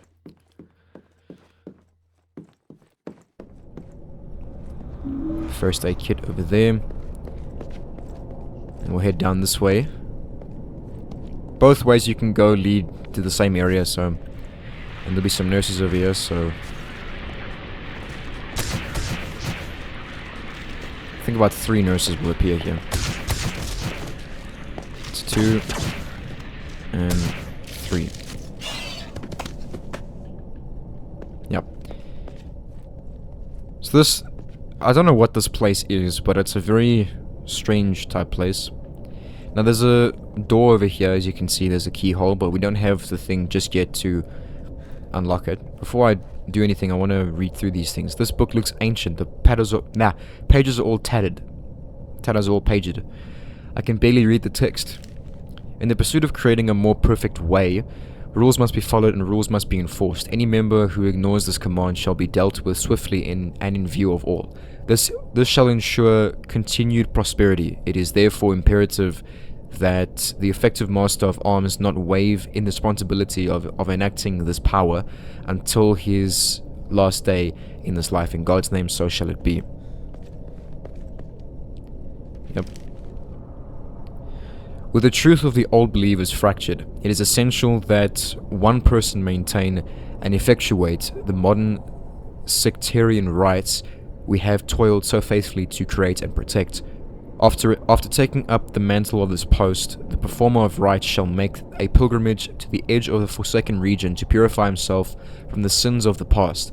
There he will beseech the forefathers for forgiveness and understanding. In God's name, so shall it be. So all these are basically just like commands that these people gave their people. In defense of the tenets, it is necessary that one person preside over the punishments of any members who have fallen from the path. These rulings must be based on the complete understanding of the laws set forth and must be executed without prejudice. The executor of law must not waive in the responsibility of enacting this power. He must declare his oath in public forum to uphold the ideals of the book. In God's name, so shall it be. And the last one here. To continue on the path we have laid before us, it is vital that the people remember that the road traveled. We must continually provide, update, and nurture accurate records of the past that cannot be challenged by outsiders. Once the lore has been handed over, the keeper shall confine himself to an uncorrupted sanctuary. There he shall learn the history of the founders. In God's name, so shall it be. Alright, now with that out of the way, we'll head over here to this cross-looking thing and examine it. We'll get an item from this thing.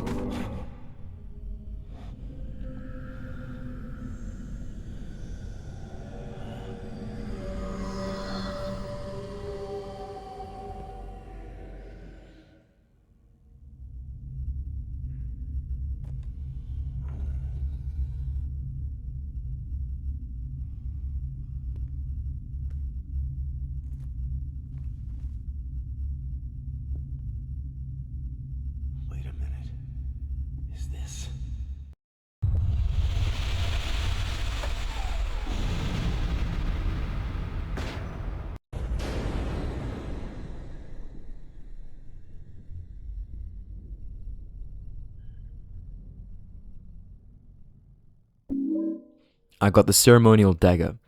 So this here is our upgrade to our combat knife. This replaces the combat knife. If I do this, we can see ceremonial dagger. It acts in the exact same way as the combat knife, except now it also acts as a key. It doubles as a key. So go ahead and unlock this, and we'll be able to access some passages. But yeah, there's really nothing much else to this. It's just, you know, a different looking knife, basically. Alright, so we'll head down these corridors here. There's nothing down here, not even at the very end. That's a dead end. It's sort of like a maze going down here, but not really. So don't need to worry too much about that. Right now we just need to get to the very end, so we will go this way. Ignore that place and then go down this way.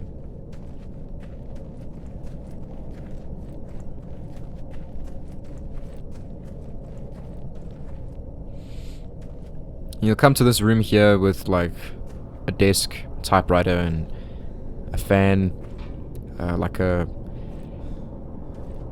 DB board, and there's a ladder going into nothingness with like a crate over it. It makes no sense, but we'll have to climb up this ladder, and we'll actually end up in one of the mausoleums.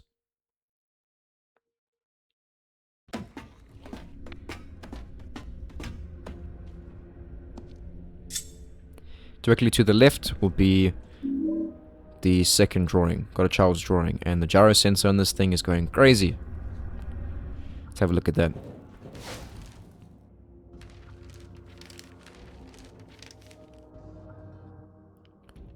Was it that one? No. It was this one.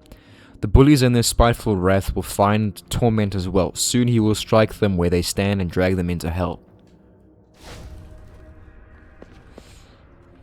What's this? Which mausoleum? Fitch. This is the crypt of Cornelius Fitch. The Fitches are one of the 4 founding families of this town. In memory of Cornelius Fitch, who died January 26th, 1878 at 61 years of age. Neither friend nor physician could save my mortal body from this grave. Neither dirt nor clay shall keep me here, when the Lord shall call me to appear. Talking about the day of Christ, eh? So, there's also going to be a health serum in the mausoleum over. So, keep that in mind. Keep the ceremonial dagger equipped. There'll be a smog to the right. Ignore it. It should be able to get you, so don't worry too much about it. For now, we're going to go ahead in here. It's extremely dark in this one as well. Yeah.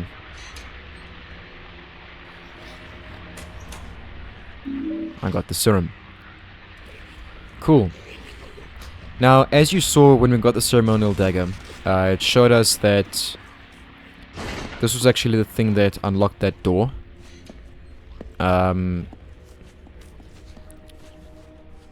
It was in the shepherd's home, so when we were there, we tried to open up that door, and we got that flashback with Alex's dad shouting at him. Now, we have to actually go back there right now and do that, but before we go there, we need to go back this way because there'll be a photograph to collect. Very important, otherwise we'll miss a photograph. So we've got both drawings, both serums, and we're heading up to collect the last photo for this area. So do not miss it. It's very important to go this way. And all the thing to see that actually pertains to the end of the game.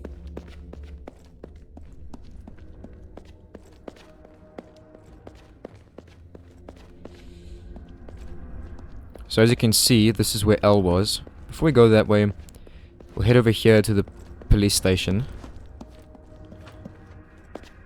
And there's a dog over there.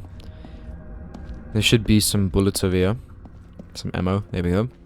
If you need some ammo, go ahead and grab that. I cannot, so I'm not going to bother. So I think this is the last time we ever see the cop shop. So, say goodbye for now. I'll head over this way. As you can see, all this missing persons board. L was standing over here. Directly over here, right there, there's a photo to collect. The repair guy Curtis Acker's in his shop. And actually now we're going to have to go back to Curtis Acker's shop because there'll be a health drink to collect over there. There'll be some smogs in the way, just ignore them.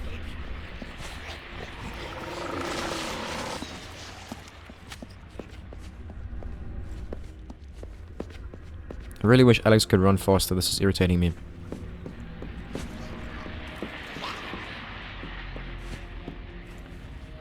Okay, here we go.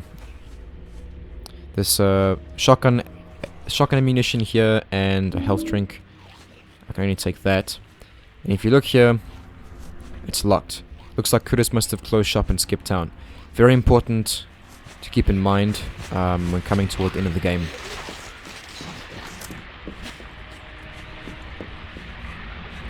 Okay, now that we have everything, we can progress and head back to the shepherd's home.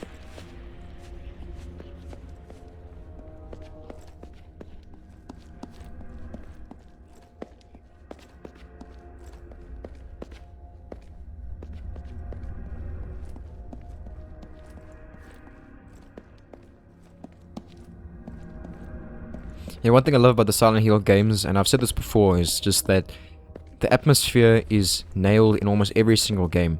I love that there's no dramatic music playing when there doesn't need to be any music playing, you know? It's just silence and ambience and just noises. There's only music when it's necessary, and I like that. It's a very, very cool thing. Adds to the horror, you know?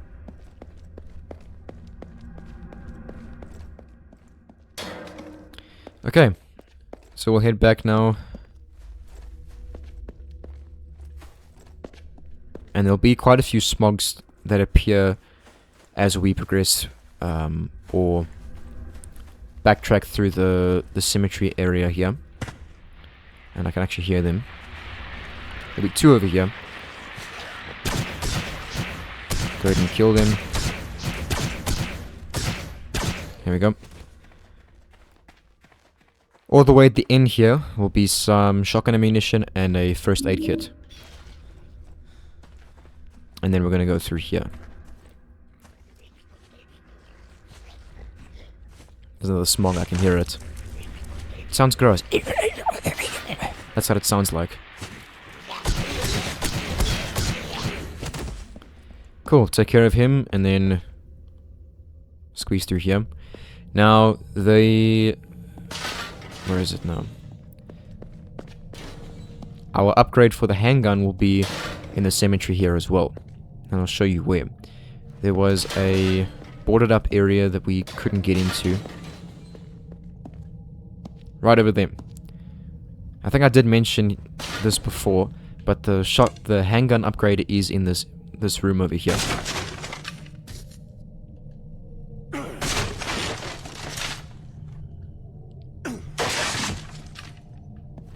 So, go ahead and take it. I got the chrome hammer pistol. Now this is able to carry a lot more ammo and a lot more rounds in the chamber. Okay, as you can see, 5 out of 10. I think the max you can carry is 12 here, and I think 7 in the chamber.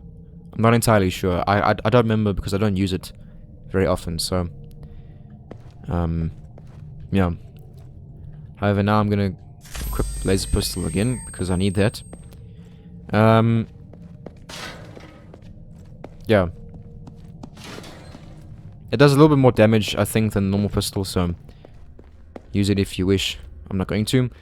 Over here, when we go down, be careful because there will be some dogs here. I've died previously having to face them, so I'm going to ignore them and just climb up. Because they're extremely annoying to take care of in that particular vicinity. For now, we'll just head back. There'll be a smog or 2 back here, so just be careful of that. Here we go, there's one. I think that was the last one. Yeah. So now we'll be heading back to Shepherd's Home.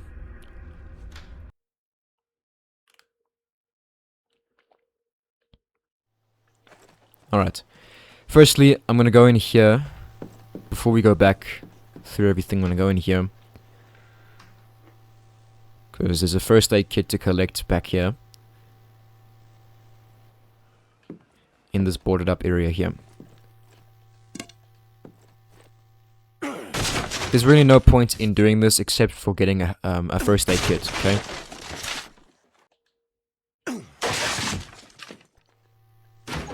And the first aid kit will be down this way. I got a first aid kit. All that's left in here is just rotten food. Look at this. Look. Like fish, gammon, by the looks of it, a rotten potato, turkey, some green beans. So gross. There's flies and everything all around here. It's just disgusting. And that there is locked, and this is also locked. Hello? Yeah, won't budge. Cool. We have everything we need. We can now go back inside and head what's it? The basement. There we go. Because in the basement was that door that we need to unlock. If you remember.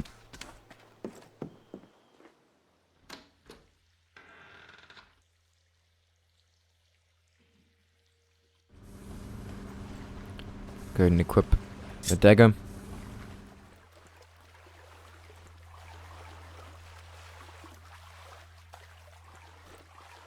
So right there. Remember? So let's go ahead and unlock it.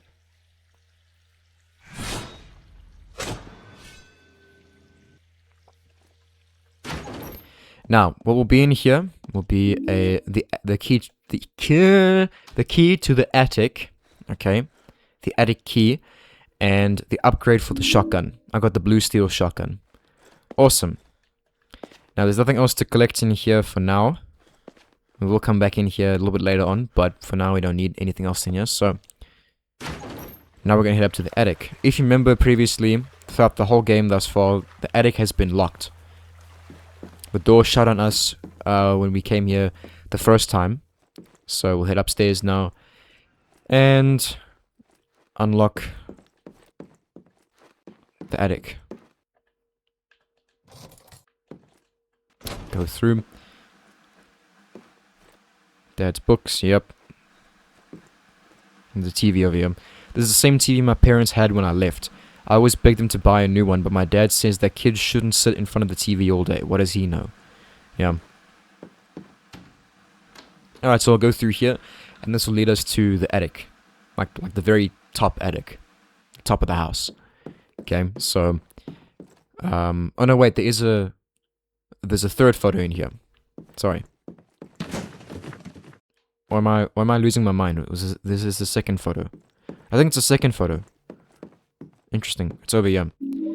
Hey, this is me. What am I doing? And if you saw there in the journal,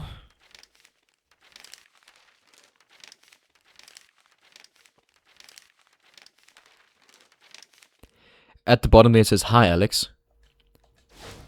An important little note to remember. Alright, there's a thing over here, so go ahead and push this out the way to reveal the location of a door. Okay, let's go ahead and open this. I have something very important I want to show you. Okay. Do you know what this is? This belonged to your grandpa and his father too. And now we want you to have it. I know it doesn't look like much, but this is the most important thing I could ever give to you. Is it worth $1 million?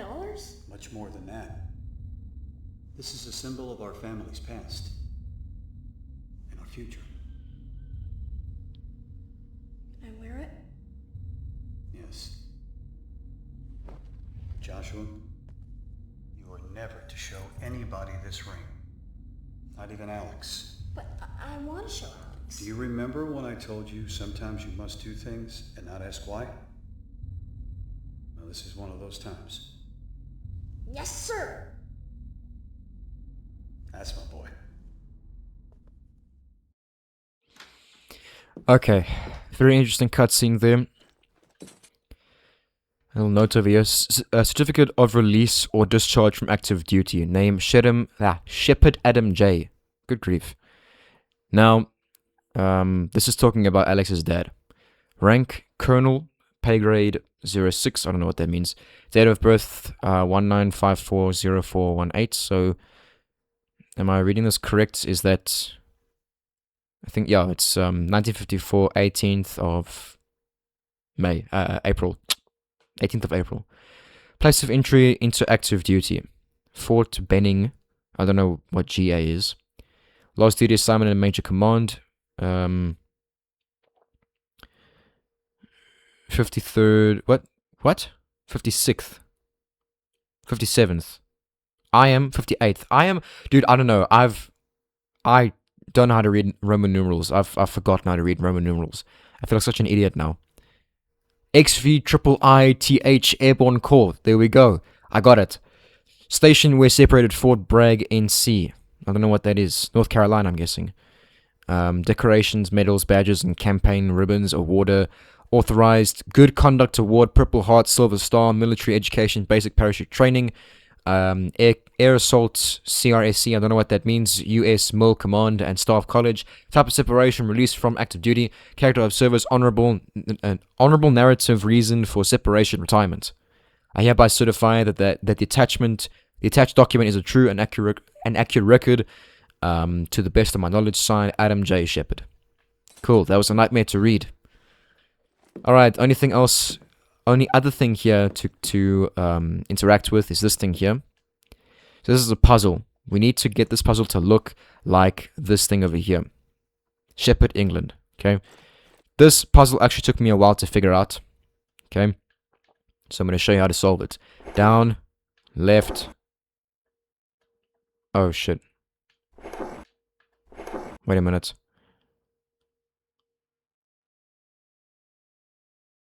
Wait, no, down. Left. This. Up. That way. Move these across. Down. Across. Down. And then bring these two down.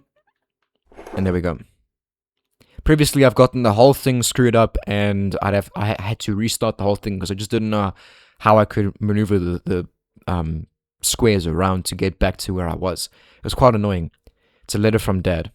I have failed and they know it. They blame me. They should. I swore to protect this town, but I can't. The streets decay before our eyes.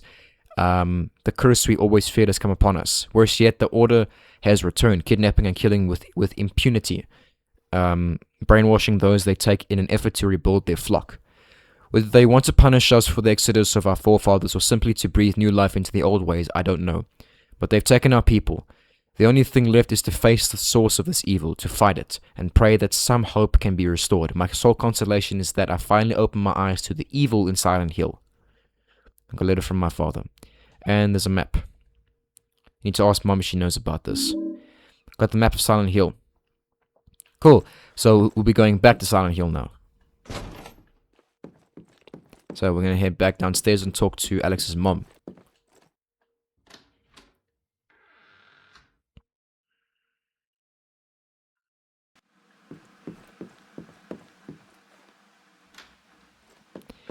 Okay, so as soon as we get here, we'll get a pretty long cutscene.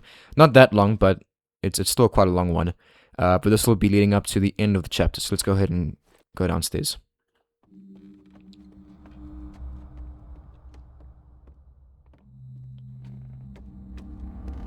Listen to me, Mom. Start telling me everything you know about this. I don't know what that is. Stop lying. I'm tired of it.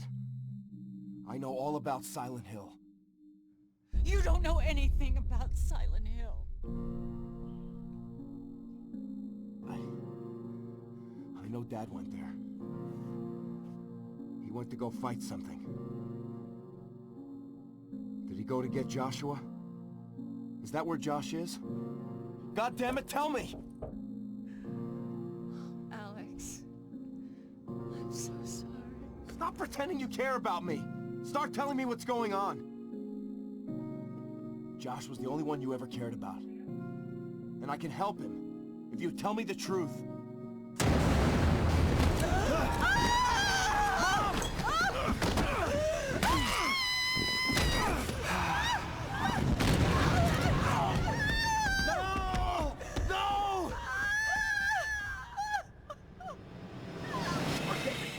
Let's move!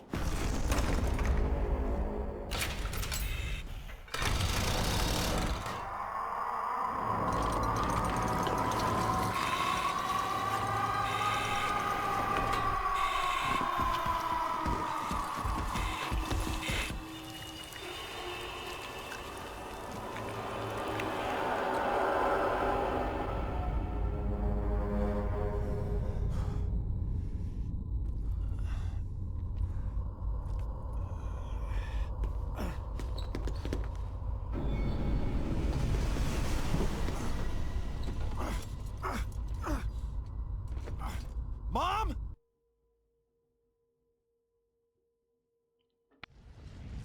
Title of this devotional is The Savior of the World. Now we believe not because of what you said, for we ourselves have heard him, and we know that this is indeed the Christ, the Savior of the world. From John 4 verse 42. It must have been two thought-provoking days that Jesus spent in Sychar. The interest of the people was aroused, and their attention was captured by the dramatic transformation and witness of the woman at the well. Despite their hesitation to accept a Jewish person, they listened as he spoke through parables about the kingdom of God. He explained the truth about God to them. Jesus spoke with certainty, clarity, and authority. Many declared, Let us listen because he must be the Messiah whom God promised to send to us. You might accept the witness of people who tell of what Jesus has done for them personally, or you might be skeptical. I challenge you to allow Jesus to come into your life so that he can carry out his plan of salvation in you. Place your trust and faith in him, and he will turn your life around, and you will have a completely new perspective on life. I don't really have much to say about that. It's very self-explanatory. And, you know, I could share my testimony, but we'll be here for a very long time. So, you know, if you trust in him, you put your faith in him, you give your life to him, you will find new reason for living, and a whole new perspective on life, and how to live from then on. So with that said, let's go ahead and get into this. Now, I'm sure there's going to be a schism somewhere, but there's going to be some, as you can see there's some swarm over there on the ground. Now, there's a few things to do here. As you can see, this is locked. The door won't budge. How do I unlock it? Ooh, there's a schism, I can hear it. I think that thing only appears if you try and open up this door. Okay, so if you don't interact with this door, you'll be fine.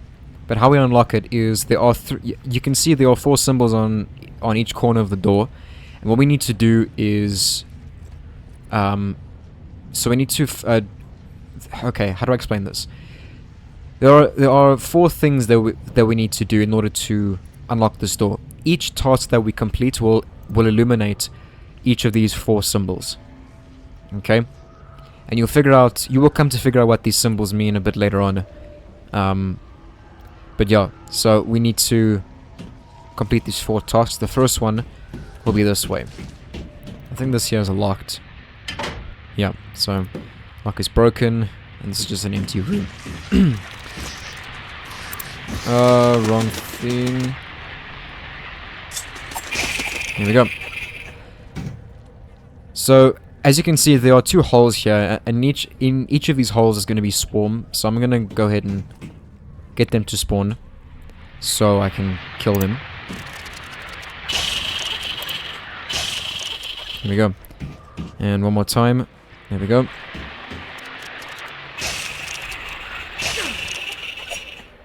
Done? Cool. Now they're taken care of, and there's a health drink right here, so don't forget that. And this mask over here as well.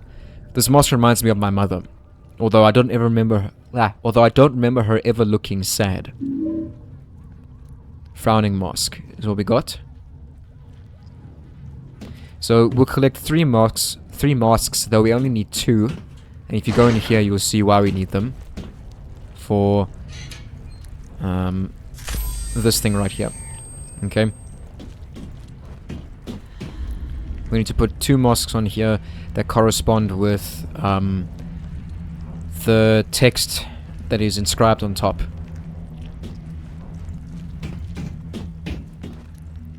So we will be getting a second mask and a third mask.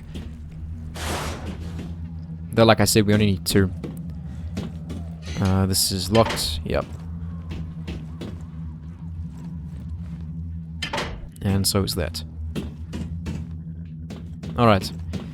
So to find the next mask, I mean, you can go in here as well. In here will be a save icon and another mask. It's a cracked and worn mask. Looks angry. I've got an angry mask. Now this, I believe, is the one that we do not need. Yeah, I think that's the one that we don't need.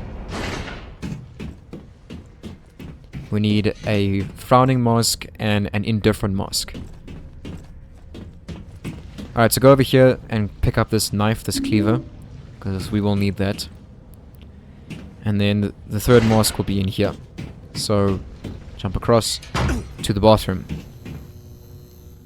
The expression on this mask feels cold, just like Mom. You got an indifferent mask. So that's the one that we need. Now we can go and solve that puzzle.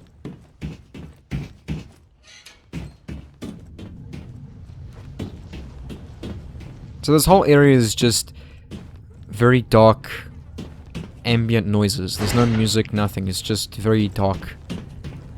Okay, so you can see here it says, to hide her pain, this face she did wear. So if we examine this, to hide her pain, this face she did wear, it trails off. Maybe there's more on the other side. Now you can investigate as well, and then inventory, you can choose which mask to go for. Now before I do anything, I'm going to go to the back here and read this one as well. Behind this mask, her heart was laid bare. Okay. So this is like telling you what she felt inside, as opposed to the face she always showed. Okay. So we're going to put down in different mask here, and then on this one here, behind this mask, her heart was laid bare. So she always felt sad. And then once we press back, we'll get a cutscene. Or, not really a cutscene, but it will show the first task done. Okay, so now that that's done... I mean, oh, wrong door. Okay, now that's done. You can see it's lit up. Shining now, so that's the first task done. Now after each task, once that light has been lit, you'll go over here and pull down on this lever. This will get another section of the house open, so we can access a new part of the house.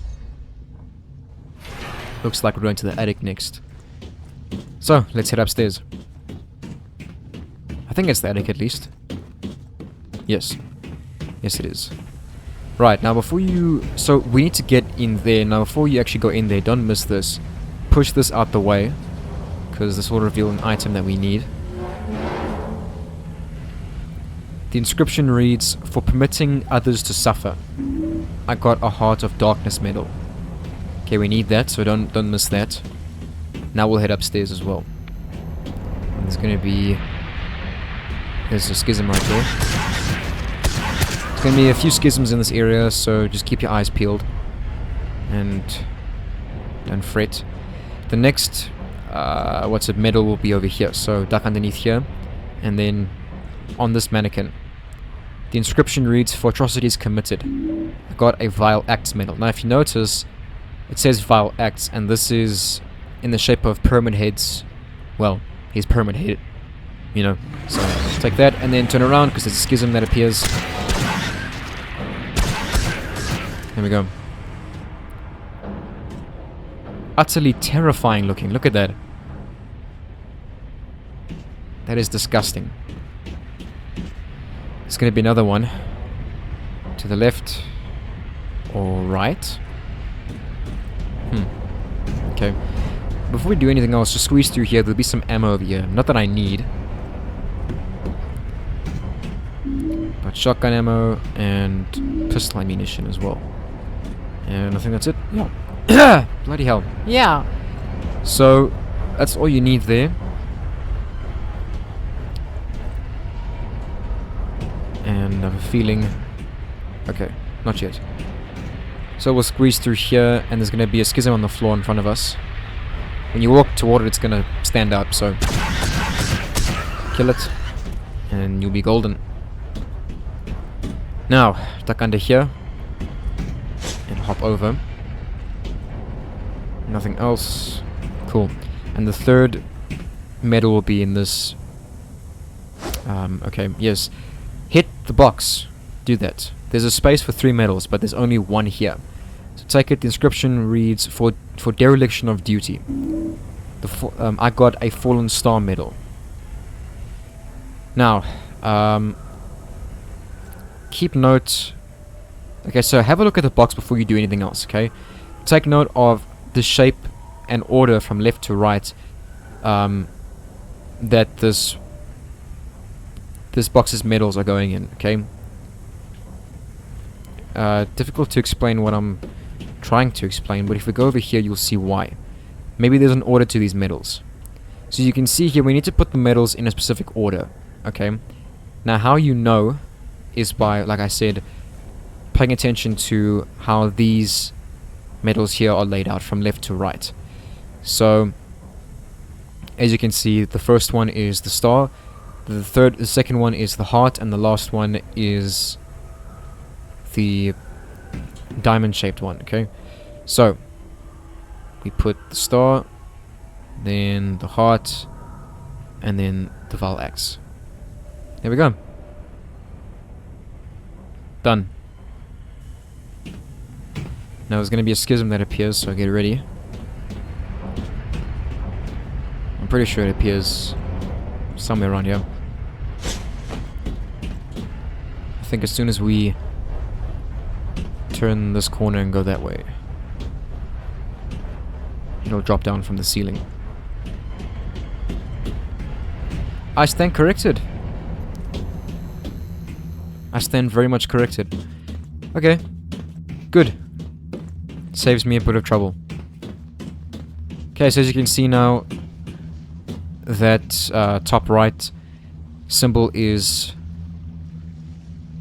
done, so now we can go to the next one. So again, pull down this lever, and I think this will unlock the bedroom.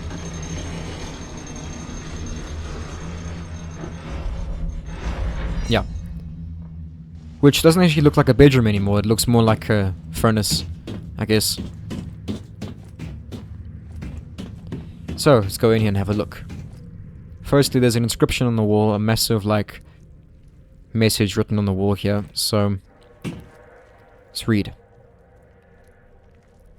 Nobody saw when you were crying on your bed. I wanted to help you, but I hid myself instead.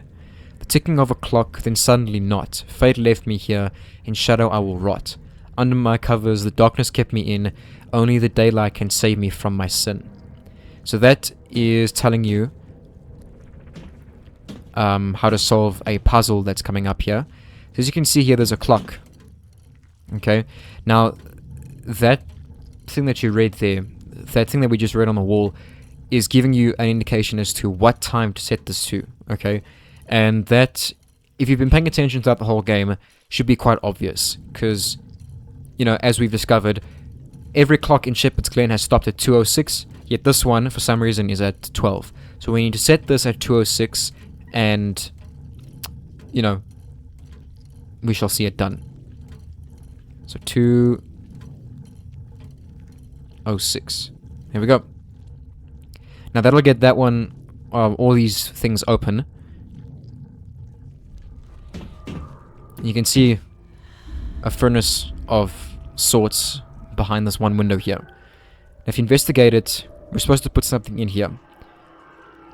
We need to put something in there. We have not yet collected what it is. First, wait, hang on, I just want to see this. The patient in room 206 is scheduled to undergo a transorbital lobotomy tomorrow. I've mandated that the following medications be doubled on the day of procedure. The rest of the message is blurred and illegible. Okay, so that also tells you that that should be 2:06 on that clock as well. Okay, now what we need to do is find that which we need to put inside of that furnace. So we'll head into the bathroom again. And we'll have a look in the bathtub here. A stuffed bunny. It's wet and covered in mold. Gross. So this is the Ronnie the Rabbit doll that we had to get for Josh in the beginning of the game. And the reason that it's in the bathtub is actually related to one of the endings of this game. And if you pay attention to what that note said about the patient in room 206 undergoing a lobotomy, also drives home what's going to happen, you know, in one of the endings. Okay, so we need to take that rabbit doll and put it in here, and there we go. That is that one done. Now before you go back down there, we can actually go in here. Here we go. And I believe all that will be in here is a knife, butcher knife, and a drawing. So, get that. Actually, let's have a look at that drawing.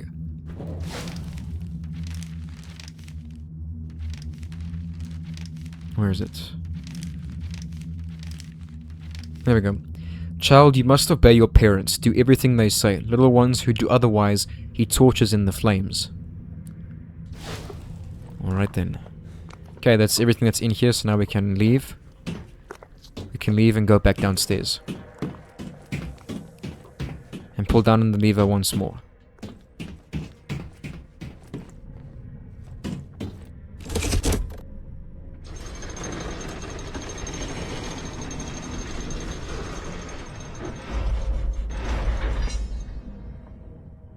Okay. So that'll open up the basement. I'm going to equip my pistol again. Because there's going to be a few lurkers down here. As we get going up here. Here it is. Shoot it. One shot and it's dead. Comes out of there. Okay. Duck under and there's going to be another one. Squeeze through.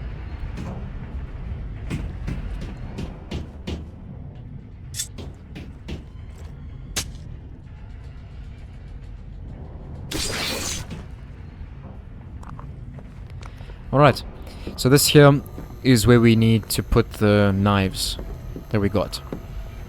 Okay. So, examine this thing here. There are blood stains all over the table. Oh, sorry, all over the blade. What am I saying? I've got a boogeyman knife. So that there's Pyramid Head's knife. And if we examine this, there's a special spot for each knife on the board. Investigate. So this is very easy. We need to basically just put, you know, each of the knives in the corresponding positions. Okay. So, of course, here will be the butcher knife. Over here will be the cleaver. And then in this one we'll put the boogeyman knife. Done. And there we go. All sorted. Have a look at this. There's just a schism hanging on a hook. Unfortunately, can't see the front side of the schism where the hook is embedded. Look how pale this thing is.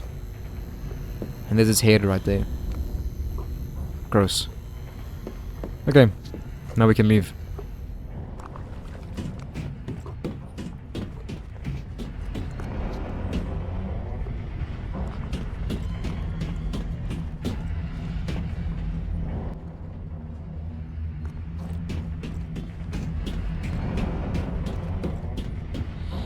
Now, once we head upstairs, we can actually leave now.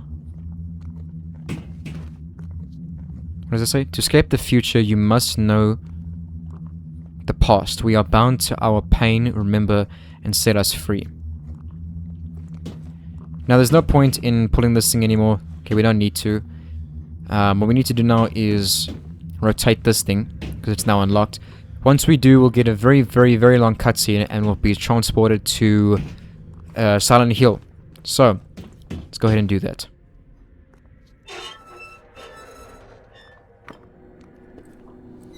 This has to be right.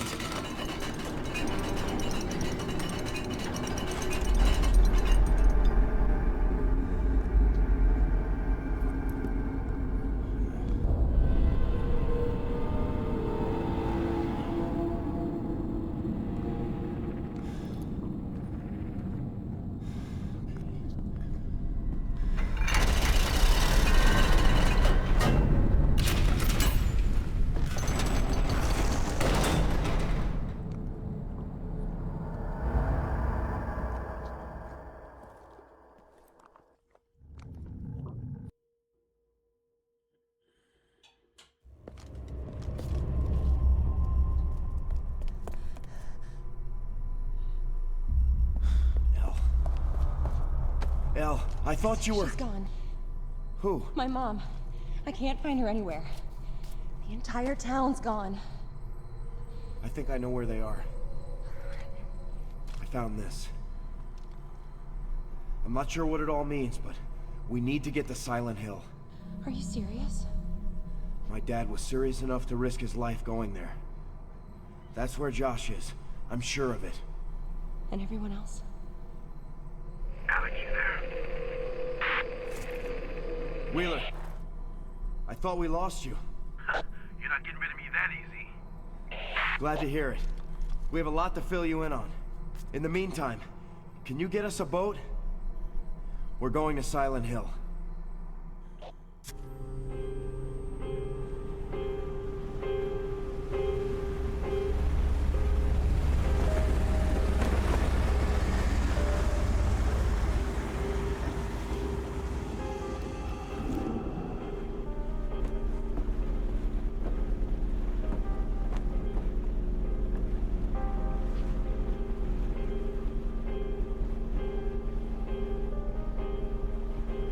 I'm sorry. What are you sorry for? This isn't your fault. No. About earlier today. Flyers. Forget it. I should apologize. It's just... this place brings back bad memories for me. You know, I never understood why you left. And one day you were just gone.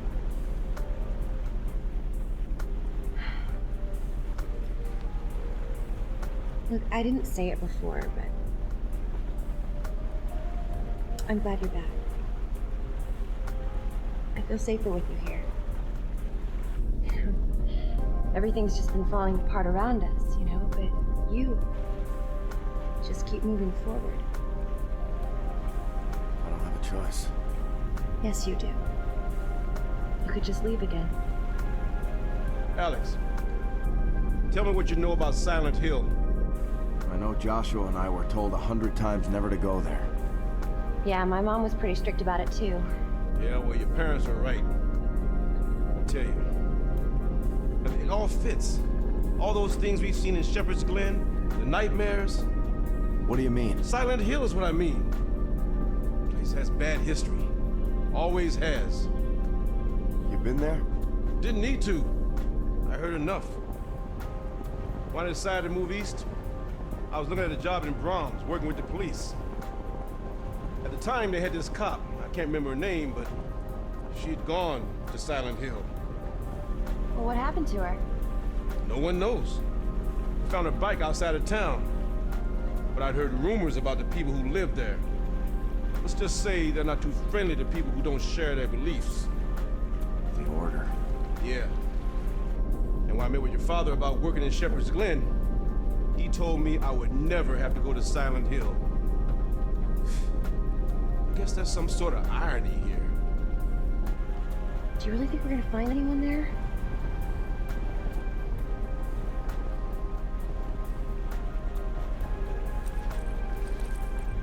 Took it from my mother's room the morning Laura disappeared. I haven't taken it off since. Wow. Look at that hair. Shut up. Jerk.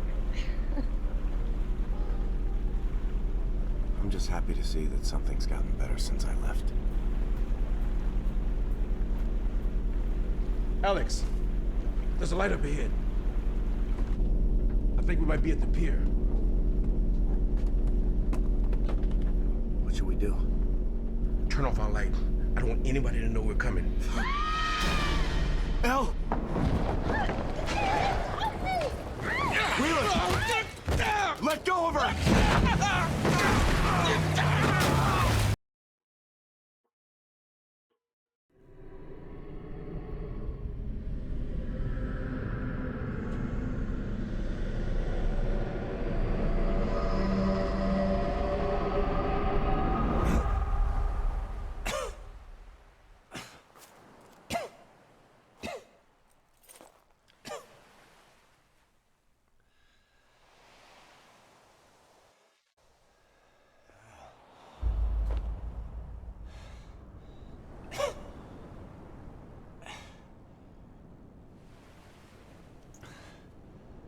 Smoke.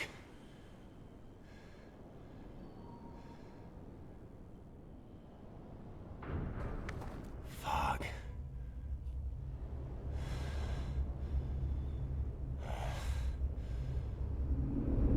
Took it from my mother's room the morning Laura disappeared. I haven't taken it off since.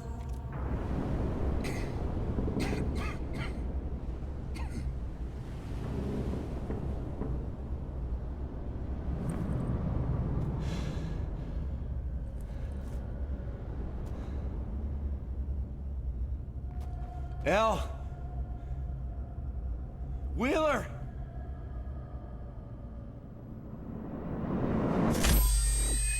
Alright, so there we go. We have ended up back in Silent Hill, on the docks or the piers of Silent Hill. Okay, and we can see that Wheeler and Elle, that's her name, have been taken away. We will have to find them, you know, which is standard. But yeah, this will be the start of the next chapter. Overall, another very short chapter that we just came from.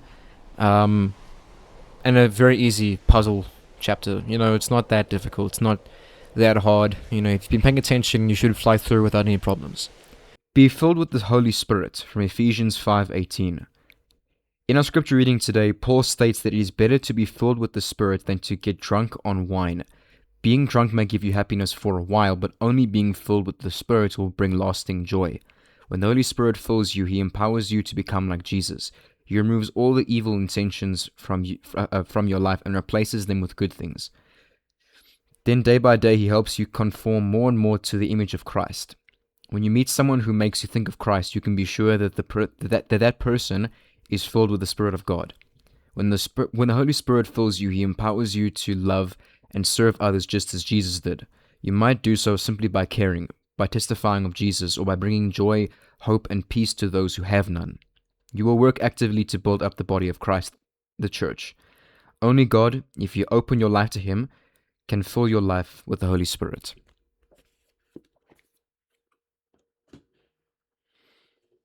I just love the Holy Spirit, but like, the amount of joy that just randomly comes at a random moment at the most randomest times, it's it's really bizarre. I'll be sitting there thinking about, you know, what's getting me down, things I have to do, things that are stressing me out a bit, and then suddenly Jesus will suddenly pop into my head, and then I'm filled with the Holy Spirit, and then all of that goes away. You know, reminding me to give it all to Him, and to know that I can have joy in Him, regardless of my joy and peace in Him, regardless of my circumstances. So let's get into this. Now, you can go onto all of the the docks here, and climb onto the boats and stuff. See, but they will have nothing in them. None of them will have anything in them, so don't bother, don't waste your time, nothing, okay? We're just gonna go. Alex is extremely brave for climbing these things. I would not. I really wouldn't.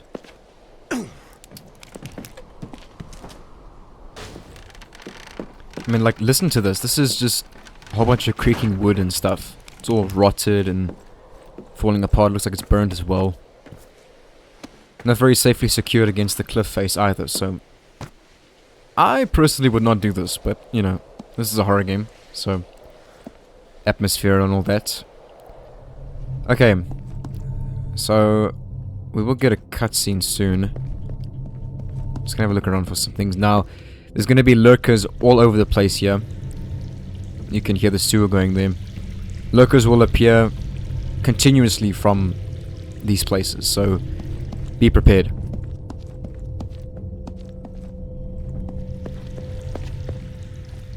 Alex, are you there? Wheeler? Is that you? Talk quietly, Alex. Thank God you're okay. Listen, they've taken us to the prison. It's horrible.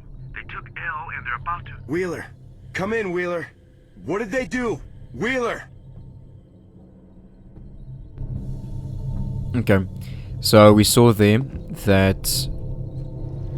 Also now we know that Elle and Wheeler are now in the prison. So that'll be in the next chapter that place will go to.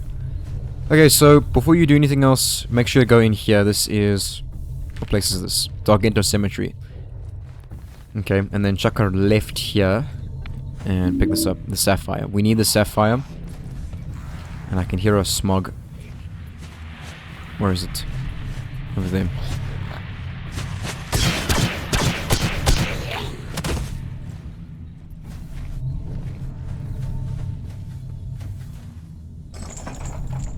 Okay, lock is broken. Okay. I thought we could open that. I think it's this one there. Yeah, this one we can open. I'm pretty sure it's this one that leads into a different area of the cemetery. And I can hear a lurker crawling around. Now have a look here, okay? Before we do anything else, have a look here. It's a statue of Janus. Or Janus, whatever. I remember learning about him in mythology class back in school. Janus is the Greek god of the middle ground between barbarism and civilization, youth and adulthood. Okay, so in this chapter we'll be getting the rifle and an upgrade to the handgun and the shotgun. And from here will give us a key. From here so from this little thing here will fall a key. And this key will unlock a certain area that we can go to retrieve the rifle. Okay? But that'll be a bit later on. Vetus. I don't know what that means. Novus. Interesting. I know it's Latin. I know a little bit of Latin, but these two words I have no idea. Anyway. I'm guessing there's gonna be a lurk as soon as I run out here because I can hear it. Yeah, there it is. Okay, I forget. Oh, there's another one. I forget that just one shot here takes him down, no problem. Okay.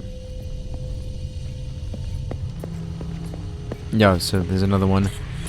They're gonna be everywhere. Some of them crawl out the bottom of the cars. I can hear a dog. Unless I'm wrong. Alright, and before we carry on down the road, I'm just gonna go this way. Because over here will be a save point, which I'm gonna do. Before I do that though, if you look to the right, there's another drawing. Grab the drawing, and let's have a look at it. Where is it? Beatings cleanse the soul, they say, and that is what he'll do. If you don't control your anger, then you'll feel his anger too. Crazy. Some pistol ammo there. If you need it. I'm gonna go ahead and save my game.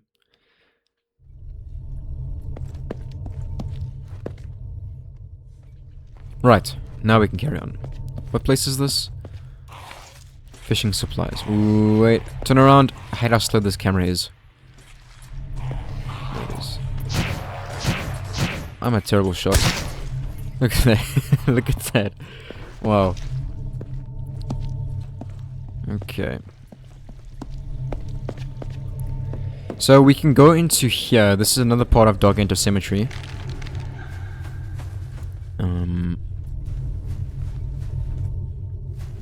It's very dark. There we go. That helps a little.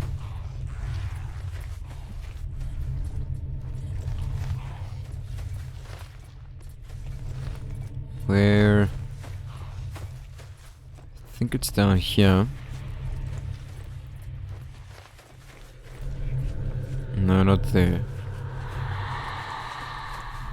Okay, so as you can see, you know, you need a lock, a key to open up this lock, and through here will be the rifle. Of course, we can't get to it now, so we're gonna forget about it. And this here leads back to the statue of Janice over there.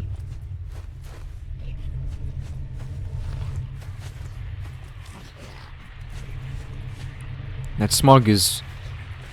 It's very... Yeah, there it is. I knew I heard it. Okay, so you can see there, you know, there's nothing really to do around here. It looks a bit bland and sort of pointless to be in here because there's nothing to do. You know, we can't go through anywhere. But if you have a look here, you can see this wall is a bit decayed, bit disheveled here. So you can breach this. If you go up close enough to it, you can breach it. So we're going to take our axe and breach. There we go. Now all that's going to be in here is a gemstone. The garnet. So we need the garnet. I think we just need the garnet and the sapphire. I could be mistaken about that. And as you can see, we can return right back here to the statue of Janus here. The inscription reads 12 the Old. There's an empty slot for some kind of item here. So if we go into our inventory here and have a look. It says Sapphire. Now if we inspect it, Sapphire is the birthstone for September. And then this one, Garnet is the birthstone for January. So what we need is the birthstone for January. December, so 12 the old, December. And the inscription says here, 1 the new. There's an empty slot for some kind of item here. So we need the gemstones that correspond with December and January. Currently we only have January. So we will get the December stone shortly. Wait, do we actually have September, January? Okay, so we need December's one, yeah. Okay. And there's nothing else to do in here right now. So, what the hell? So for now, we'll make our way out. If I can find my way out.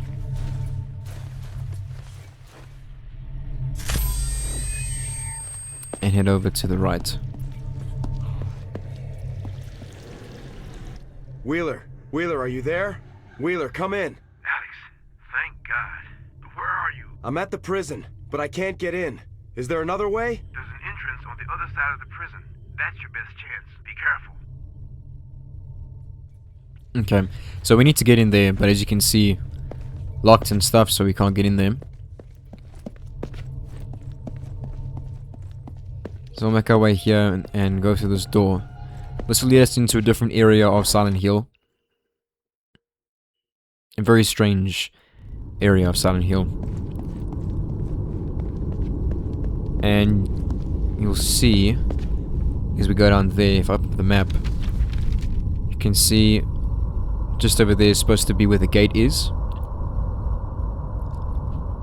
But when we reach the gate, you will see that there's a bit of a problem. Let's have a look around, seeing if there's anything here. I don't think so. Yeah, bloody lurker.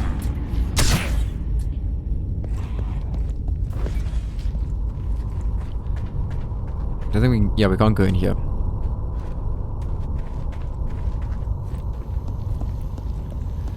Have a look.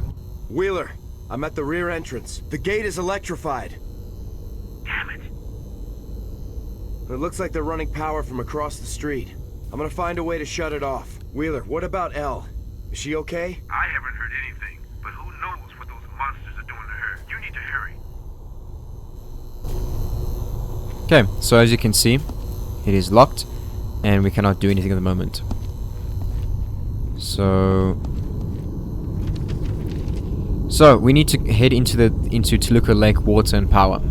We need to shut off the power to remove the electricity from the gate over here. So anyway, we're gonna get through them.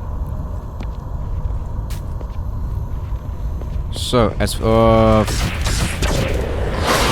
hate ferals with a passion. I was really hoping we had seen the last of them. Really hoping. I can't stick those enemies.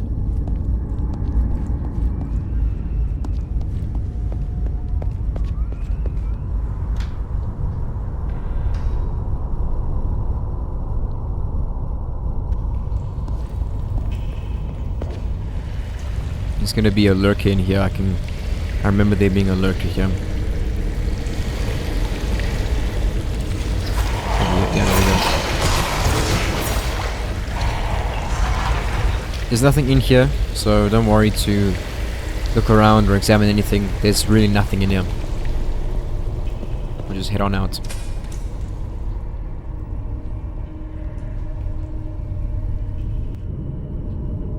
Okay. So we're here now in Kuhn Street. I don't know how to pronounce that, but yeah, we're here now past the boiler room, and we need to go down that way to head to Toluca Lake Water and Power Station. Before we go that way, turn right, because over here will be some rifle ammo. Now I know I don't have the rifle just yet, but don't forget that. Okay. And then before we head into the power station, I can Where? Okay, you know what? It's gonna head in here. There's supposed to be a... Yeah, there we go. Got the bloodstone. Wrong thing.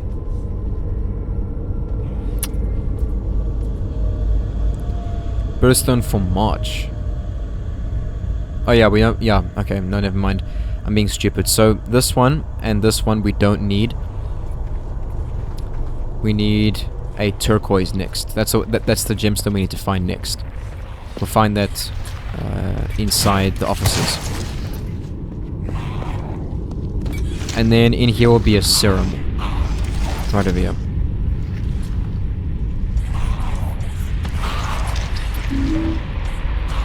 There we go. Nothing else. So now...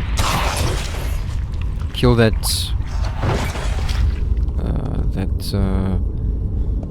lurker. And now we can head into the... what's it? The... power station. Well, first we're gonna head into the office before we can get into the power station. Because you'll see here, this is the entrance, but it's locked. See? And my radio's going crazy, so I can hear a lurker. And there's gonna be a feral. Here it is.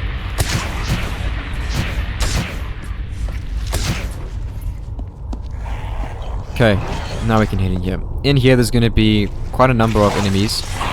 What the hell? Good grief, that's loud in my ears. Holy crap. Okay, some stuff over here on the table. And what is this? Some pistol ammo. If you need it, take it. What was that? Nice little typewriter over here. Vintage, quite nice. Okay. Now, I think we do have to go through here. Don't think we can do anything in here. Yeah, I don't think so. Yeah. If so, what's the point in putting this place over here? Makes no sense. Okay. Now we need to go through here, but, you know, it's locked. I need a key to open it. So we will find a key up ahead. So there's going to be a health drink over here. Now in this room is where the turquoise is. Hidden in this little bastard sink over here. If you get closer to it. Look, there it is. Got the turquoise. This is what we need. This is the December stone, if I'm not mistaken. I keep... turquoise is the birthstone for December. There we go. So... we have all the required gemstones. There's a save icon here. Save my game. Actually, not just yet. Not just yet. Okay, we need to breach this, so get the axe equipped, and then hack away.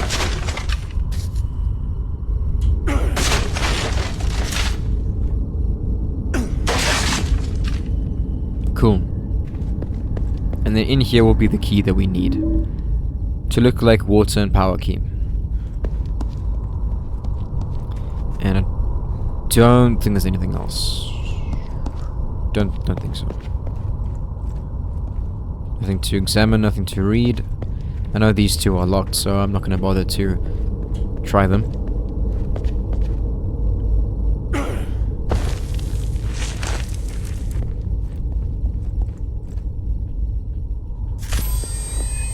Now, coming up here, this room that they're about to go into is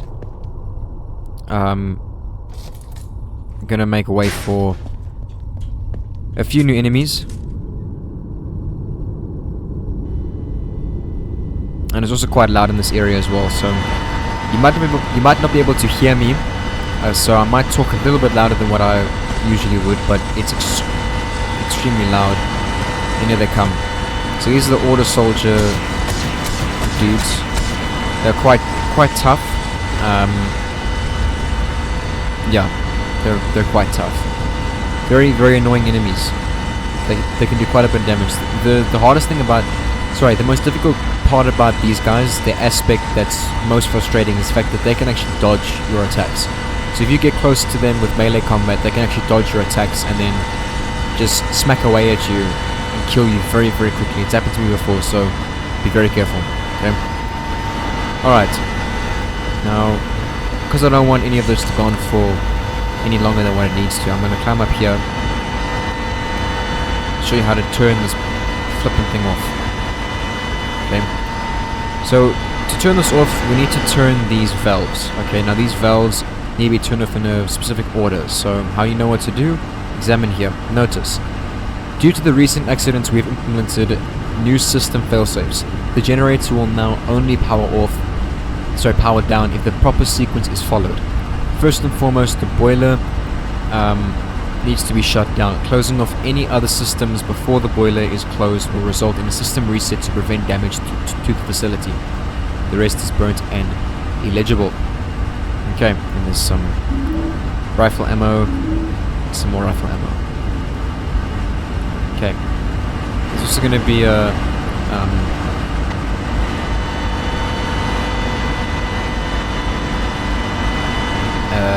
first aid kit over here.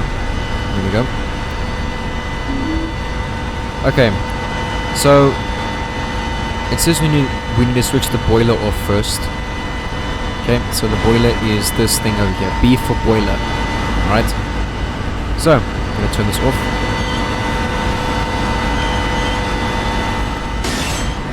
And you'll hear something snap or whatever.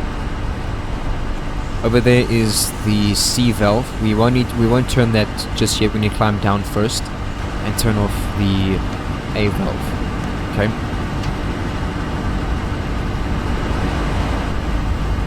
Now there's actually like schematics or something planned to show you which one is what is which what and what is which. This looks like a diagram of the Toluca water and power generator system. Station A controls water. Station B controls the boiler, Station C controls the steam. So, boiler, then we turn the water off. Okay. After that, we'll climb back up and turn off the C valve. C for steam. And then finally, all of this noise will stop.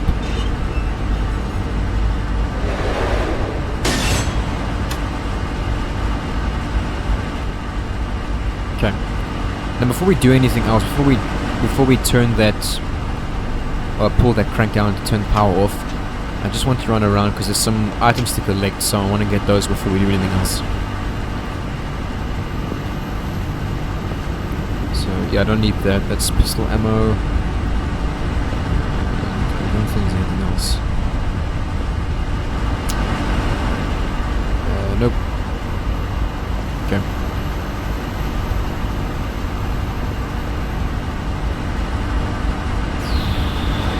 Doesn't seem like there's anything else. Nope. Cool. Let us go ahead and turn the power off.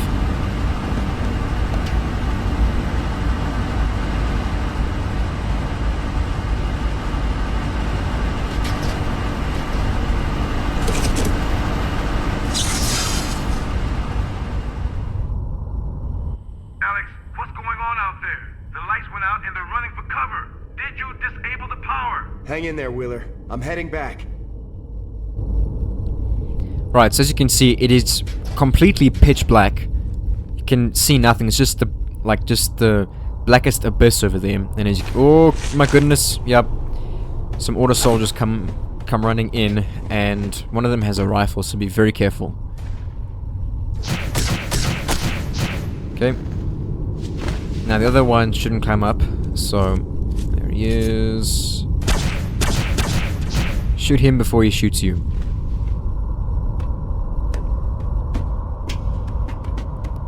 They can do quite a lot of damage, so take extra caution when fighting these guys. Okay? Must be extremely cautious. Right, so now that's done, we can head back.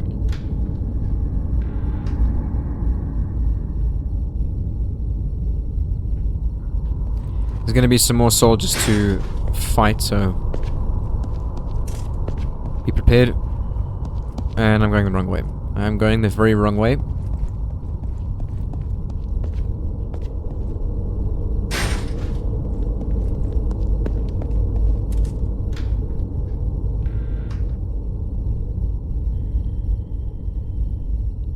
Right, so right now I'm going to book it straight for the boiler room door. I'm not going to worry to fight anything because there are ferals here and a lot of lurkers and stuff, so I don't care. I'm making a beeline for the boiler room. I'm going the wrong way. There it is.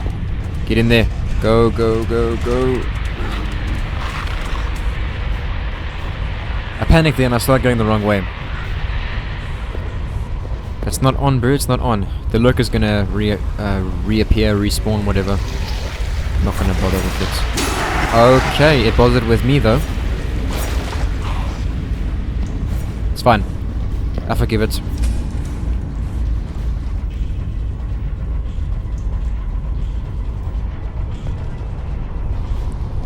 Okay, so now we're gonna head back to the penitentiary thing. Okay, but when we do, you will see...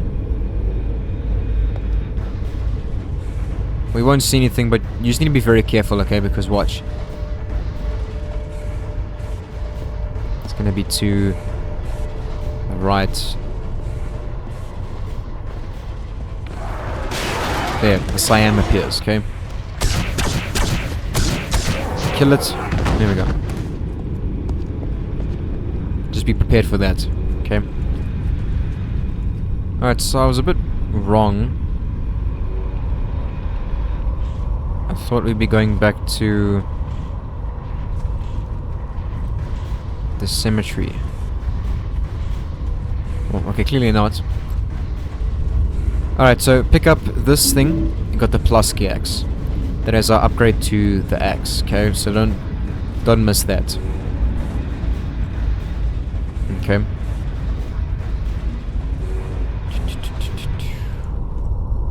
I know there's a health drink somewhere. There it is. There we go. So that door over there is locked. Okay. As usual, it's always locked. So we'll have to head around back, yeah.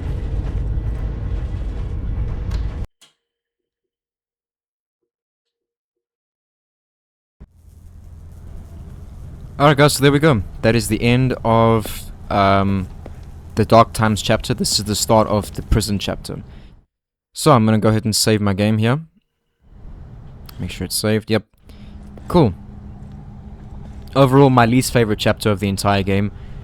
But yeah, we did get a nice upgrade. Oh wait, I didn't get the shotgun. How silly of me. I mean the rifle. Okay, wait. Let me cut to where I get it. My goodness, I'm so out of it. Just give me a sec. Alright, well, so I just made a discovery. Look here. That's the way I came in. Yeah, no shit. I would like to go back out so I can go back and get the flippin' rifle. Oh my goodness. And I just saved my game, so I can't reload a save. Well guys, don't do... Okay, so note to self, don't play this or do a walkthrough or recording of a certain chapter when you are sleep deprived. Because it will not end well. I'll see if I can make a way to find it, but... Basically, all you need to do is go back to Dogendo Cemetery and then from there place the turquoise gemstone into the 12 slot, and then the garnet into the 1 slot, and then from there we'll spawn a key. Then you take that key to a little locked area in another area of Dogendo Cemetery, and then you will find I think if you remember the part I'm talking about, How do I explain this? It's the part where I walked in, where we had to breach through the broken wall. That part in the cemetery. So in there, where the smog was, there was a small, like, locked area, or somewhere around there. There was a small locked area, and I remember I said to you guys that I could hear a smog that was lurking behind that gate over there. In there, I said the rifle will be there. So you take the key that you get from that statue, unlock the gate, go there, kill the smog, and then where the smog was standing, the rifle will be lying on the ground there. Okay, and then from there you can grab it. And there is an upgrade to the rifle that we get in the last chapter of the game. But that'll be the last chapter of the game, so I won't talk about it right now. For he is sent by God. He speaks God's word, for God gives him the Spirit without limit. That comes from John 3 verse 34. Through Jesus Christ, God came among us in human form and experienced human emotions and thoughts. This message was written on people's hearts, and it filled them with understanding and spurred them on to good deeds. The Spirit of God did just the same with Jesus, in whom the Spirit lived in all his fullness. Jesus was by no means just exclusively set aside for God. He was himself God. Not only did the Holy Spirit walk with Jesus and live in him, but he also went ahead and began to extend the work that Jesus Christ had begun on earth by empowering his followers. That absolute power is also available to you as the Spirit of God takes control of you and makes you strong. He makes you a more complete, powerful, and noble person. He does this by allowing Christ to be revealed in you, by building you up in your faith, by empowering you with love, hope, and joy, so that the life of Christ is reflected in you. So there we go. I really hope that spoke to you guys. Remember to be baptized, repent, be saved, and baptized and receive the Holy Spirit. Okay? Alex, where are you? I'm inside the prison. Okay, I'm up in cell block B. Come and get me already. So there's going to be a few more things to collect in this chapter, and this video will be the first series, well, not really first series, but it'll contain the first choice of 3 throughout the last 3 chapters of the game that we need to make in order to get the best ending of the game. Okay, or it'll determine which outcome, which ending we get. Okay, so basically there's going to be 3 choices involving Alex's parents, and the last one will involve Deputy Wheeler. Okay, so those over there are they are involved in the 3 choices we have to make. Okay, and then depending on how you choose everything, then you'll get a different outcome. I'm gonna go ahead and show you guys how to get the best ending. So there's gonna be a few order soldier members, or whatever they're called, in this area here as well, and a lot of needlers are in this area. Alright, so we need to pull down on that lever there, see, and that'll get this gate open here. The large key rack is empty. Yep. Nothing else? Cool.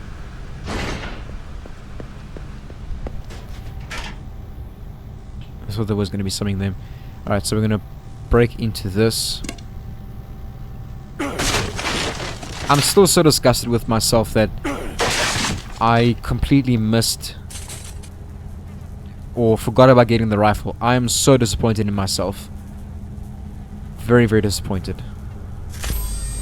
Okay, so in here all it's going to be is just this first aid kit over here. Nothing? Yeah, just that one. So as you can see, it's locked there, so do that, commit vandalism, and then hop inside. It's not left behind by a prisoner. When you're notified you have a visitor, an officer searches you and then escorts you to the visitor area. You then get placed in a cage, get uncuffed, and wait for your visitor. For the right amount, officers will let visitors bring things in. It's against the rules, of course, but even high-ranking officers do it. I mean, who's going to stop them? After the visit is over, they strip you, search you, and let you get dressed. Then you get cuffed and escorted back to your cage. Seeing friends and family is the only thing that gives us hope. Dad, I hope you visit soon. Until next time, Dave. Interesting. I don't know what that's referring to, but very interesting. It's a very real thing that happens in the real world. Okay. So just over here is going to be the map of this area, so it looks pretty daunting. Like, it's quite a big area. It looks pretty daunting, but trust me, it's not that bad. Okay. Now, before you go up the stairs over there, we're going to head into here. There's going to be a health drink in here. Is that it? I thought there was a drawing or something in here. Just an old electrical box. Nothing I can do with it now. Nothing? Alright, so just a health drink is in there then. Okay.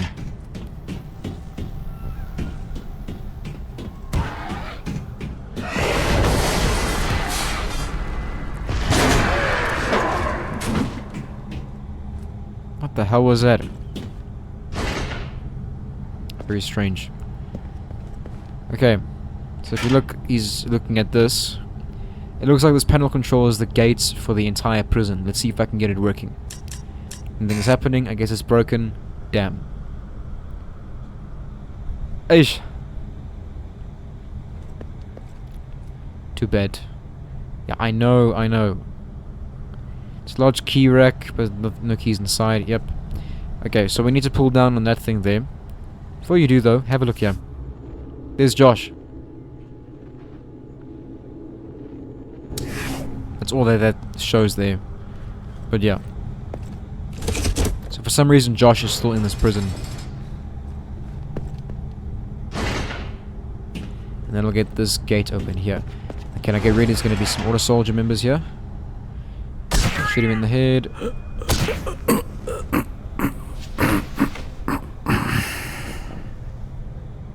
I felt that right up against my eardrum. Why was he breathing into my brain? What the hell was that? I didn't need to hear this guy's orgasmic moans while he's dying. Bloody hell. I sort of forgot about that until just this very moment. It's quite disturbing. It's an old newspaper. For any readers looking to enjoy that good old Shepherd's Glen hospitality, you may want to reconsider your options. I recently stayed at the Shepherd's Inn, located conveniently just outside the downtown area. While our previous overnights at this location were memorable, the years since this sesquicentennial celebration has not been kind to our neighboring burg. Our accommodations themselves were inhospitable, to put it mildly, and the locals seemed gruff and uninviting. What the hell does sesquicentennial mean? Is it Latin? Interesting. Very, very interesting. I'll have to look that up after I finish recording this. I'm very curious, and I'll put it up what it means now. But that's very interesting. Even the town hall, once a friendly way for tourists to learn about the area's culture, stood in exceeding disrepair. On day 2, the rest of the message is blurred and illegible. My goodness. Hate stuttering so much. Toilet reeks, yep. Does it say? Captain Kotarak shall return. Captain America's most feared enemy. Captain Kotarak. What's in here? It's all stopped up. You know, there's a lot of messages you can read. I'm not going to bother reading them. You know, there's no point. Some of them are quite funny. Like, what does that say there? It's snowing outside. Jacobs are... What? Jacobs, are you making it snow? Steve loves puzzles. Please don't kill me. Well, I'll try not to. Nothing is real. Well, yeah. According to Alex, that is. North Wing, Subblock B. And we can go out here as well. As you can see, this is locked. See? Cannot get in.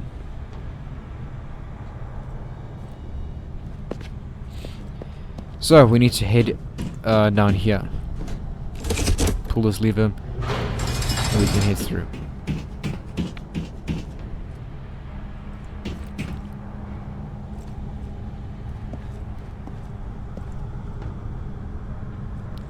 Okay.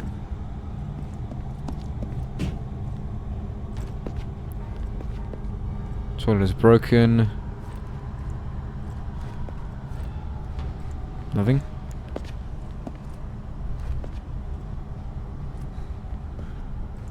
I saw something.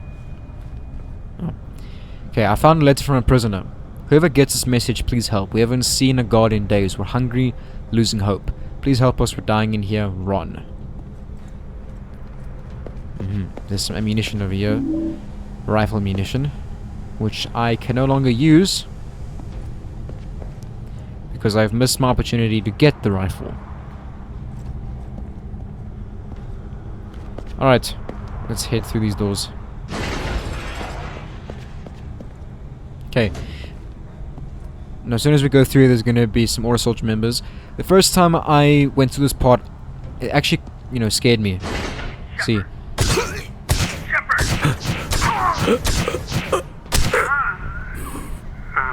Just seeing them was quite terrifying. Good job. Now get me out of here. Oh, yeah, switch over there. Yeah, Wheeler's over here. Now, when you pull that switch, it's gonna trigger a cutscene, and then a Siam will spawn. Okay. So let's go ahead and do it. There's not much to do here just yet. Okay, we will come back here. But for now, we are going to pull down on this. Hey, nice work back there. When this is over, I'm by the first round and then the second. Can you walk? Walk, run, fly. Shit, I may be a little slow, but whatever the hell it takes to get out of here, let's do it. Where's Elle? They split us up when we got here. But I heard him say something about taking a woman to solitary. And that's where we're going. But we gotta get back to the guard station. Got it. Come on.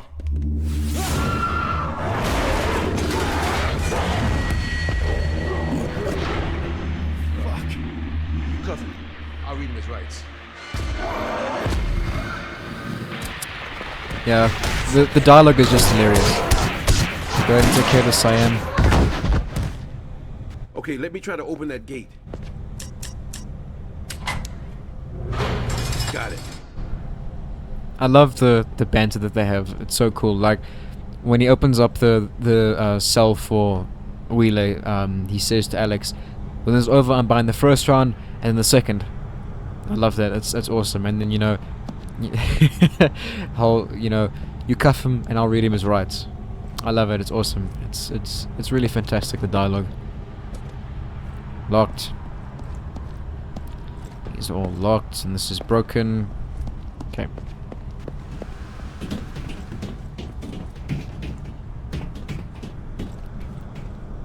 As you can see, we are back. If you don't recognize this, we were here before. Okay, before we go in there, I'm going to head in here because there's a drawing. A child's drawing. So don't miss that, because I've missed it before and it was quite irritating. Now forget how it looked. There we go. You are your brother's keeper. Remember it always, or else the boogeyman will chain you underneath the waves. Interesting. Is that quoting Genesis there?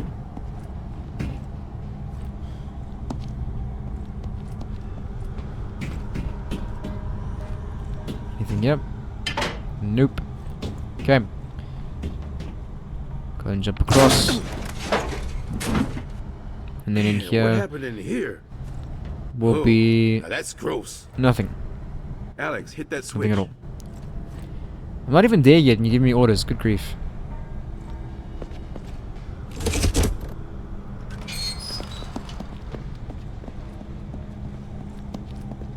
Okay. That's gonna open up. Is this locked? Yeah. Okay. That's locked. Let's try to find a way out of here. Now, we were here already. I don't think there's anything to collect. Yeah, no, we were here already, so don't bother with anything.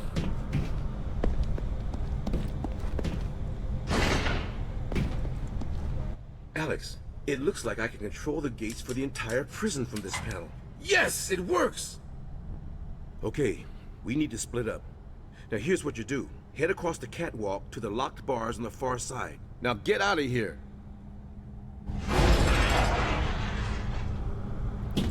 Cool. So now we are there. Forget this. I mean, I need to get going. This yeah, is so getting me nowhere. once you have that cutscene over there and you leave, you can't go back inside. And you know, Alex just says, nope, not happening. So yeah, jump across. Hang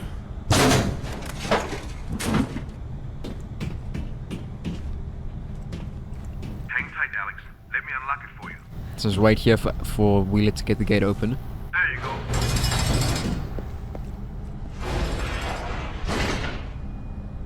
Go straight and head through the doors on the other side. Okay, before you do that, go in here. Health drink. I think there's a note in here. Yeah. Prisoner wrote this letter. Kenny, I can't wait to get the hell out of here. The cooks are the ones who should be thrown into solitary. In order to eat, you've got to got to have your light on before the officer will put your food on your tray. They make you kneel against the back wall when they're dishing it out, otherwise you get nothing. Then the officer closes the window and you can eat your food, but then as soon as you get started, they come back to pick up the trays. The meals are never fully cooked, and sometimes the food is still cold in the middle. Also, they give you less than what a grown man would normally eat. I've seen the officers scrape most of it onto the ground to make the tray lighter. We get juice, but it's watered down to be just like the food, tasteless. The first thing I'm gonna do when I get out is eat a cheeseburger. Right. Okay. Did you ever get out? Did you ever eat the cheeseburger? We need some kind of catharsis on this, you know, closure on this issue here. What does it say? I can't read what that says. Can I move closer? Oh my goodness. Farm team will always rule. Something's happening. Beware of Hurricane Jane. Give it back. Turn back. Watson lives. Burn it all down. Confess now. Yes, I agree. Confess. Go to confession. Okay, let's head out and watch. Give me a sec while I get the gate open.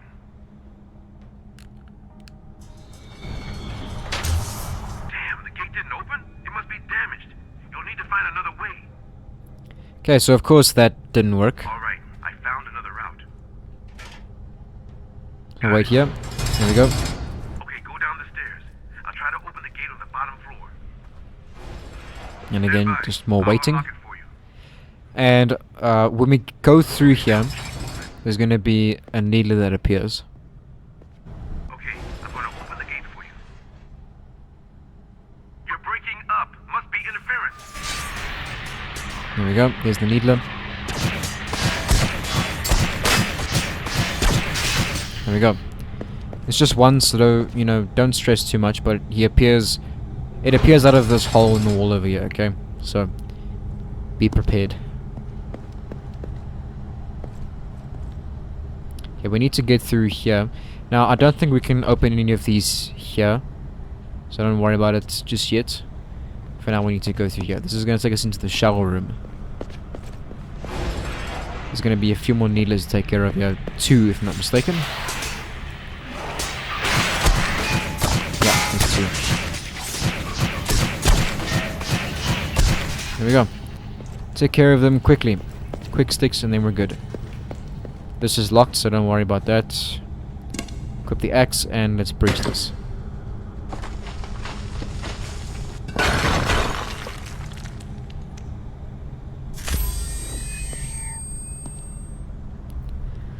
Alrighty.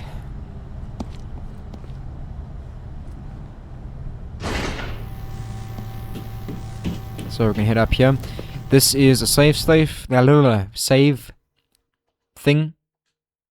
Can't quite remember what it is. Save point, there we go. Okay, so we're gonna head down through here and have a look. Jammed, turn back, and here we go. Wheeler, you there? The damn radio keeps going out. I'm glad you're back. Listen, this door is jammed. I need your help. Okay, I can see you. That's the entrance to the A block. Okay, go back. Cool, so that's the entrance to the A block. Oh, right, yes, we got turned around, right.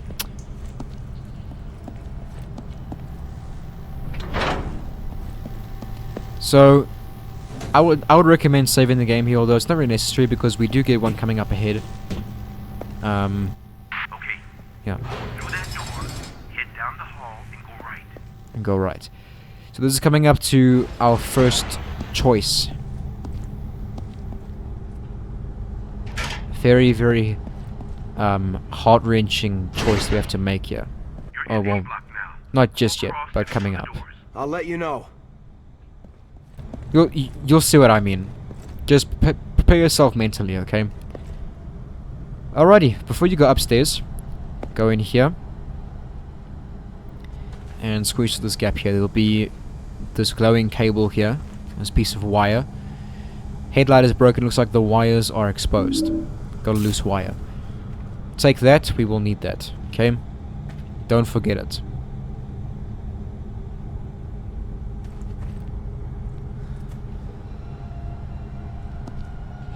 Now these gates here are locked, they're closed. And this one here is the only one that contains anything inside it. So these two here we don't have to worry about opening. We will get them open a little bit later on though, okay? So don't worry about them just yet. For now we're gonna head upstairs and there's gonna be a health drink right here.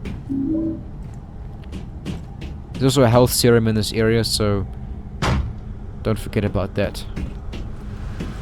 For now though, there's a radio here. Be sure to grab this. It's a radio, but it's malfunctioning. Got a radio wire.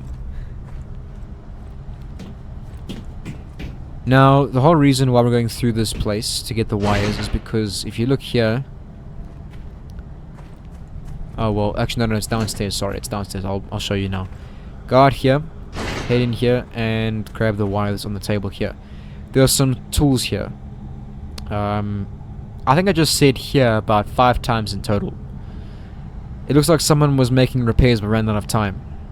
There's a spare bit of wire inside this toolkit. Got a scrap of wire. Cool.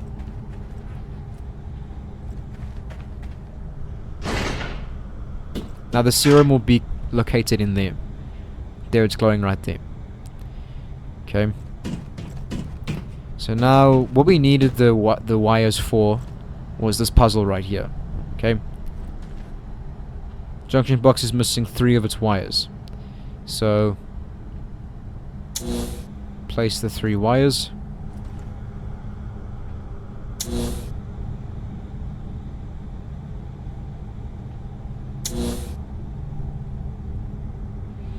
Okay. All the connections now have wires attached. I didn't read that. Okay. Right.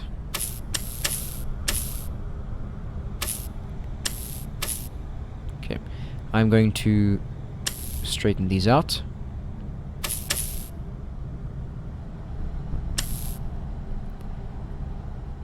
Okay. I have forgotten how this is supposed to be. Okay, just hang on a sec. Okay. Look, guys, you're gonna have to forgive me because well, I hope you guys will forgive me for this because I'm very tired. And you know, tend to forget things throughout the day. Okay, so the white wire goes into there. Green wire goes into the 3rd slot. Yellow wire goes into the 5th slot. I think that's actually how it's supposed to be. Yeah, there we go.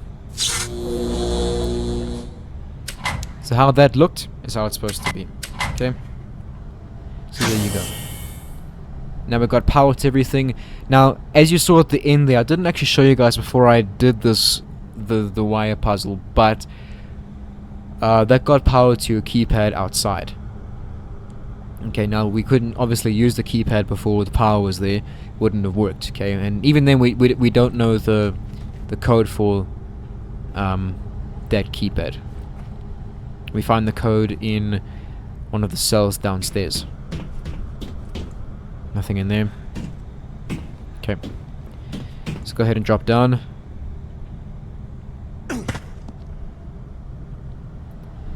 Right. So all we need to do is open up this one. That opens up the very end thing over there, okay? If anyone finds this note, I can help you access the gateway to your freedom, but to escape your fate, you must first visit solitary confinement. Prisoner number 110391. Okay, that number right there is what we need. 110391. Now before we go up there, I actually forgot to do this. And yeah, like I said, don't open up this cell over here. It's pointless. There's nothing inside there. Just open up the one on the far left. Now I forgot because if we go in here and pull down this switch here, that opens up this thing over here. That gate over there. The gate, like I said, leads to the next health serum.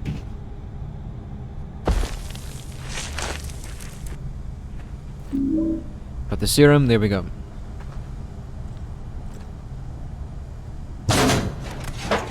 Now we can carry on.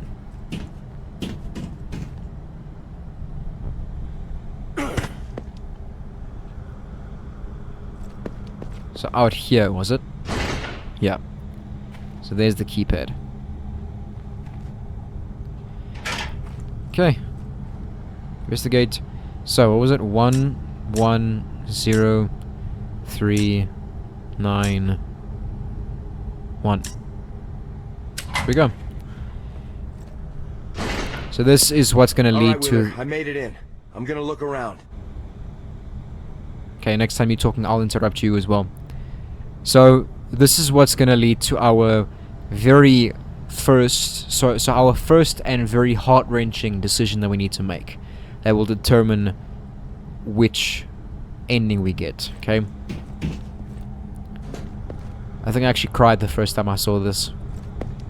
Because I mean, look at this. Look at that. That's Alex's mother.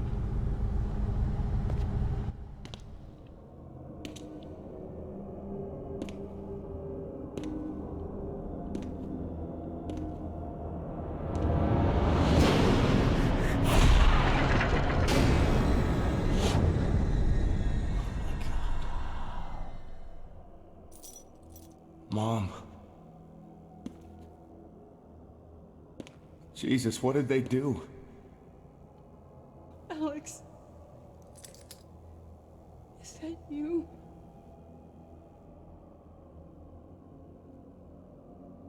Mom, I'm gonna get you down.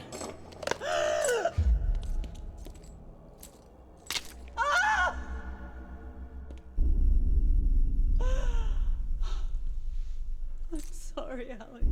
Shh. It's okay.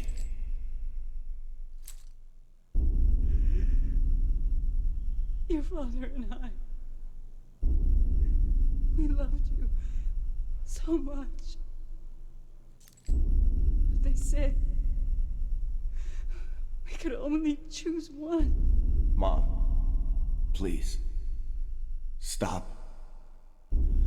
Save your breath. Let me go, Alex. I can't.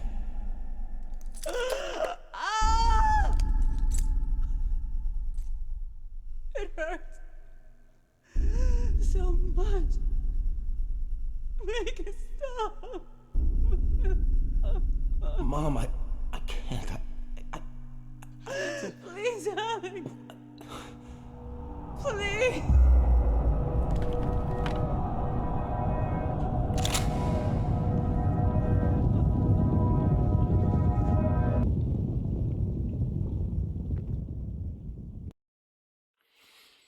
So here's our choice, everyone. We need to decide now between killing Alex's mother or letting her live.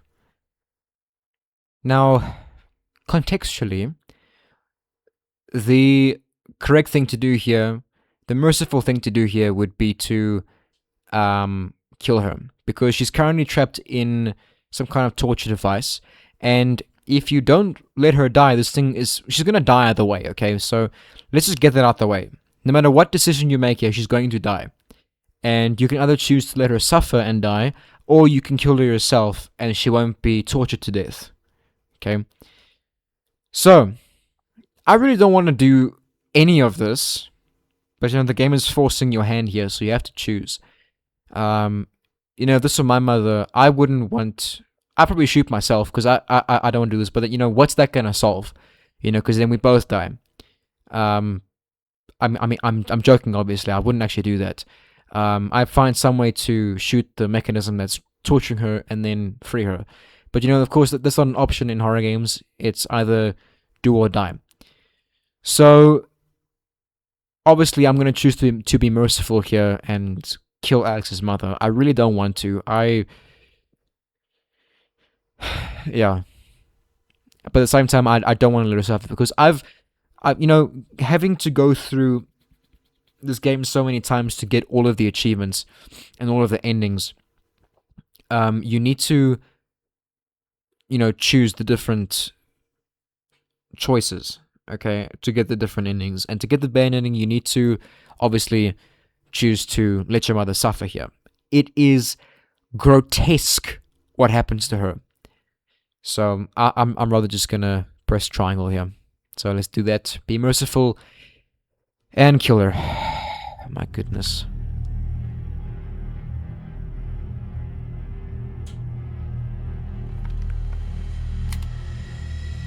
I can't. It's okay, Alex.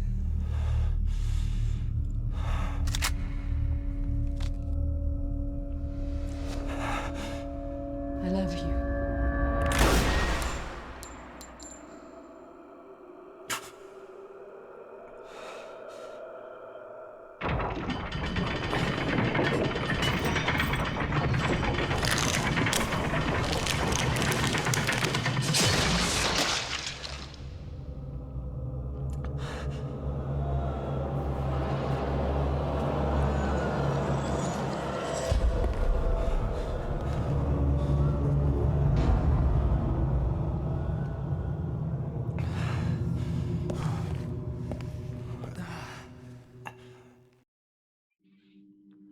Look at that. Look at this.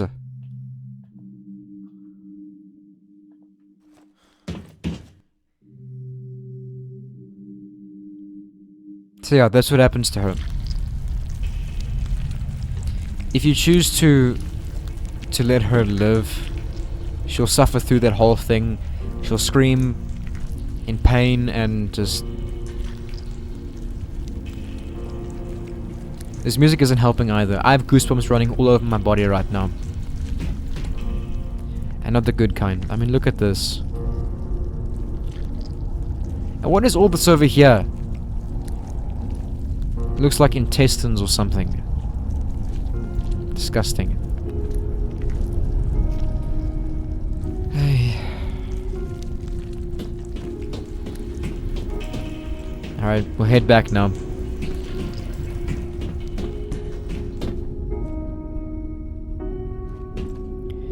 Okay, and now gonna save the game again. That was quite disturbing. I didn't like that at all. But yeah, so doing that will help narrow down your options for which ending you can get now, and that's one of the choices you need to make to get the good ending, among others. But yeah, we're going for the good ending here.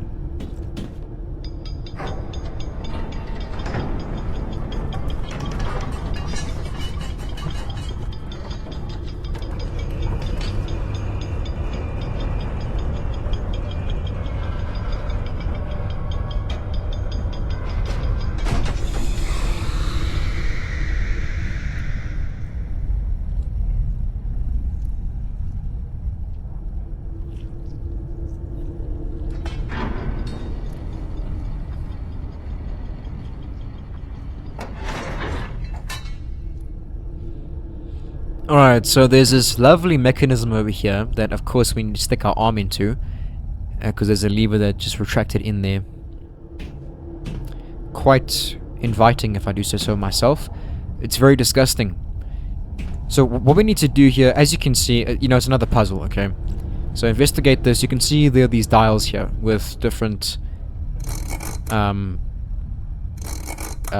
inscriptions or images carved into them, okay? And you need to match the top one with the correct one, you know, the one that corresponds with whatever these boards say. Okay? Now, if you fail to get this correct and you just reach in here to try and get that lever, a needler will spawn every single time, and it's very, very annoying, okay? So, be careful, take your time, you know, actually pay attention to what these things are saying. Okay, so I stand beside the holy man, the monarchs fear my wrath. None may move the way I can, ever the crooked path. Okay, so that there, if you look at the symbols here, you can see they all represent chess symbols. And this talks about chess. Okay, I stand beside the holy man, the monarchs fear my wrath. None may move the way I can, forever the crooked path. That is the knight. I know that from... Good grief, how long ago did I play chess? How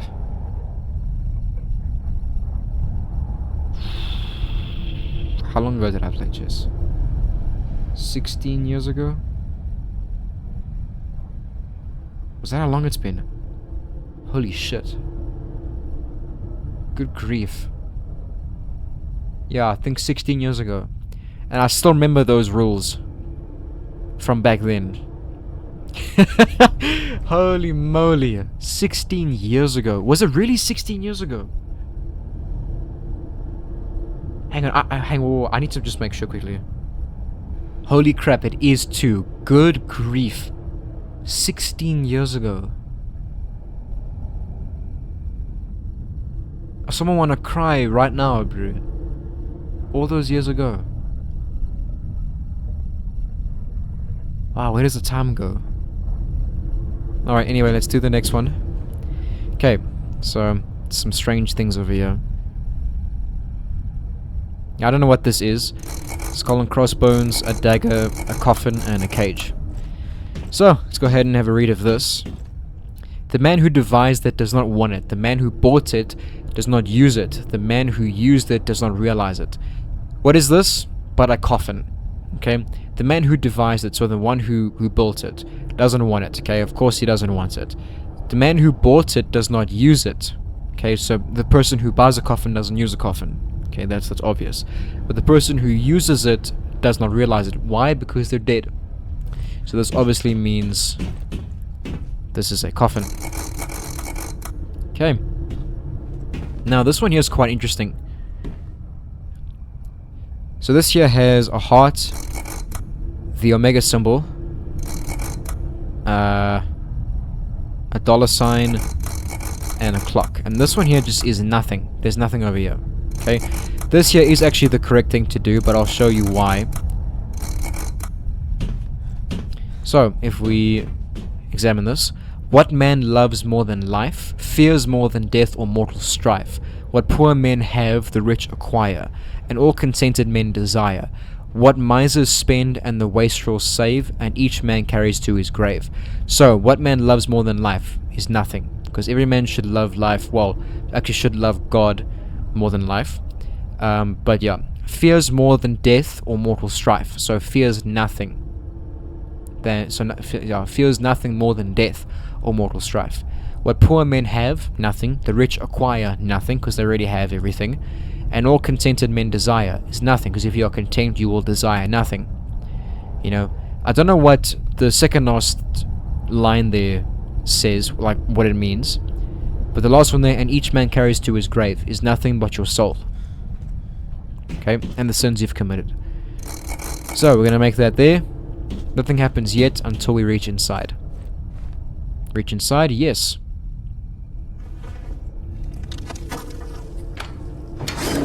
And that should be what happens. Okay, otherwise all that's gonna happen is like this weird sound, and then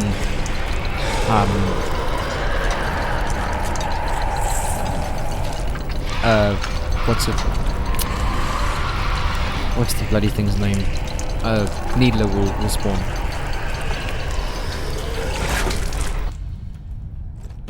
That is Sif, look at that. Just blood dripping down everywhere.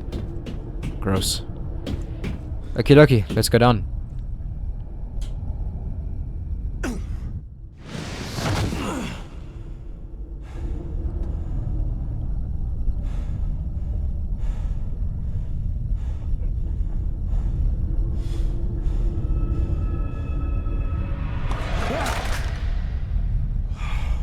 Thank God you're alive. I was about to go Looney Tunes in this Roach Motel. What is it?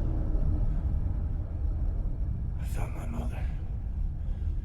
I couldn't save her. Sorry, Alex. But I'm afraid I got more bad news. I found this on one of those order soldiers I roughed up. L's name's on it. Then we gotta get out of here. Let's go, Parker. Alright, there we go. So we met up with Wheeler again. We can save the game as well, so I'm gonna go ahead and do that. Okay. So this looks to me like it should be some sort of bathroom or urinal type area. I don't know. Not entirely sure. So, let's go ahead and squeeze through here.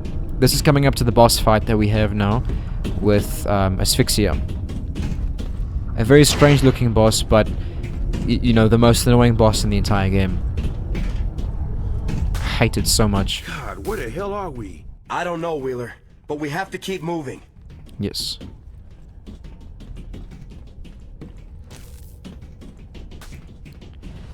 Alright, so we'll head down here.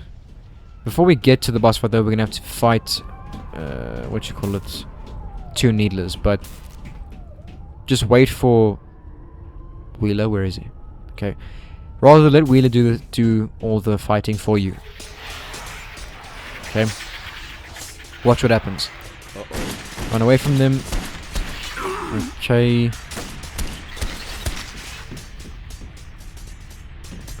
Wheeler? Chana? Oh wow, it's dead. Wow, thank you. I apologize. So look, you don't have to waste any of your ammo. Wheeler just takes care of them for you. Okay, just make sure to dodge them so you don't die. And there we go. Easy as that.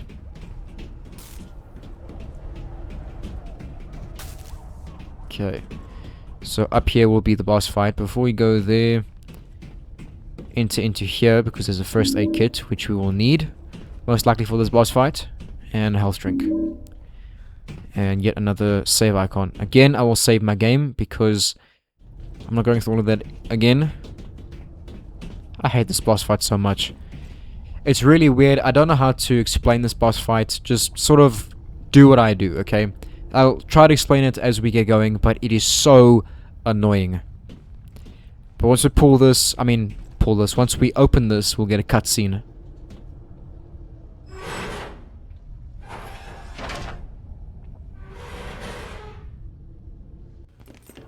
Judge Holloway. Alex! Quick. You get her loose before they start pumping the gas. I'll shut off the valves. Yeah. Alex, thank God. How did you find me? We don't have time to talk. I've got to get you out of here. What is that? Where did you get that? It's Elle's. Elle, where is she? Is she okay? I don't know. I'll find her, though. I promise. She said she took this from you. So I guess you should have it back. This isn't mine. It belonged to Nora. Nora? Hey, turn on the gas!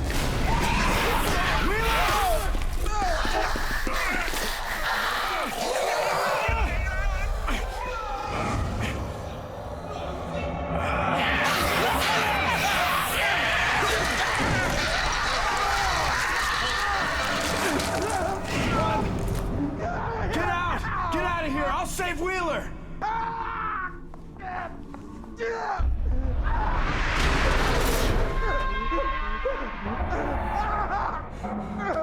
What are you doing? Get off me! Stop it! What is it? Wheeler! Wheeler, where are you? Get out of here! Jesus Christ, look at that thing! Holy fuck!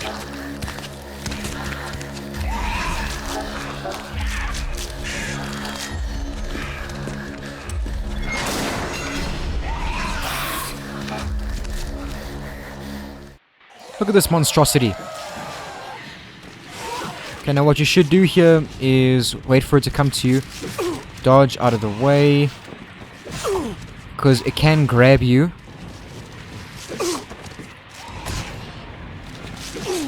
I'm gonna die. This is what is going on right now. What are you doing? This has never happened before. Alright, steer clear of this thing. Oh my goodness, this is why I hate this boss fight. Because you will dodge, and it does this. Oh, for goodness sake.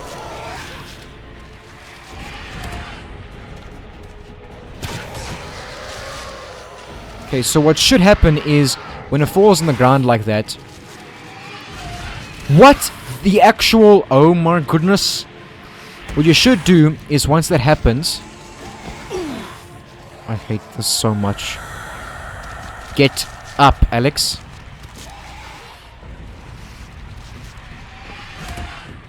Turn. Shoot it. There we go.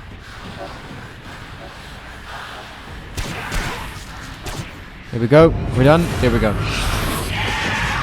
It's a very short boss fight, but oh my goodness, is it annoying. So what you need to do, I couldn't explain it there because it's just so frustrating. And all he did there was just grab the thing's neck wrists. And then it died. And there goes Josh. Little bastard. Running off over there. Alright, so... Let me just quickly explain what happened there. So, what you need to do is damage Asphyxia, to the point where it starts coming toward you. And you'll see it sort of shake, like from side to side. You need to dodge just a fraction second before it falls down to the ground. Okay, once you do that, it'll sort of stun itself, and then you can shoot it or whack it with a crowbar or something against its tail. Okay, and when you do that, it'll stun it again, so you can go to its head and just start shooting it in its head or smacking it in its head or whatever you want to do. Okay.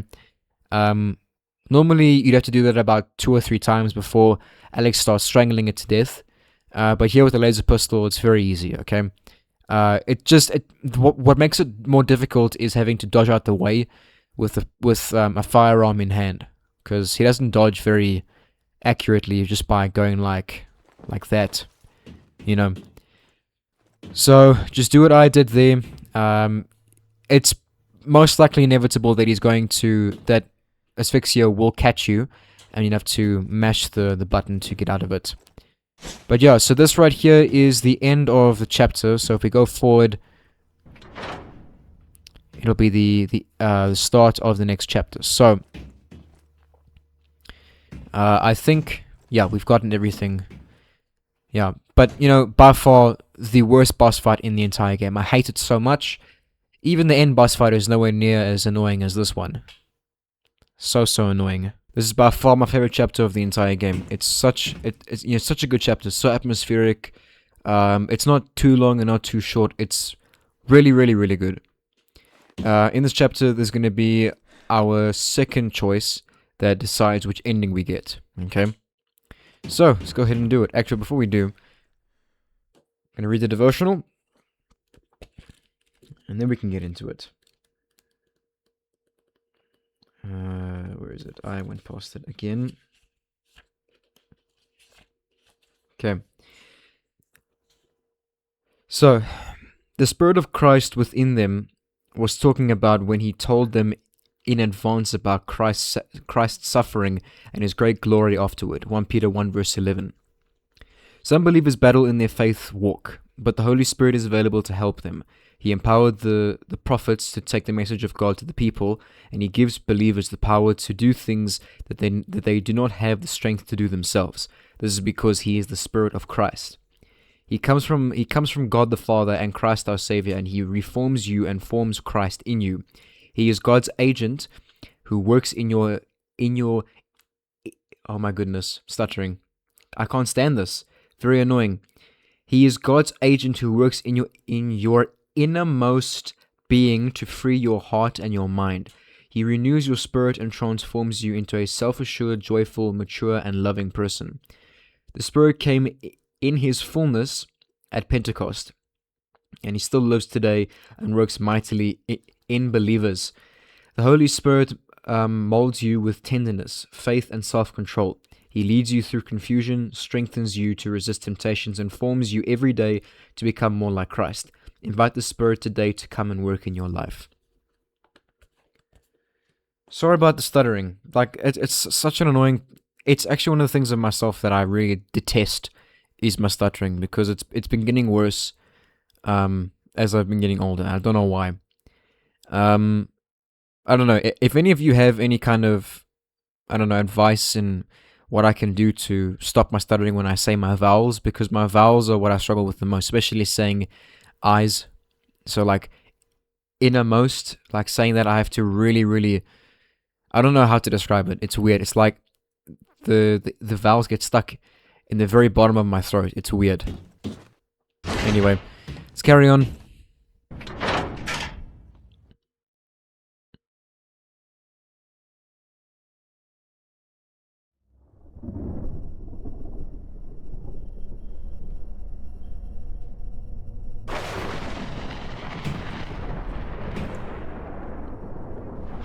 So there's Josh on the floor there, and there's the church. Massive church.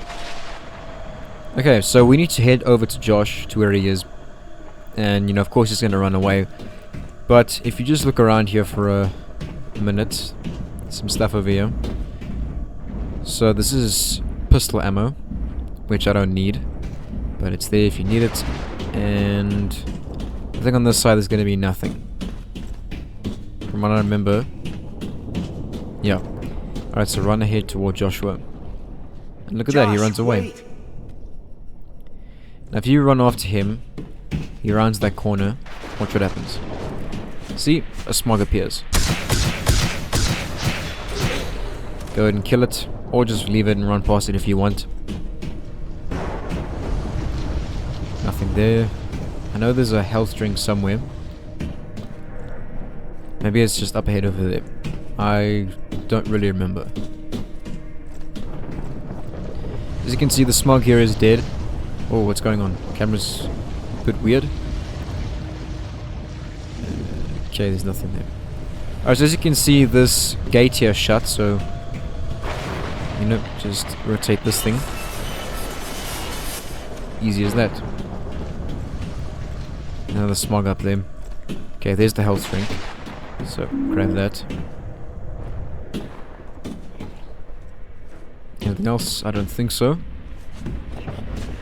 Okay, so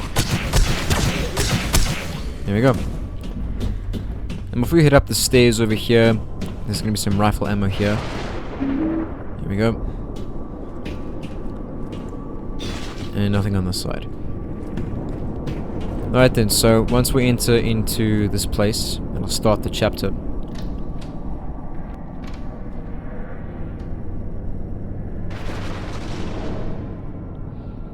Now there's going to be quite a few schisms in the church area here. And there's a part later on here where we have to fight two Siams at once. It's pretty easy with the laser pistol, so don't worry too much about that.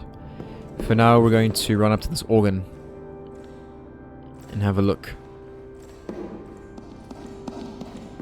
So you can see this.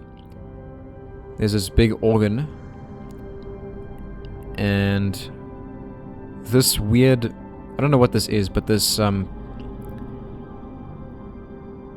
what is this? This is like a pentagon. 1, 2, 3. Yeah. So this is weird upside down pentagon over here with 5 slots to place something in. I don't know, it's just a really strange puzzle, but if you examine it, what a beautiful design. I wonder what it sounded like when it was playing. Well, I'm pretty sure it's currently playing right now because there's music. Okay, so if you read there, we can place the dagger in over there. So let's do that.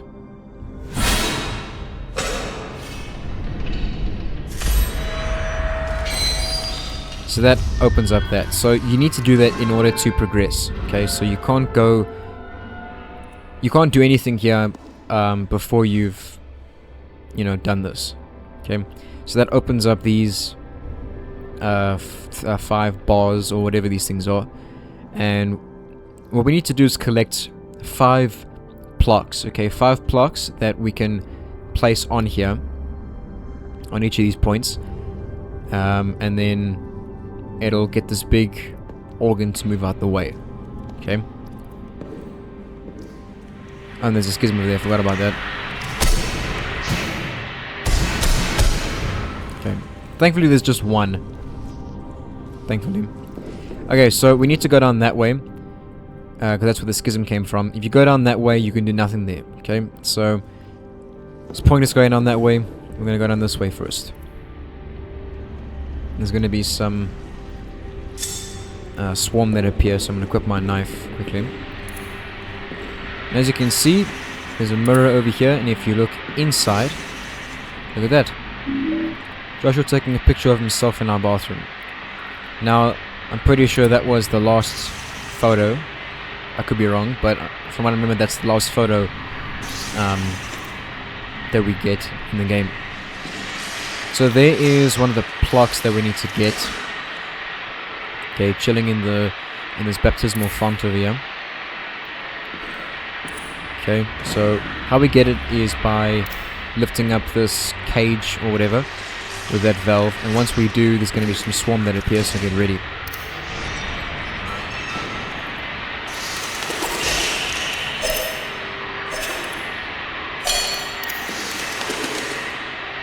What's going on?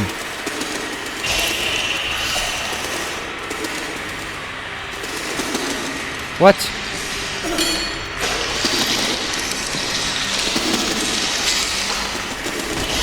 What a bunch of nonsense. Oh my goodness.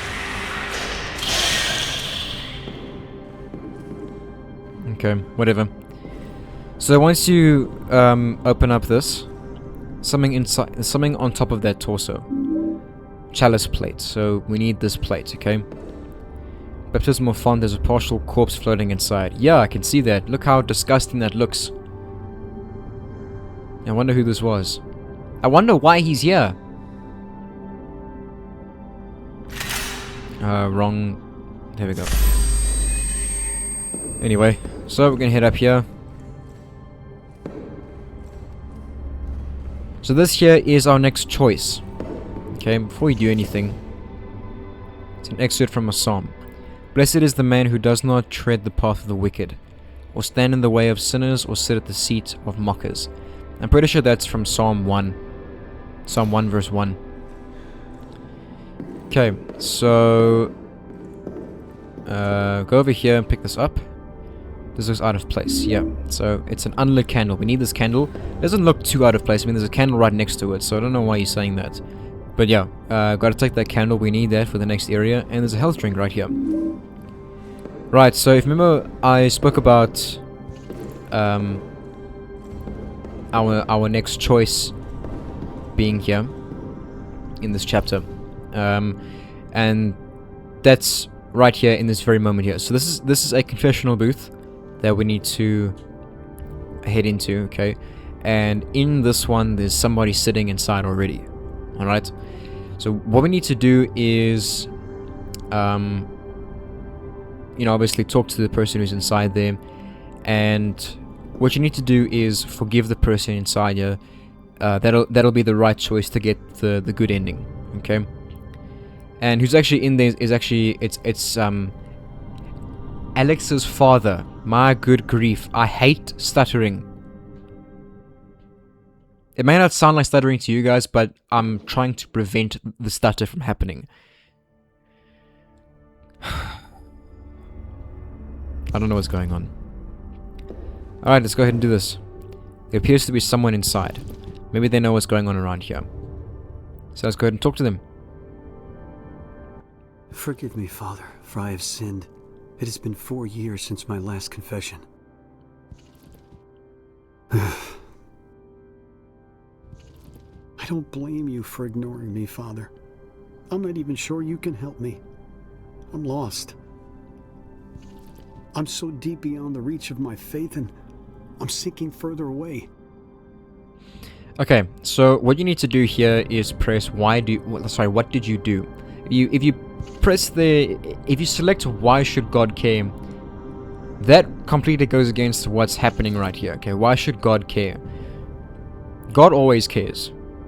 Okay, always. He always cares for you. Doesn't matter how far you've gone, he will always care for you. He's standing there waiting for his arms wide open. Just as Jesus had his arms wide open on the cross, he's waiting for you, his arms wide open, to return to him. Okay, so what did you do would be the correct answer here.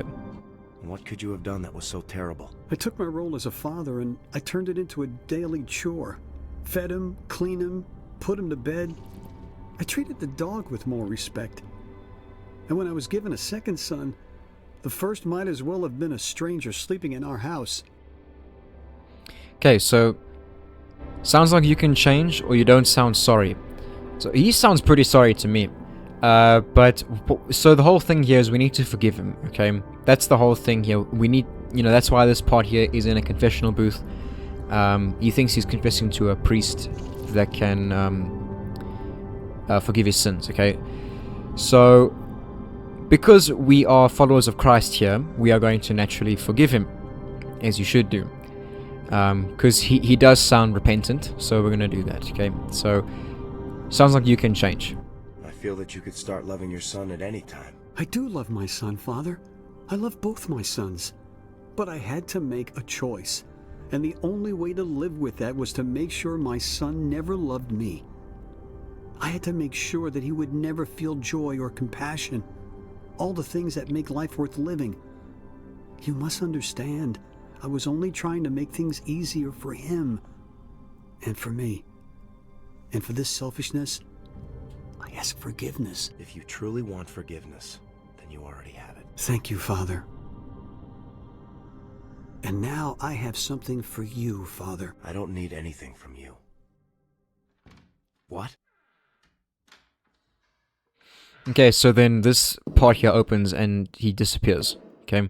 Now I'm pretty sure at the end of that, when Alex says, "I don't need anything from you," I think depending on your answer, whether you're choosing to not forgive him or forgive him, I think if you choose not to forgive him, he's more aggressive in the delivery of his line, and then if you forgive him, he's a lot more compassionate, like a lot more saying it's fine, that sort of thing.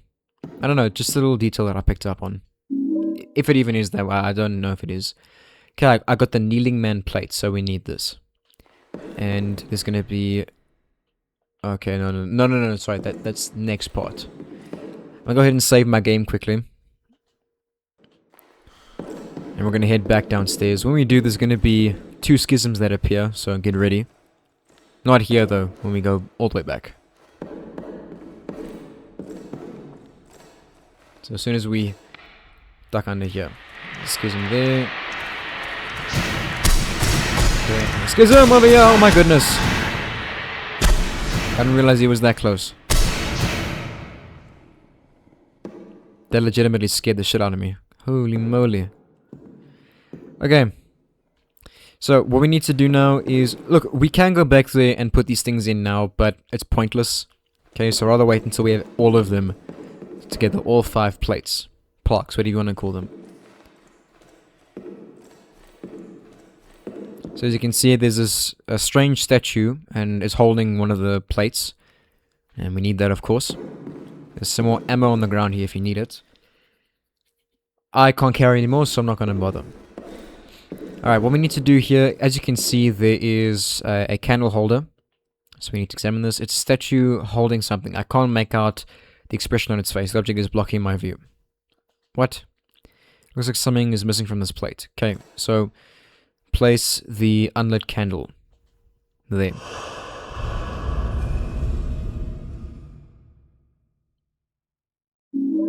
Got the candle plate. Cool, so we need that. And now we're gonna head up here.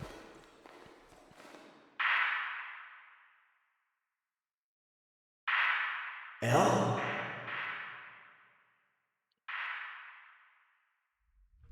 Okay. So we got some more pews over here, and whatever that is. Okay. And a health drink over here, so let's get that first. Grab it. Okay, now as you can see, there's these 3 paintings over here. I just want to have a look around quickly before we do anything else. There's some shotgun ammo here. So if you need that, don't miss it. Some shotgun ammo. A painting of a woman. She looks familiar, but I don't know where I've seen her before. I think that's Alex's mom. I don't know, it looks like Alex's mom. I did have an idea, but you know, it doesn't really matter. She bears no bearing, I mean, she has no bearing on the story, so it doesn't really matter. Okay. Now, what we need to do here, so, just gonna examine this. Together, the 3 paintings form a scene of a man pursuing a mysterious woman. So now, you can examine all the other paintings and stuff. So if you look here, there's a woman. So, if you recognize this painting in particular was from the hotel chapter. We had to cut through the painting that looked exactly like this to get to a different area of the hotel. And this is a tree, and that's another dude wrapped in roots. Now, what you need to do is actually only rip open this one, because in these ones here are going to be swarm. Okay. This painting shows an alluring woman draped in luxurious silks. She looks vaguely familiar. Cut? No, we're not going to do that. The middle panel depicts an ancient dying tree. Reminds me of the one in the hotel atrium. Cut? No. It's of a man restrained by roots from the tree. His eyes are fixed on the woman in the first painting. Cut? Yes. Okay. Go ahead and take this. I've got the tree plate. Now, when we do this, turn to the left immediately. There's a schism that's going to appear. Okay. Right, there's going to be some ammo over here as well. Rifle ammo. That I do not need. Because I was an idiot and completely forgot to fetch the rifle in the Dark Times chapter. I feel so stupid for doing that. Okay, cool. We have all but 1 plate left. Sorry, we have all but 1 plate. And the plate is right over there. There's a first aid kit here, so make sure to grab this. Once we examine this plate and this window scene, whatever this is, that's gonna trigger the fight with the 2 Siams that I was talking about a little bit earlier. Okay? It's not that difficult, just, you know, if you have the laser pistol, that is. If you have the shotgun, use that, but the laser pistol is quite useful. You just gotta shoot them, you know, just a few times and then they go down. No problem. They shouldn't hit you at all. If they do, you know, just walk it off. Okay, let's go ahead and do this. Examine. It's a scene of a knight being stabbed in the back by an executioner. What did he do to deserve this? The center window, something just below it. Take it. I got the sword plate. And here we go.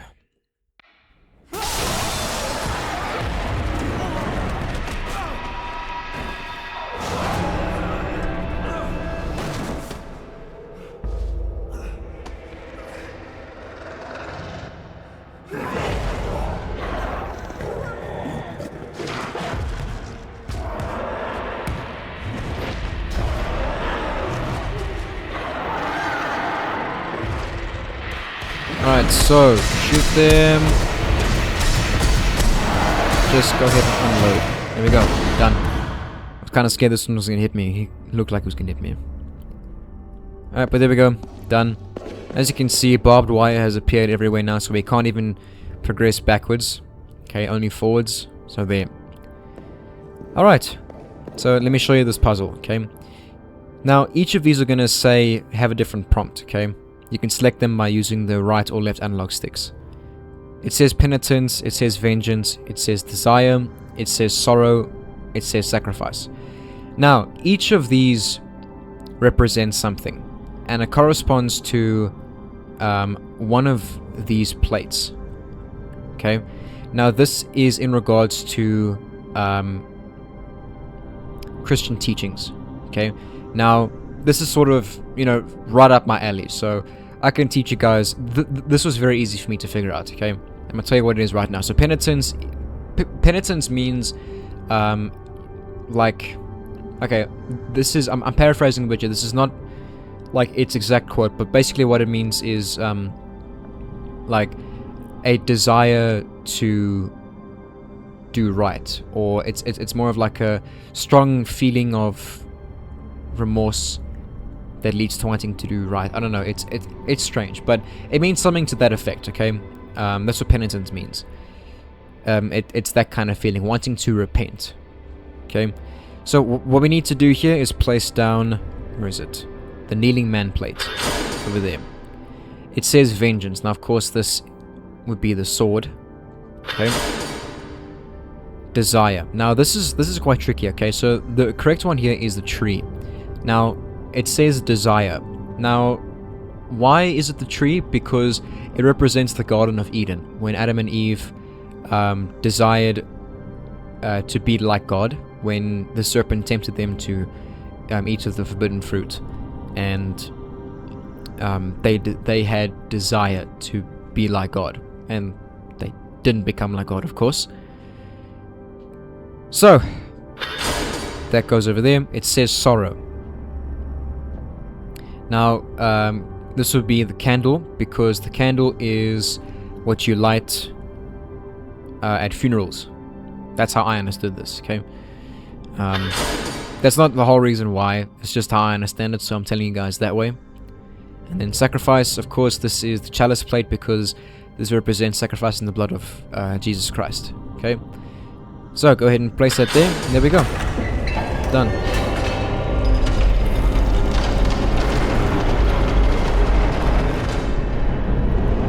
And have a look here. This part here, also like the previous chapter, when Alex's mom died, or actually rather when we killed Alex's mom, it kind of destroyed me. This one here is even more disturbing. I'm tired of seeing this, because it's really sad and disturbing. But I'll let it speak for itself. Have a look.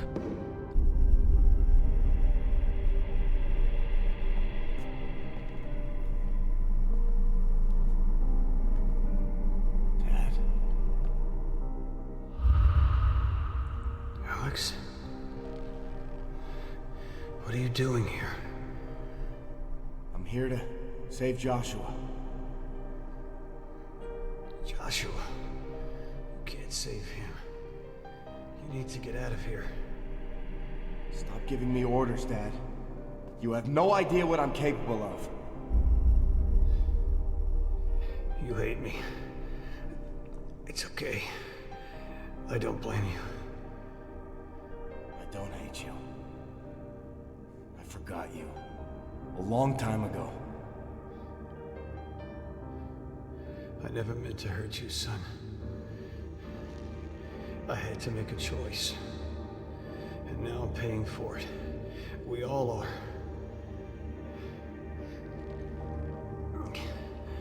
After all I've done,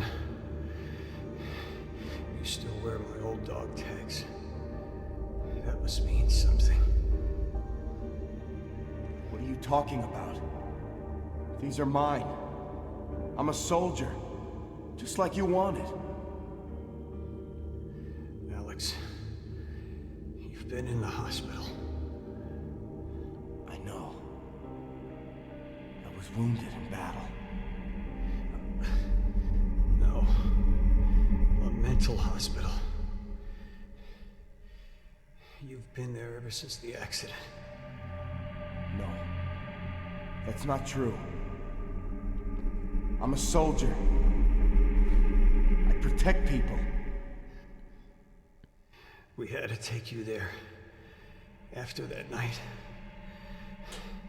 After I gave your brother this.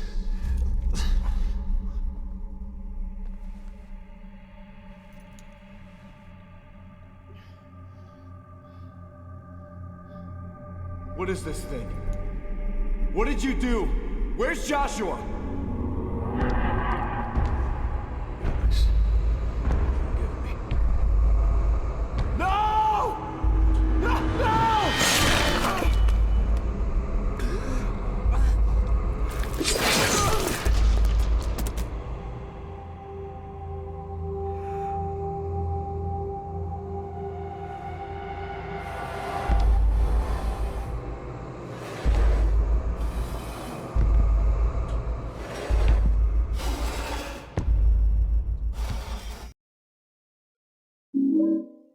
I got the Shepherd family ring. Fantastic. Look at that. That whole scene there, just, you know, mind blown right there. So from here, basically, the whole game just starts to unfold. The whole story starts to unfold. But look at this. That is grotesque. Grotesque and a half, I might add. So, I'm just going to quickly tell you something. If you remember from the first part of the game, which was the hospital area, the nightmare chapter, okay? There was a part where we found a key off of a severed body. You know, it was sort of cut in half, okay? And I think I told you guys to remember, you know, what it looked like, and you know what was going on with it, why its half was separated, and so on and so forth. Okay, now that body was actually Alex's dad. It was this exact body right here. It was cut in the same way, the exact same way. This half was lying on the the gurney downstairs, and when we found the key, this half of the body was where we found the key, which was upstairs. So it's quite cool how they connect everything. I mean, I saw a comment on one of my previous videos which was explaining a lot more of the story than I actually knew. So this story actually went a whole lot deeper than I ever thought it did. So this is again why I say this game isn't bad. It's just because people don't understand this game. Okay? Now, go ahead and take this, and then before you leave, you know, as you can see, got a drawing, a child's drawing. Go ahead and have a look at that. Which one was it?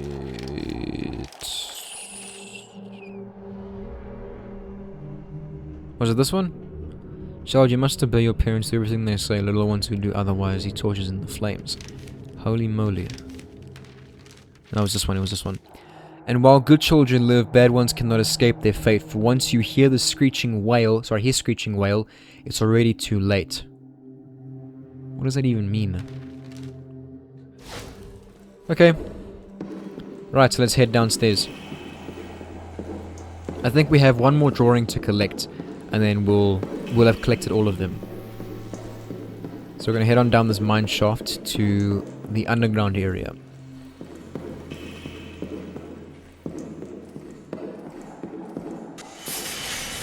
And as you can see, there's a lot of steam over here, okay? Now, when you go through there, you will start taking damage and you will die. Okay, I'm actually going to take a health drink. You will actually start losing health and eventually you will die, okay? So what you need to do, regardless of what happens, you need to do what I'm about to do here, okay? So as you can see, if you go this way, there is a pile of clothes over here. Nothing else. Okay, so examine the clothes. Mining equipment. Doesn't look like it's been used in a while. The suit should protect me, so go ahead and don the suit. And as you can see, we are dressed as one of the Order soldiers that we've been fighting in the previous chapters.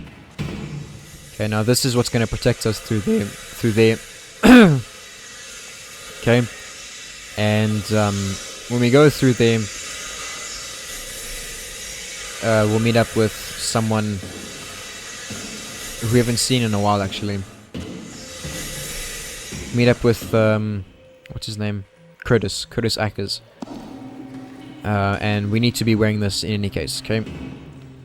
So once you push this button, it's going to trigger a very long cutscene and lead to the end of the church chapter. So, let's do this.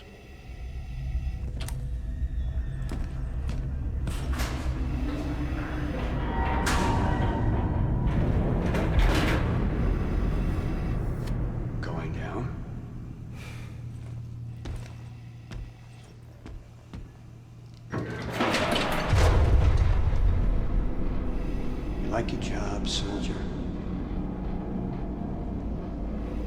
I love what I do. Fixing things. It's my gift.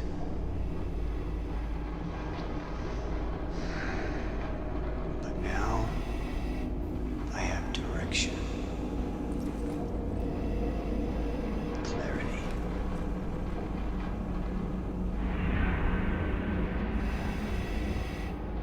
It's important to know who you are.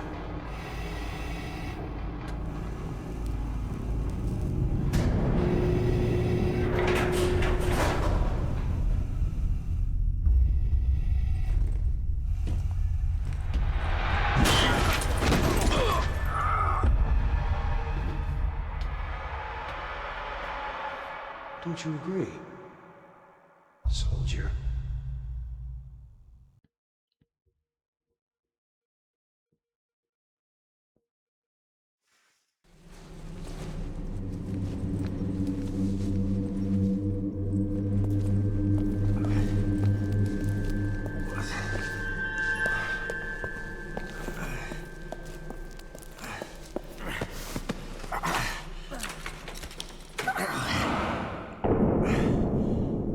Judge Holloway. You should probably call me Margaret. You're so grown up now. I found Elle, but I don't know what happened. I'm sorry. I'm sorry too. You try so hard to raise a child, to instill your values into her. You want her to be her own person, but you hope she'll always remember what's important. Family.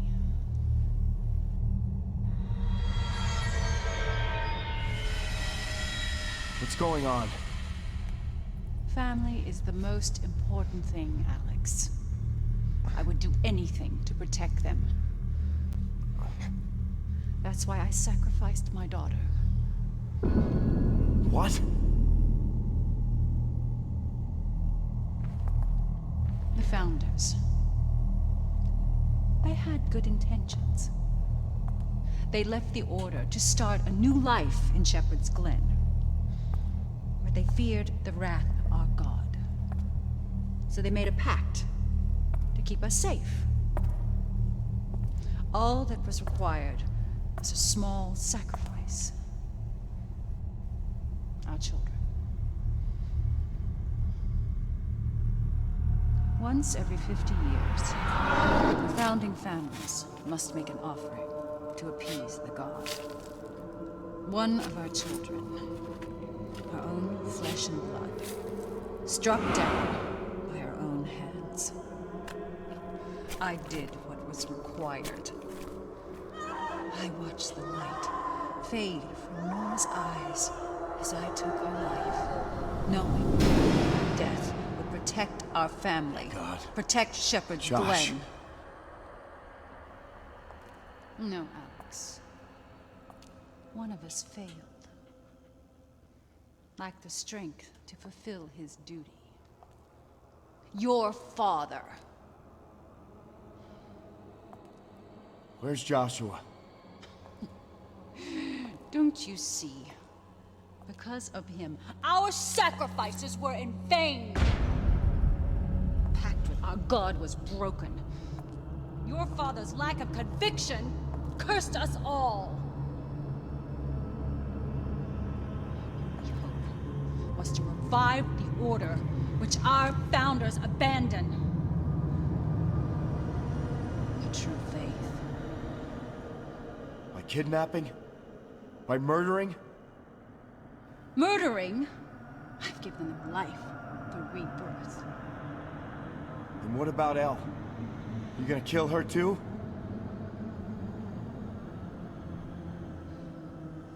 I've tried to make Elle understand. But she's like you, Alex. She still thinks there are such things as good and evil. But there aren't. There is only chaos and order.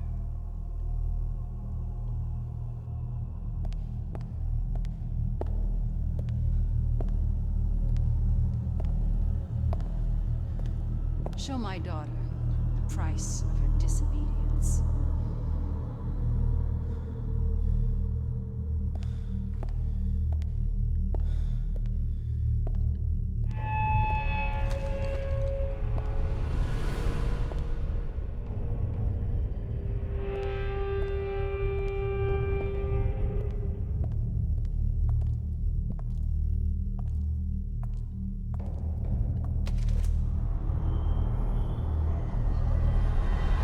Don't!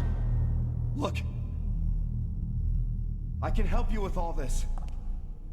There must be another way. No, Alex. It's time I finished what your father couldn't.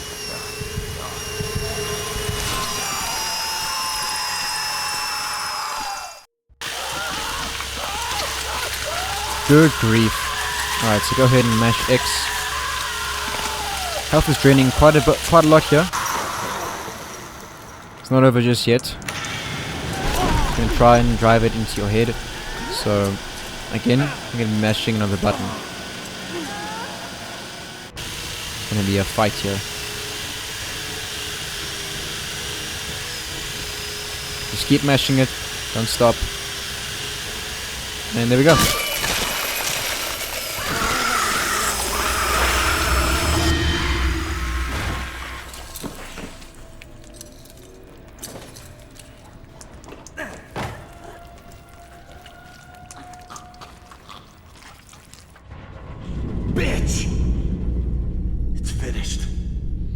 Cool.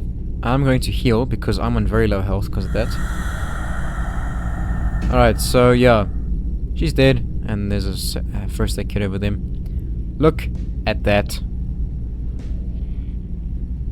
My goodness. Yeah, you know, throughout that whole cutscene, all that came out of her mouth was nothing but horseshit. Like, just straight up nonsense. Just nothing but incoherent babbling is what came out of her mouth. Anyway, this is now the last chapter, so thankfully we are here now in the last area of the game. This is going to be probably a bit of a long chapter.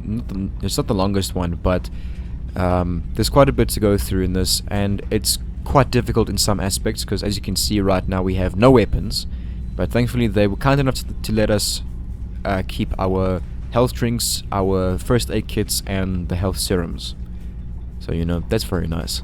But yeah, in this video we're going to be finishing off the game, going through the underground chapter, and then we'll get the ending of the game in this video. So before we get into anything, I'm going to read the devotional quickly. Give me a sec. Whoa. Wait, way past it. Okay.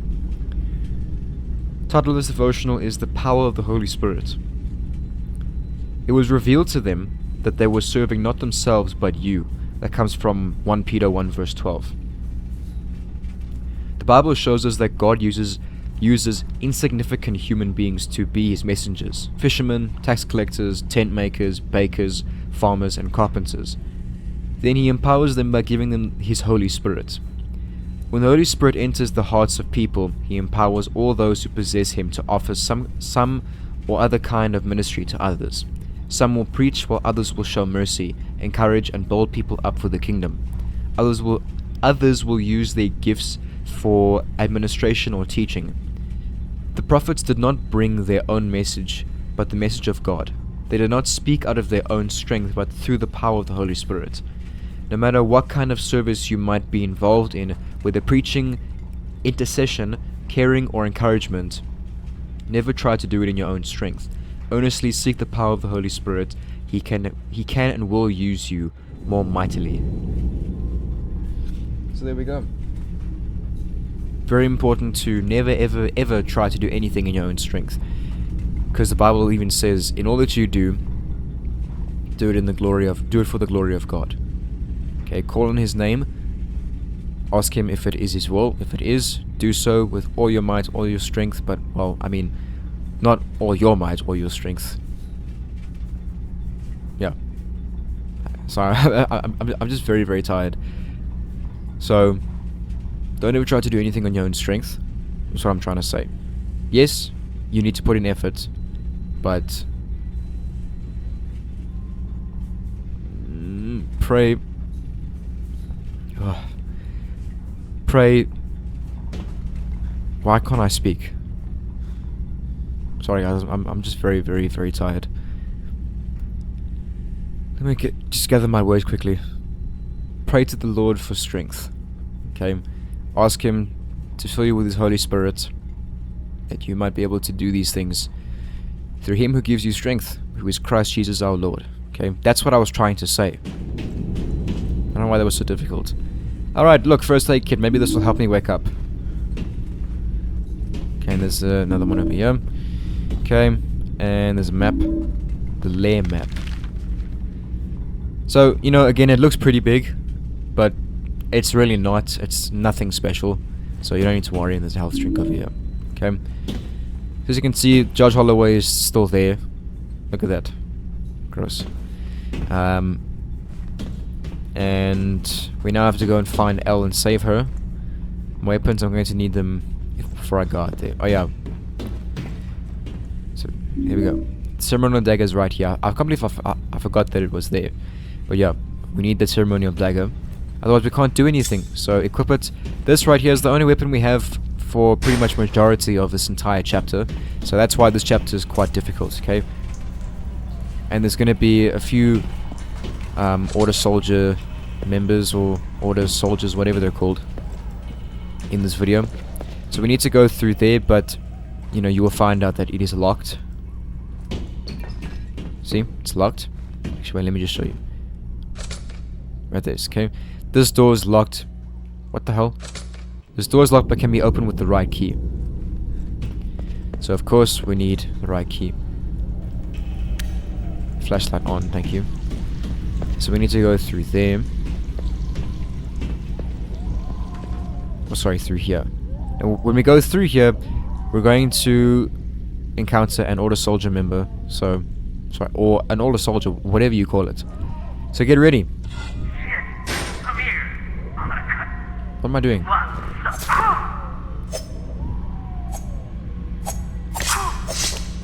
Okay. My goodness.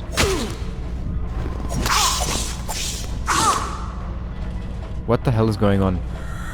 You see how dangerous these guys can be? Good grief.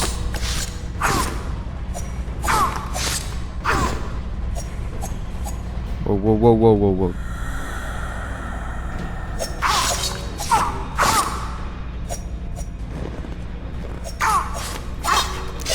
Die. Goodness. This is terrible. But yeah, as you can see, if they get a hit in on you, they can do some pretty crazy damage. Okay. It's crazy. Alright, so over here is the steel pipe. Embedded in this police officer over here. That's quite gruesome. So, you know, this is now the second weapon we've collected. We will get all of them back later on, so don't worry too much about that, okay? For now, we have to deal with these. I'm going to keep my knife equipped, though, because it's quick. And there's... yeah, so there's one over here, so go ahead and take care of him.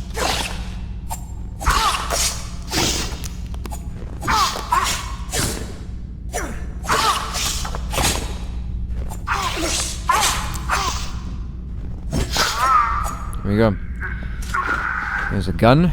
Go ahead and take that. Now, I'm gonna just quickly warn you: do not use the gun. Okay, do not use it because we will need it for we will need it later on, and we need as much ammo as possible for a reason. Okay, and you will see later on, before we end up, reacquiring all of our weapons. This paper lists more people they've brought here to torture. By decree of the ordained council, the following have been chosen to serve the will of our divine Lord: James L., Tony E., Justin H., Ryan N., Anna L, Matt N, Jeremy E, Sarah R, Jeffrey E, Roger J. Do not make any mistakes. Remember the penalty for not following the word. All repent, for our kingdom is near. A.S. I'm guessing that's Alex Shepard. Sorry, that's Adam Shepard. I don't know. I mean, what else would it be? Okay, so get this key, sector 3 key. So we need that. There's some more shotgun ammo over here. And what's up? Through the Fog, A Skeptic in Silent Hill by Paul Scheibel. Silent Hill, a town known for its mysterious happenings and now defunct cult, The Order, which was recently exposed by Detective Douglas Cortland, who I'm pretty sure is from Silent Hill 3. But what darkness really lies behind the simple veneer of the sleepy town? Paul Scheibel's latest book chronicles his research during a 2-year stay in the town, including detailed interviews with longtime residents, cult documents you won't find anywhere else, and an appendix of popular local legends. As expected, life in Silent Hill is far more mundane than you may have heard, and the great evil the Order sought to find originated from the same abyss whence all religions spring, nowhere darker than the fanatical minds of his followers. It's a very interesting look on everything. Okay, I'm gonna head in here. And I think this is where the last drawing is. Got a child's drawing. So that right there is the last drawing, I'm pretty sure. And once you do that, you'll get an achievement. Okay. Let's go ahead and have a look at that.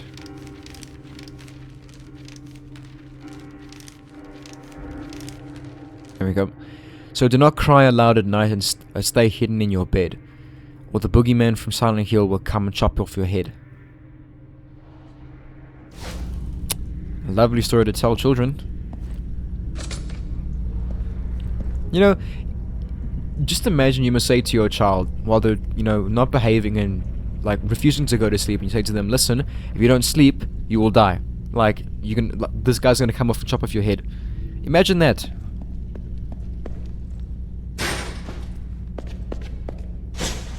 Okay, so now we'll head outside, and I'm pretty sure there's gonna be some more Order soldiers. Yeah, there's gonna be 2 here. Now, don't worry, just focus on the one, okay? Because only one should bother you at a time. Oh,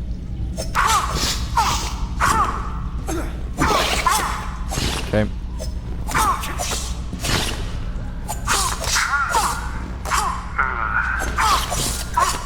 Just keep mashing combo.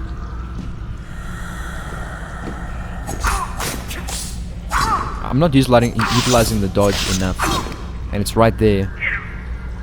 Hello? I'm just standing there for some reason. Okay, there we go. So, let's continue. This is... what do we have? Section 3 key.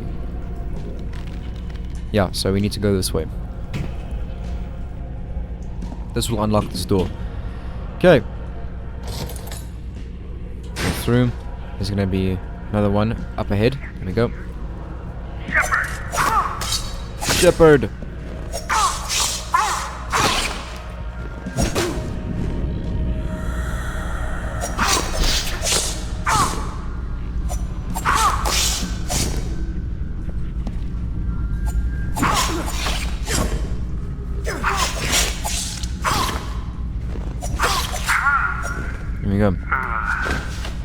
Alright, so if you're wondering where all of our weapons are, they're in here. Okay. It's locked, I don't have the key. So we will find the key later on, and our weapons, all of them are going to be located in here, okay? For now though, go over here. These guys should be talking. Okay, go ahead and pry this open. There's gonna be 2 more in here as well.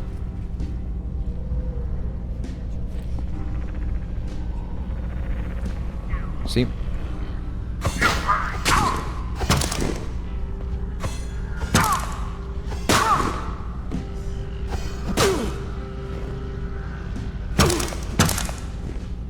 Oh my goodness. Where are you going? Where are you going? Oh my goodness. Kill him!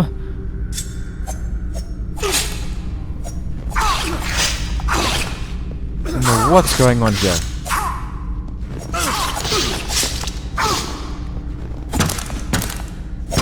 I'm gonna die. This is absolute nonsense.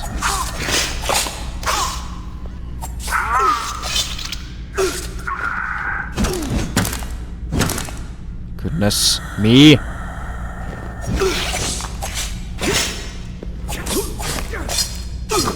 This is the most health strings I've ever had to use.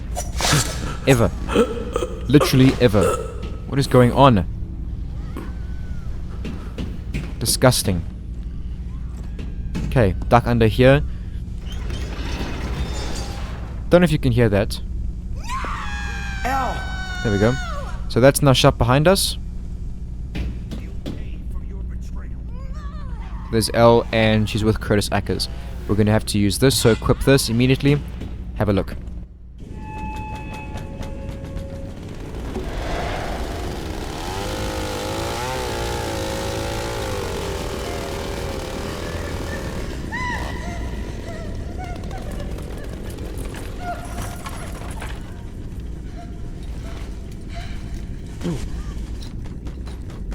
Curtis, stop!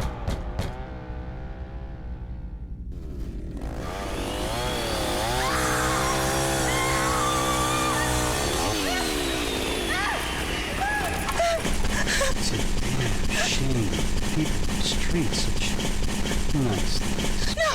Oh God! Please, no!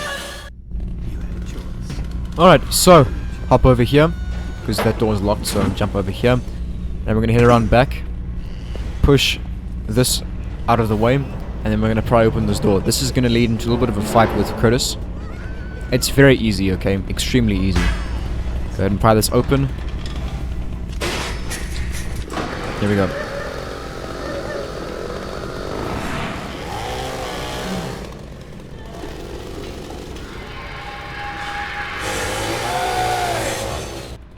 So there's a circular saw weapon. He's quite dangerous. So when he does this, watch. Wait for him. When he does that, dodge out the way. 3-hit combo. This is all you have to do, okay? It's super, super easy. That move that he does, they will kill you in one hit, so be careful, okay?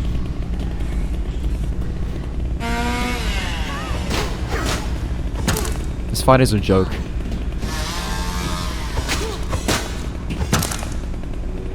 One more should do it.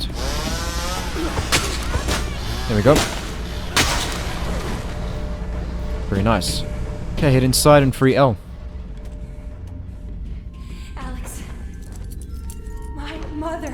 I'm sorry, Elle. Oh God, I can't believe this. We gotta get you out of here. Come on. Cool. So it teleports us over here outside. I don't know why, but if, you know, we're supposed to go back inside because there's goodies and stuff inside. So look. Health drink, first aid kit. There's a book here.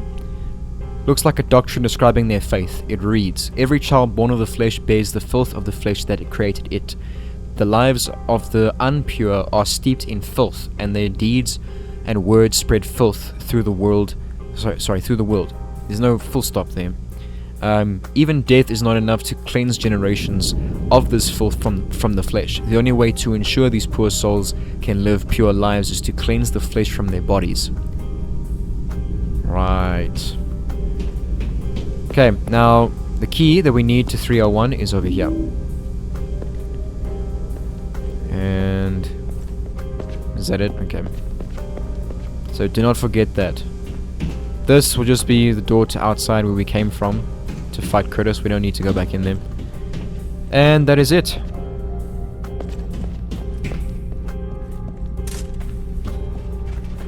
Can we go in here? No. Okay. Where do we need to go next? Obviously this here is locked. Yep. Okay, where do we need to go next? Okay, yeah. This way. Okay, rotate this thing, and L will go underneath, and open for us as well.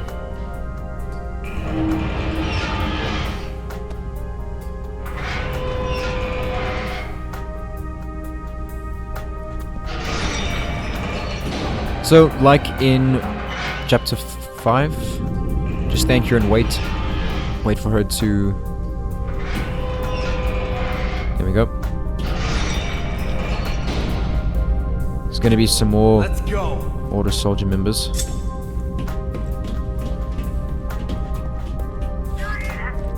There. Now, ooh, one's got the shotgun, so as you can see... Oh, it's got a rifle, sorry. This is why I said to save ammo, because you need to take care of him first. Oh, no. Oh my goodness. And great! That is absolutely fantastic. This is great. I love how this goes. I love how this is. I love this so much. This is absolutely fantastic. What am I doing? I don't know what I'm doing. Because good grief, what is this? Oh, for goodness sake. I'm gonna die. I'm gonna die.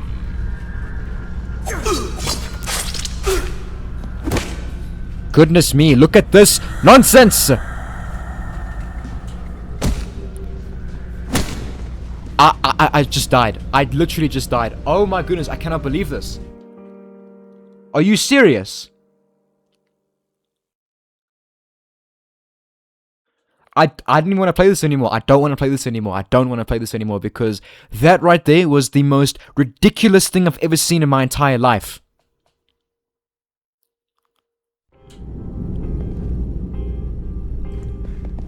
Unbelievable.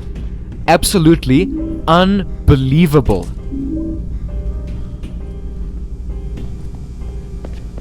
I am completely and utterly disgusted with this game. I'm really trying not to swear over here because... Brother!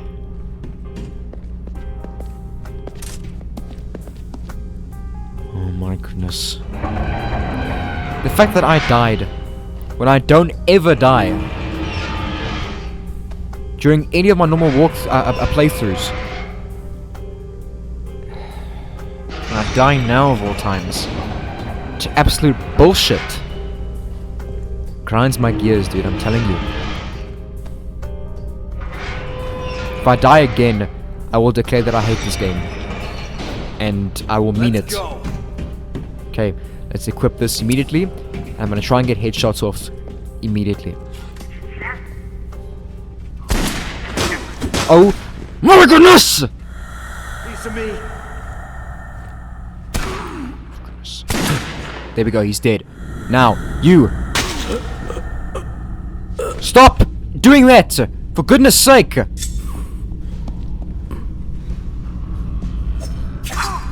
Your turn, let's go! Asshole.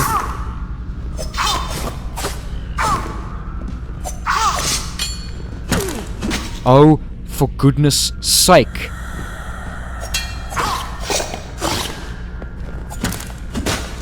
Excuse me? Excuse me. Excuse me. I'm really sick of this. I'm so sick of this. I'm so sick of this. Die! Complete and utter bullshit. Alright, go over here. Okay, locked. Use key. Open it up, let's go. Give me my weapons now. There we go, all of them. All of them are back. Except for the rifle, which I missed. And the last serum to collect is over here.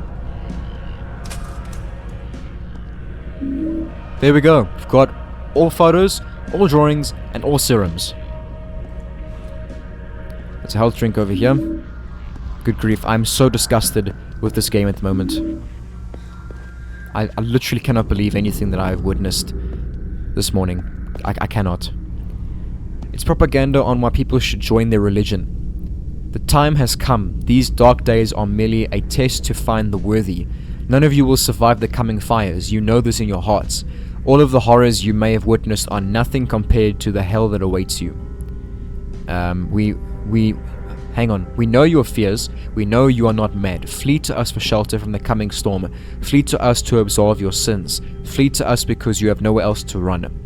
Please join us at our weekly service, Fridays, 6 p.m. at the Church of the Holy Way. Coffee and donuts served. Fantastic.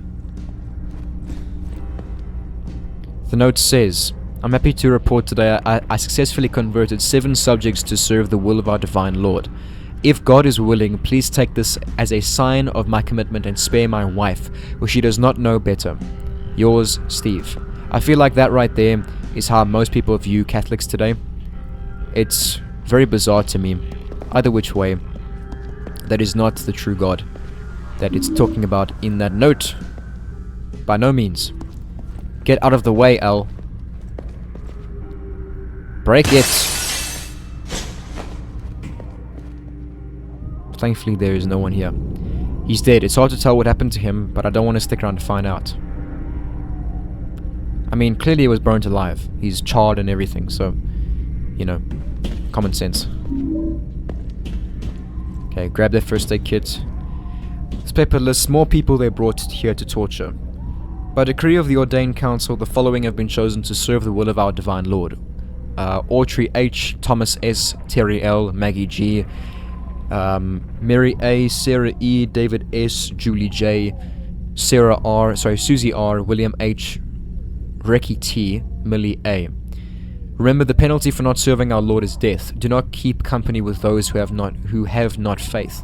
For what is there in common between righteousness and evil, or between light and dark? A.S. Okay. Alright, now I think that's all.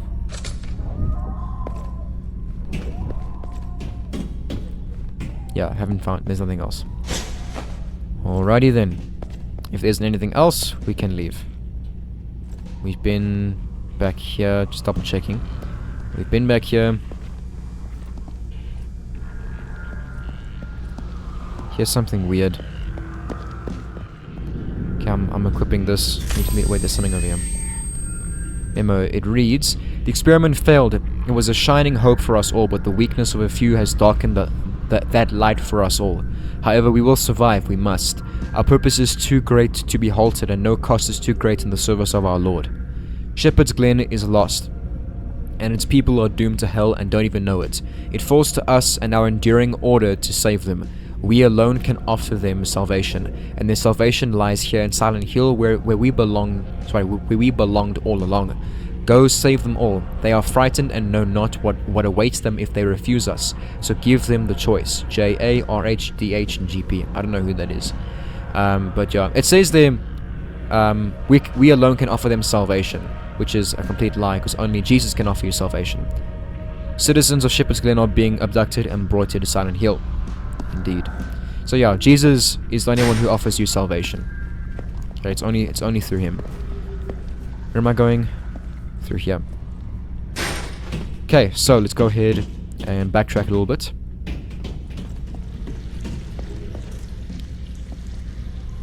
I hear people. So we're gonna head through here now. We could have gone here previously, but there was nothing for us to do here. Okay, like this is locked. Okay, and nothing else to collect over here. This is also locked, and this is also shut, so we need to rotate this and get L to go through there.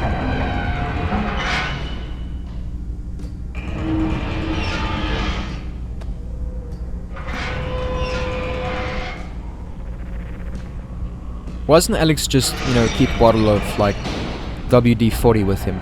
He just sprays these things here, like some Easy Out or 8112 or something like that. Some lubricating spray or penetrating oil, something like that. Okie dokie. So, I think, yeah, we need to go in here. These two doors here are both locked. I'll show you. So, locked. But as you can see there, can I turn off my flashlight? Here we go. Look there. There is Wheeler. And as you can see, he's got a whole bunch of knives poked into him like a pincushion. Okay, so we need to save him. This over here is also locked. Alright, it won't budge. So we are going to head in here now. And then over here, got a police marksman rifle. So now we finally have all of our weapons, okay? So thankfully you don't need to get the previous weapon to be able to get the upgrade. Thankfully it's just here, okay? So now we have all of our weapons. Look at that. Amazing. It's nice to see a complete circle and not, you know, missing one. Before I continue, I just want to have a quick look around. Get out of the way, Elle! My goodness. She's always in my way, isn't she? Let's have a read of this before we do anything. It's a set bylaws for how to live the Order's system of beliefs. 1. Commitment. All members of the Order must have fully committed themselves to this purpose in their beliefs, their activities, and their lives. 2. Membership. Membership within the Order is extended to all that seek the old ways. Levels of membership. Mother Circle. The Mother is considered the founding group of the Order. The name of the founding group is the Mother. Daughter Circle. Any second generation group hived off of the Mother. Servant Circle. Any third generation group stemming from the Mother. The High Council. 3. The High Council. The High Council is set in place as a tool for all within the Order to make use of. The purpose of the High Council shall be to aid in the process of group formation as needed, act as a governing body in matters pertaining to the Order as a whole, and to be a judge or jury if asked to settle disputes. 4. Grievances and discipline procedures. All decisions made by the High Council are binding. Presenting your case before the Council implies your acceptance of their decision. Those seeking mediation must contact the scribe. The High Council shall be called in to preside over the disputes within a group to hear complaints and accusations of inappropriate acts, abuse of power by leaders, and any other complaints that are deemed worthy to preserve the public image or internal integrity of the Order. That doesn't really sound like it matters to you guys, because you guys are evil, so like what do you care? The nature of the disciplinary action shall be decided at the sole discretion of the High Council. These actions shall contain, but not be limited to, assignment of manual labor, persecution of an individual member, banishment of an individual member, and banishment of a group. If an individual member wishes to leave the Order, they are required to bring their request to the High Council. Okay. Right, so break this, and this over here will be our last choice to make.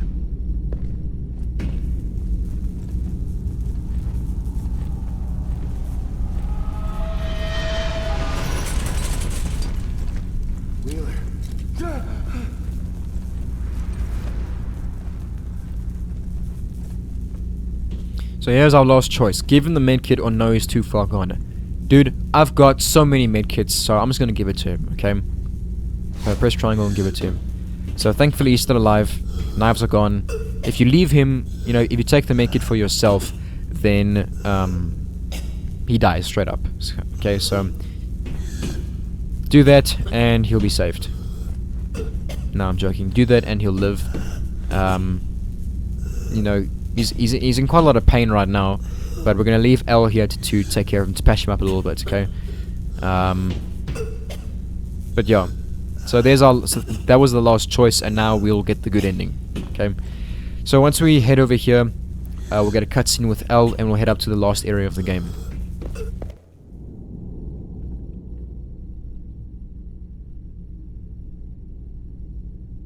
You need to get him out of here.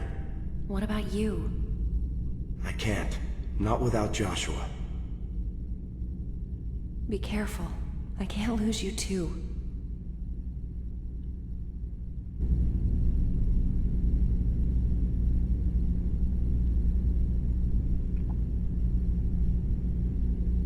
You know, the way the light was shining on Alex's face in that cutscene made him look incredibly gaunt. Like, horrifically so. Okay. There's nothing else to do in here. So we're just gonna head out. Now, all of these doors along here are locked. All of them are locked, okay? So don't worry to go through any of them, okay? Only one that's going to be open is this one. But, look here. Okay, it's not that one. Is it this one? Which one is it? This memo, it reads, "The darkness that engulfs us spreads from Shepherd's Glen. We are all threatened by the unholy betrayals of that town and its people. To protect everything we hold dear, the evil of Shepherd's Glen must be destroyed." Right. Says the people who started the order. It's jammed. I can hear water. I think it's here.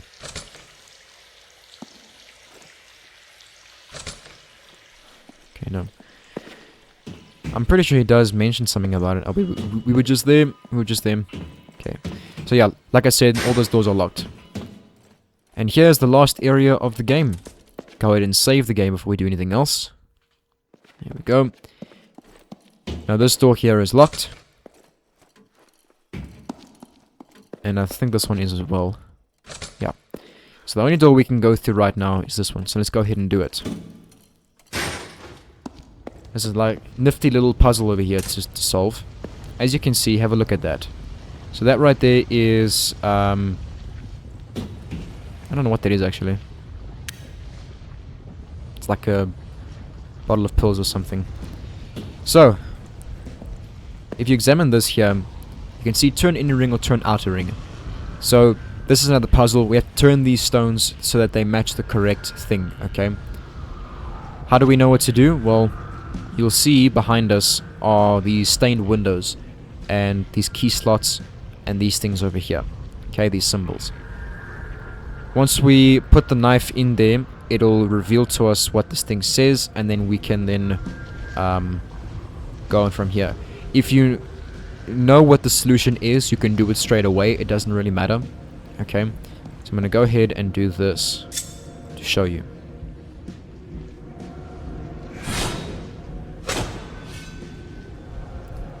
Let's have a look.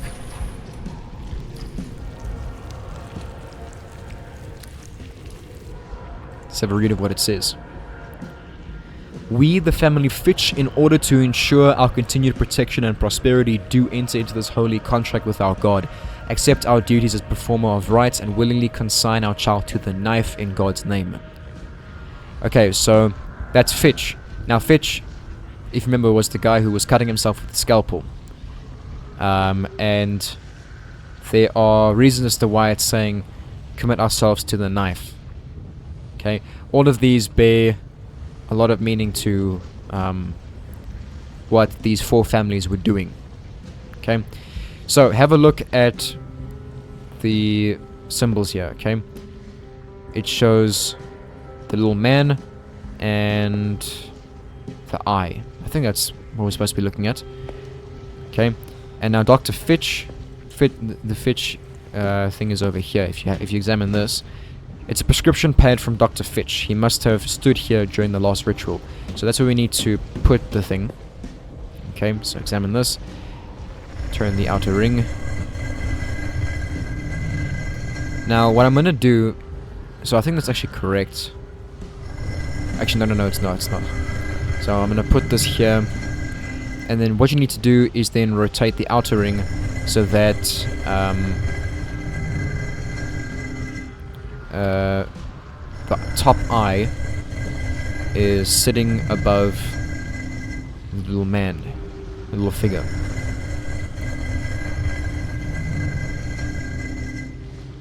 Okay, so as you can see, that's wrong. But the symbols, the first symbols are in the right place, okay? Let's go ahead and do this one.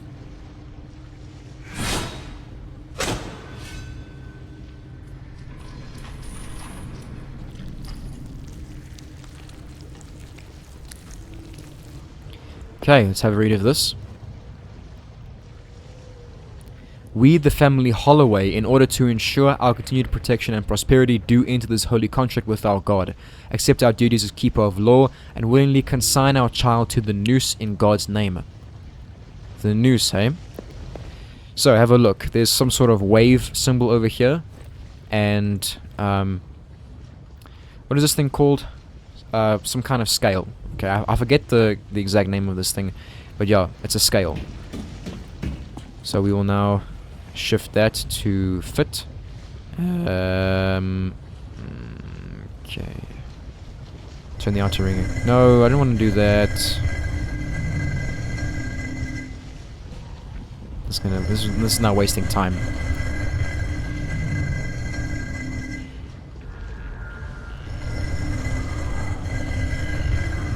Okay.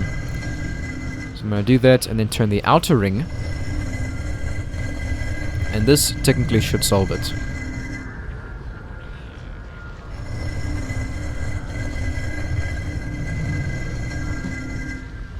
If we do it right here.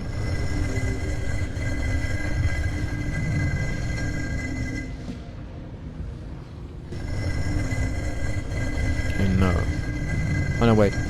No, it won't. Never mind. Okay, so what we need to do now is place these in the correct area and then rotate the inner ring.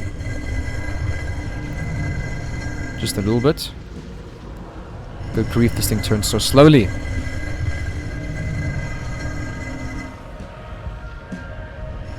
One last time should do it. There we go. The rings have locked in place. Now the reason why we didn't need to look at the third one is because, you know, these things lock in place regardless of what you look at or what you've read. And if you get the first two in the right place, the third one will automatically go into the correct slot, okay? So the rings have locked in place.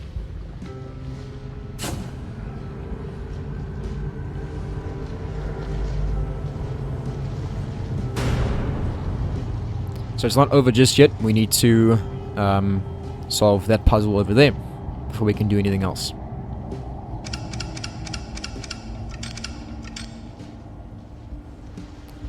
So, flashlight on. Now, we go ahead and open up this one. Let's have a look. And see what it says.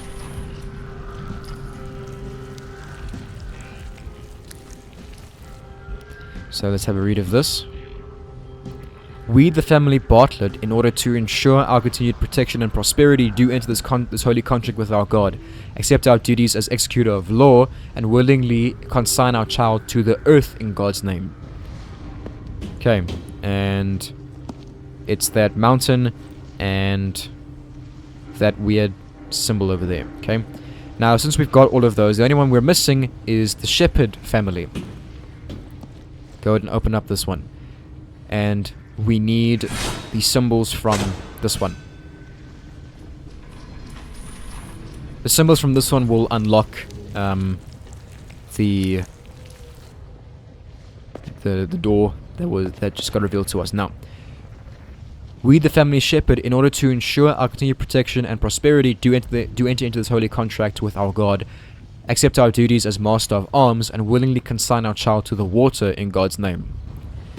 So, have a look at the water over there and the pitchfork symbol. Those are what we need to solve this puzzle over here. Wrong way. This one. So, because the first one here was the water symbol, we need to do that. There we go. It's the water symbol and then the pitchfork. There we go. Now it is open. And I'm going to equip my laser pistol already. And as you can see, there are a whole bunch of, like, tombs or something. Now, I'm going to read through all of these, but the one you don't want to read through just yet is that one. If that's the shepherd one. That's Holloway. I think that one is the shepherd one. I can't read it. Yes. Alright, so, let's have a read of these. Quickly. This is the sacrificial altar for the fish family. Okay, so they're altars, not tombstones. As you can see, there are names inscribed on these things here. This must be the altar where Dr. Fitch put Scarlet after he dismembered her. There are 4 names on this plaque. Theodore Fitch, Rose Fitch, Rusty Fitch, Scarlet Fitch. So, remember how it said, we, the family Fitch, swear to consign our child to the knife in God's name. So they have to cut their children up into pieces, basically. Look, there's fire, some smoke. So that's what they did, how they sacrificed their children. That is just sickening. The Bartlett sacrificial altar.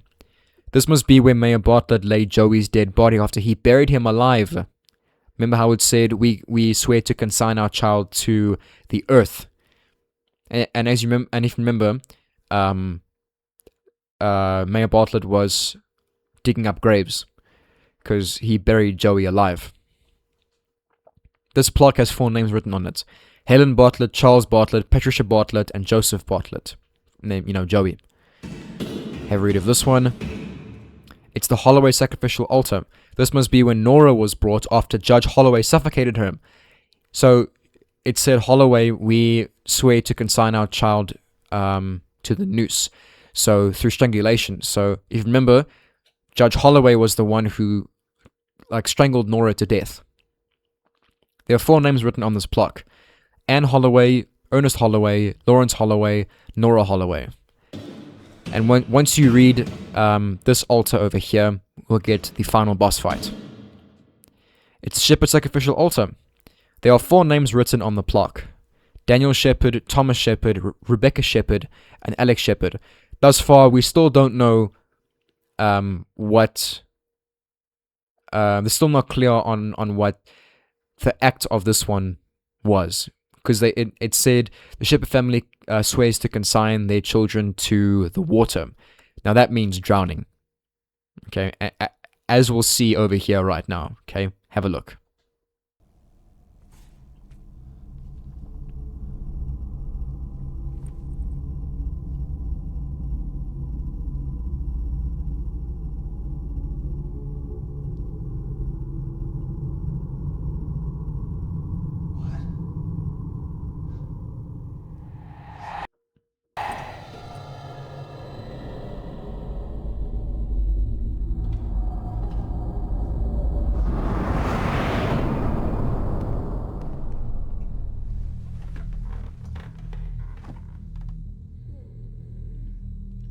What's the matter?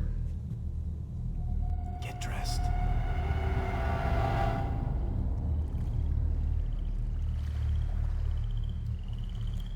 What are you doing here, Alex? That freak if he finds out. Give that to me. Someone will see us. No! It's okay. I'm not gonna let anything happen to you.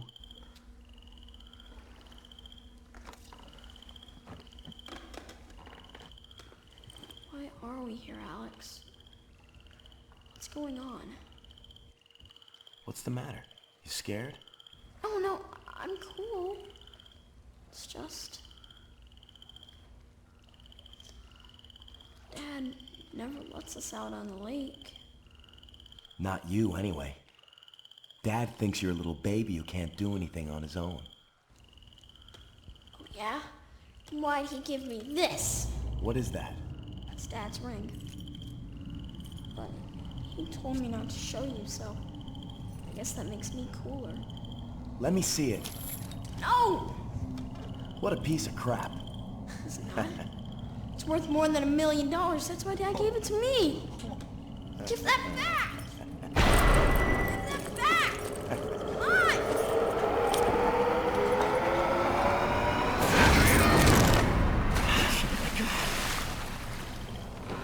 Josh! Josh!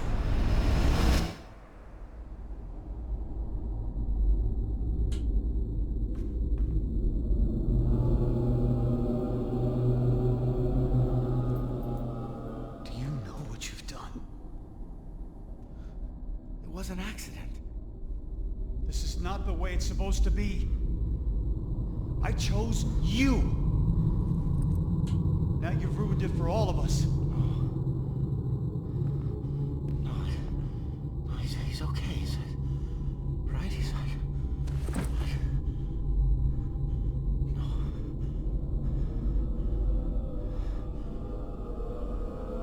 No. I can save him.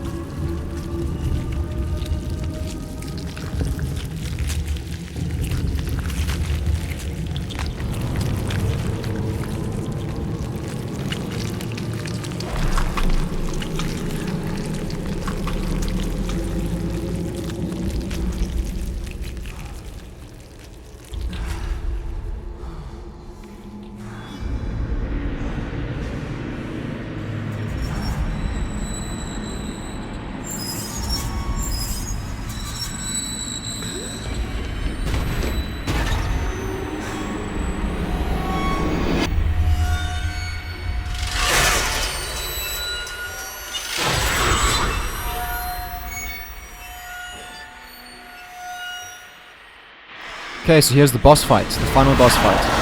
Okay, be careful of that move, it's quite deadly. I'm gonna speak about what we witnessed there in that cutscene when the credits start rolling. Go ahead and shoot this thing. 2 times should do it. And we're going to its second phase, it's not dead just yet. So again, this boss fight is super easy, okay? Once it does that, go up ahead, and press square, done. That's the end of the game. It's so easy.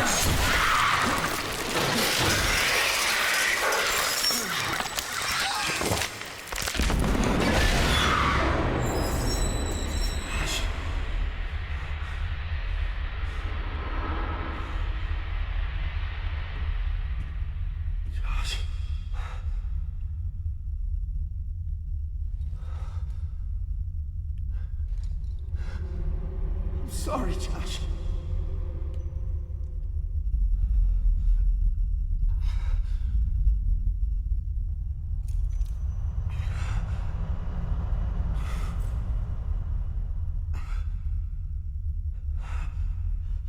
Never meant for this to happen.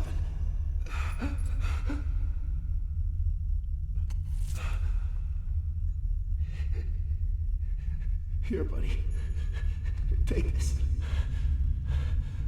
I forgot.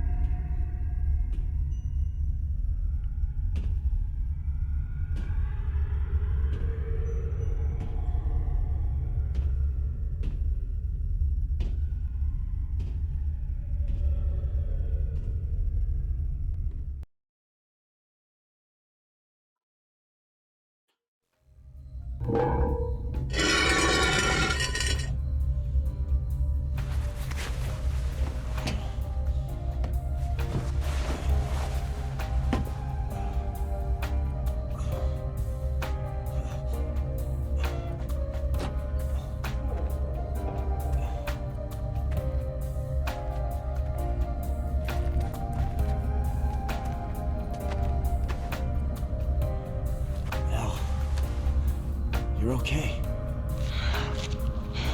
Yeah, I think so. Oh.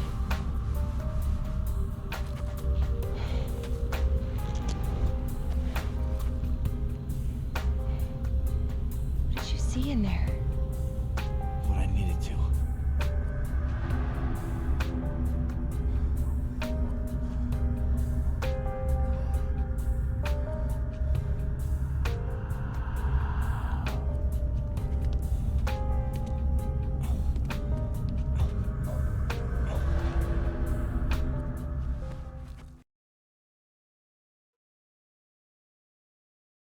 You've unlocked the Big Rig Alex costume. This is the costume you unlock once you get the good ending.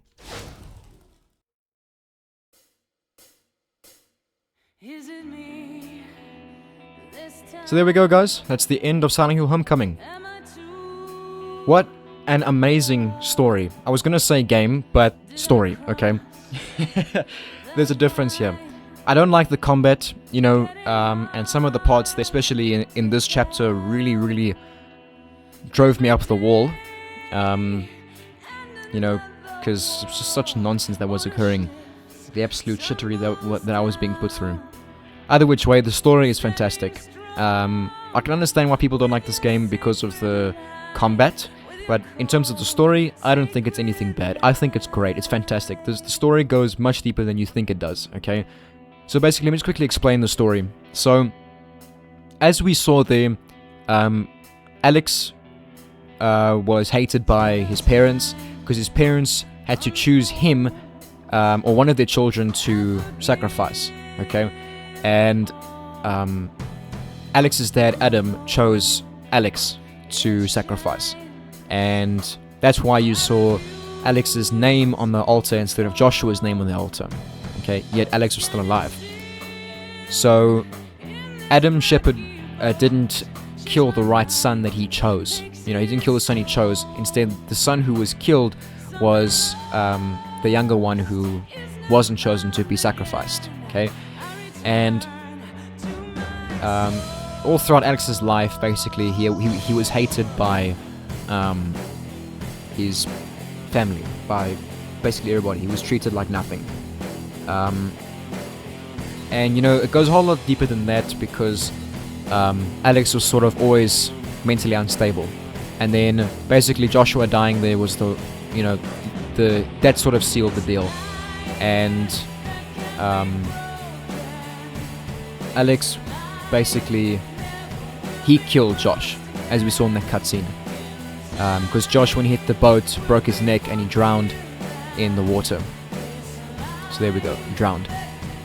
And yeah, it's crazy, and just everything connects, because Josh died at 2:06, and all the clock puzzles in the game were 2:06. Every clock stopped in the town at 2:06, and Alex's mental hospital room was 2:06. It's crazy how it all fits together. So this game is not a terrible game. It's a fantastic game, and I think you guys definitely should give it a play. Okay, you know, if you like Silent Hill, I know you like this game. Okay, don't put it on the same level as Silent Hill 2 or 3. Don't even compare to Silent Hill 4. Okay, because it will not live up to your standards. This is a completely different type of Silent Hill game. All right, so take it with a grain of salt. Appreciate it for what it is. It is a great story, and I think every Silent Hill fan should play this game. But there we go, guys. That's the end of Silent Hill Homecoming. I hope you guys have enjoyed this walkthrough. If you guys have any other game let me slow down. If there's any other game you guys want me to do a walkthrough of, please feel free to let me know in the comments, and I'll see you guys in the next one. God bless.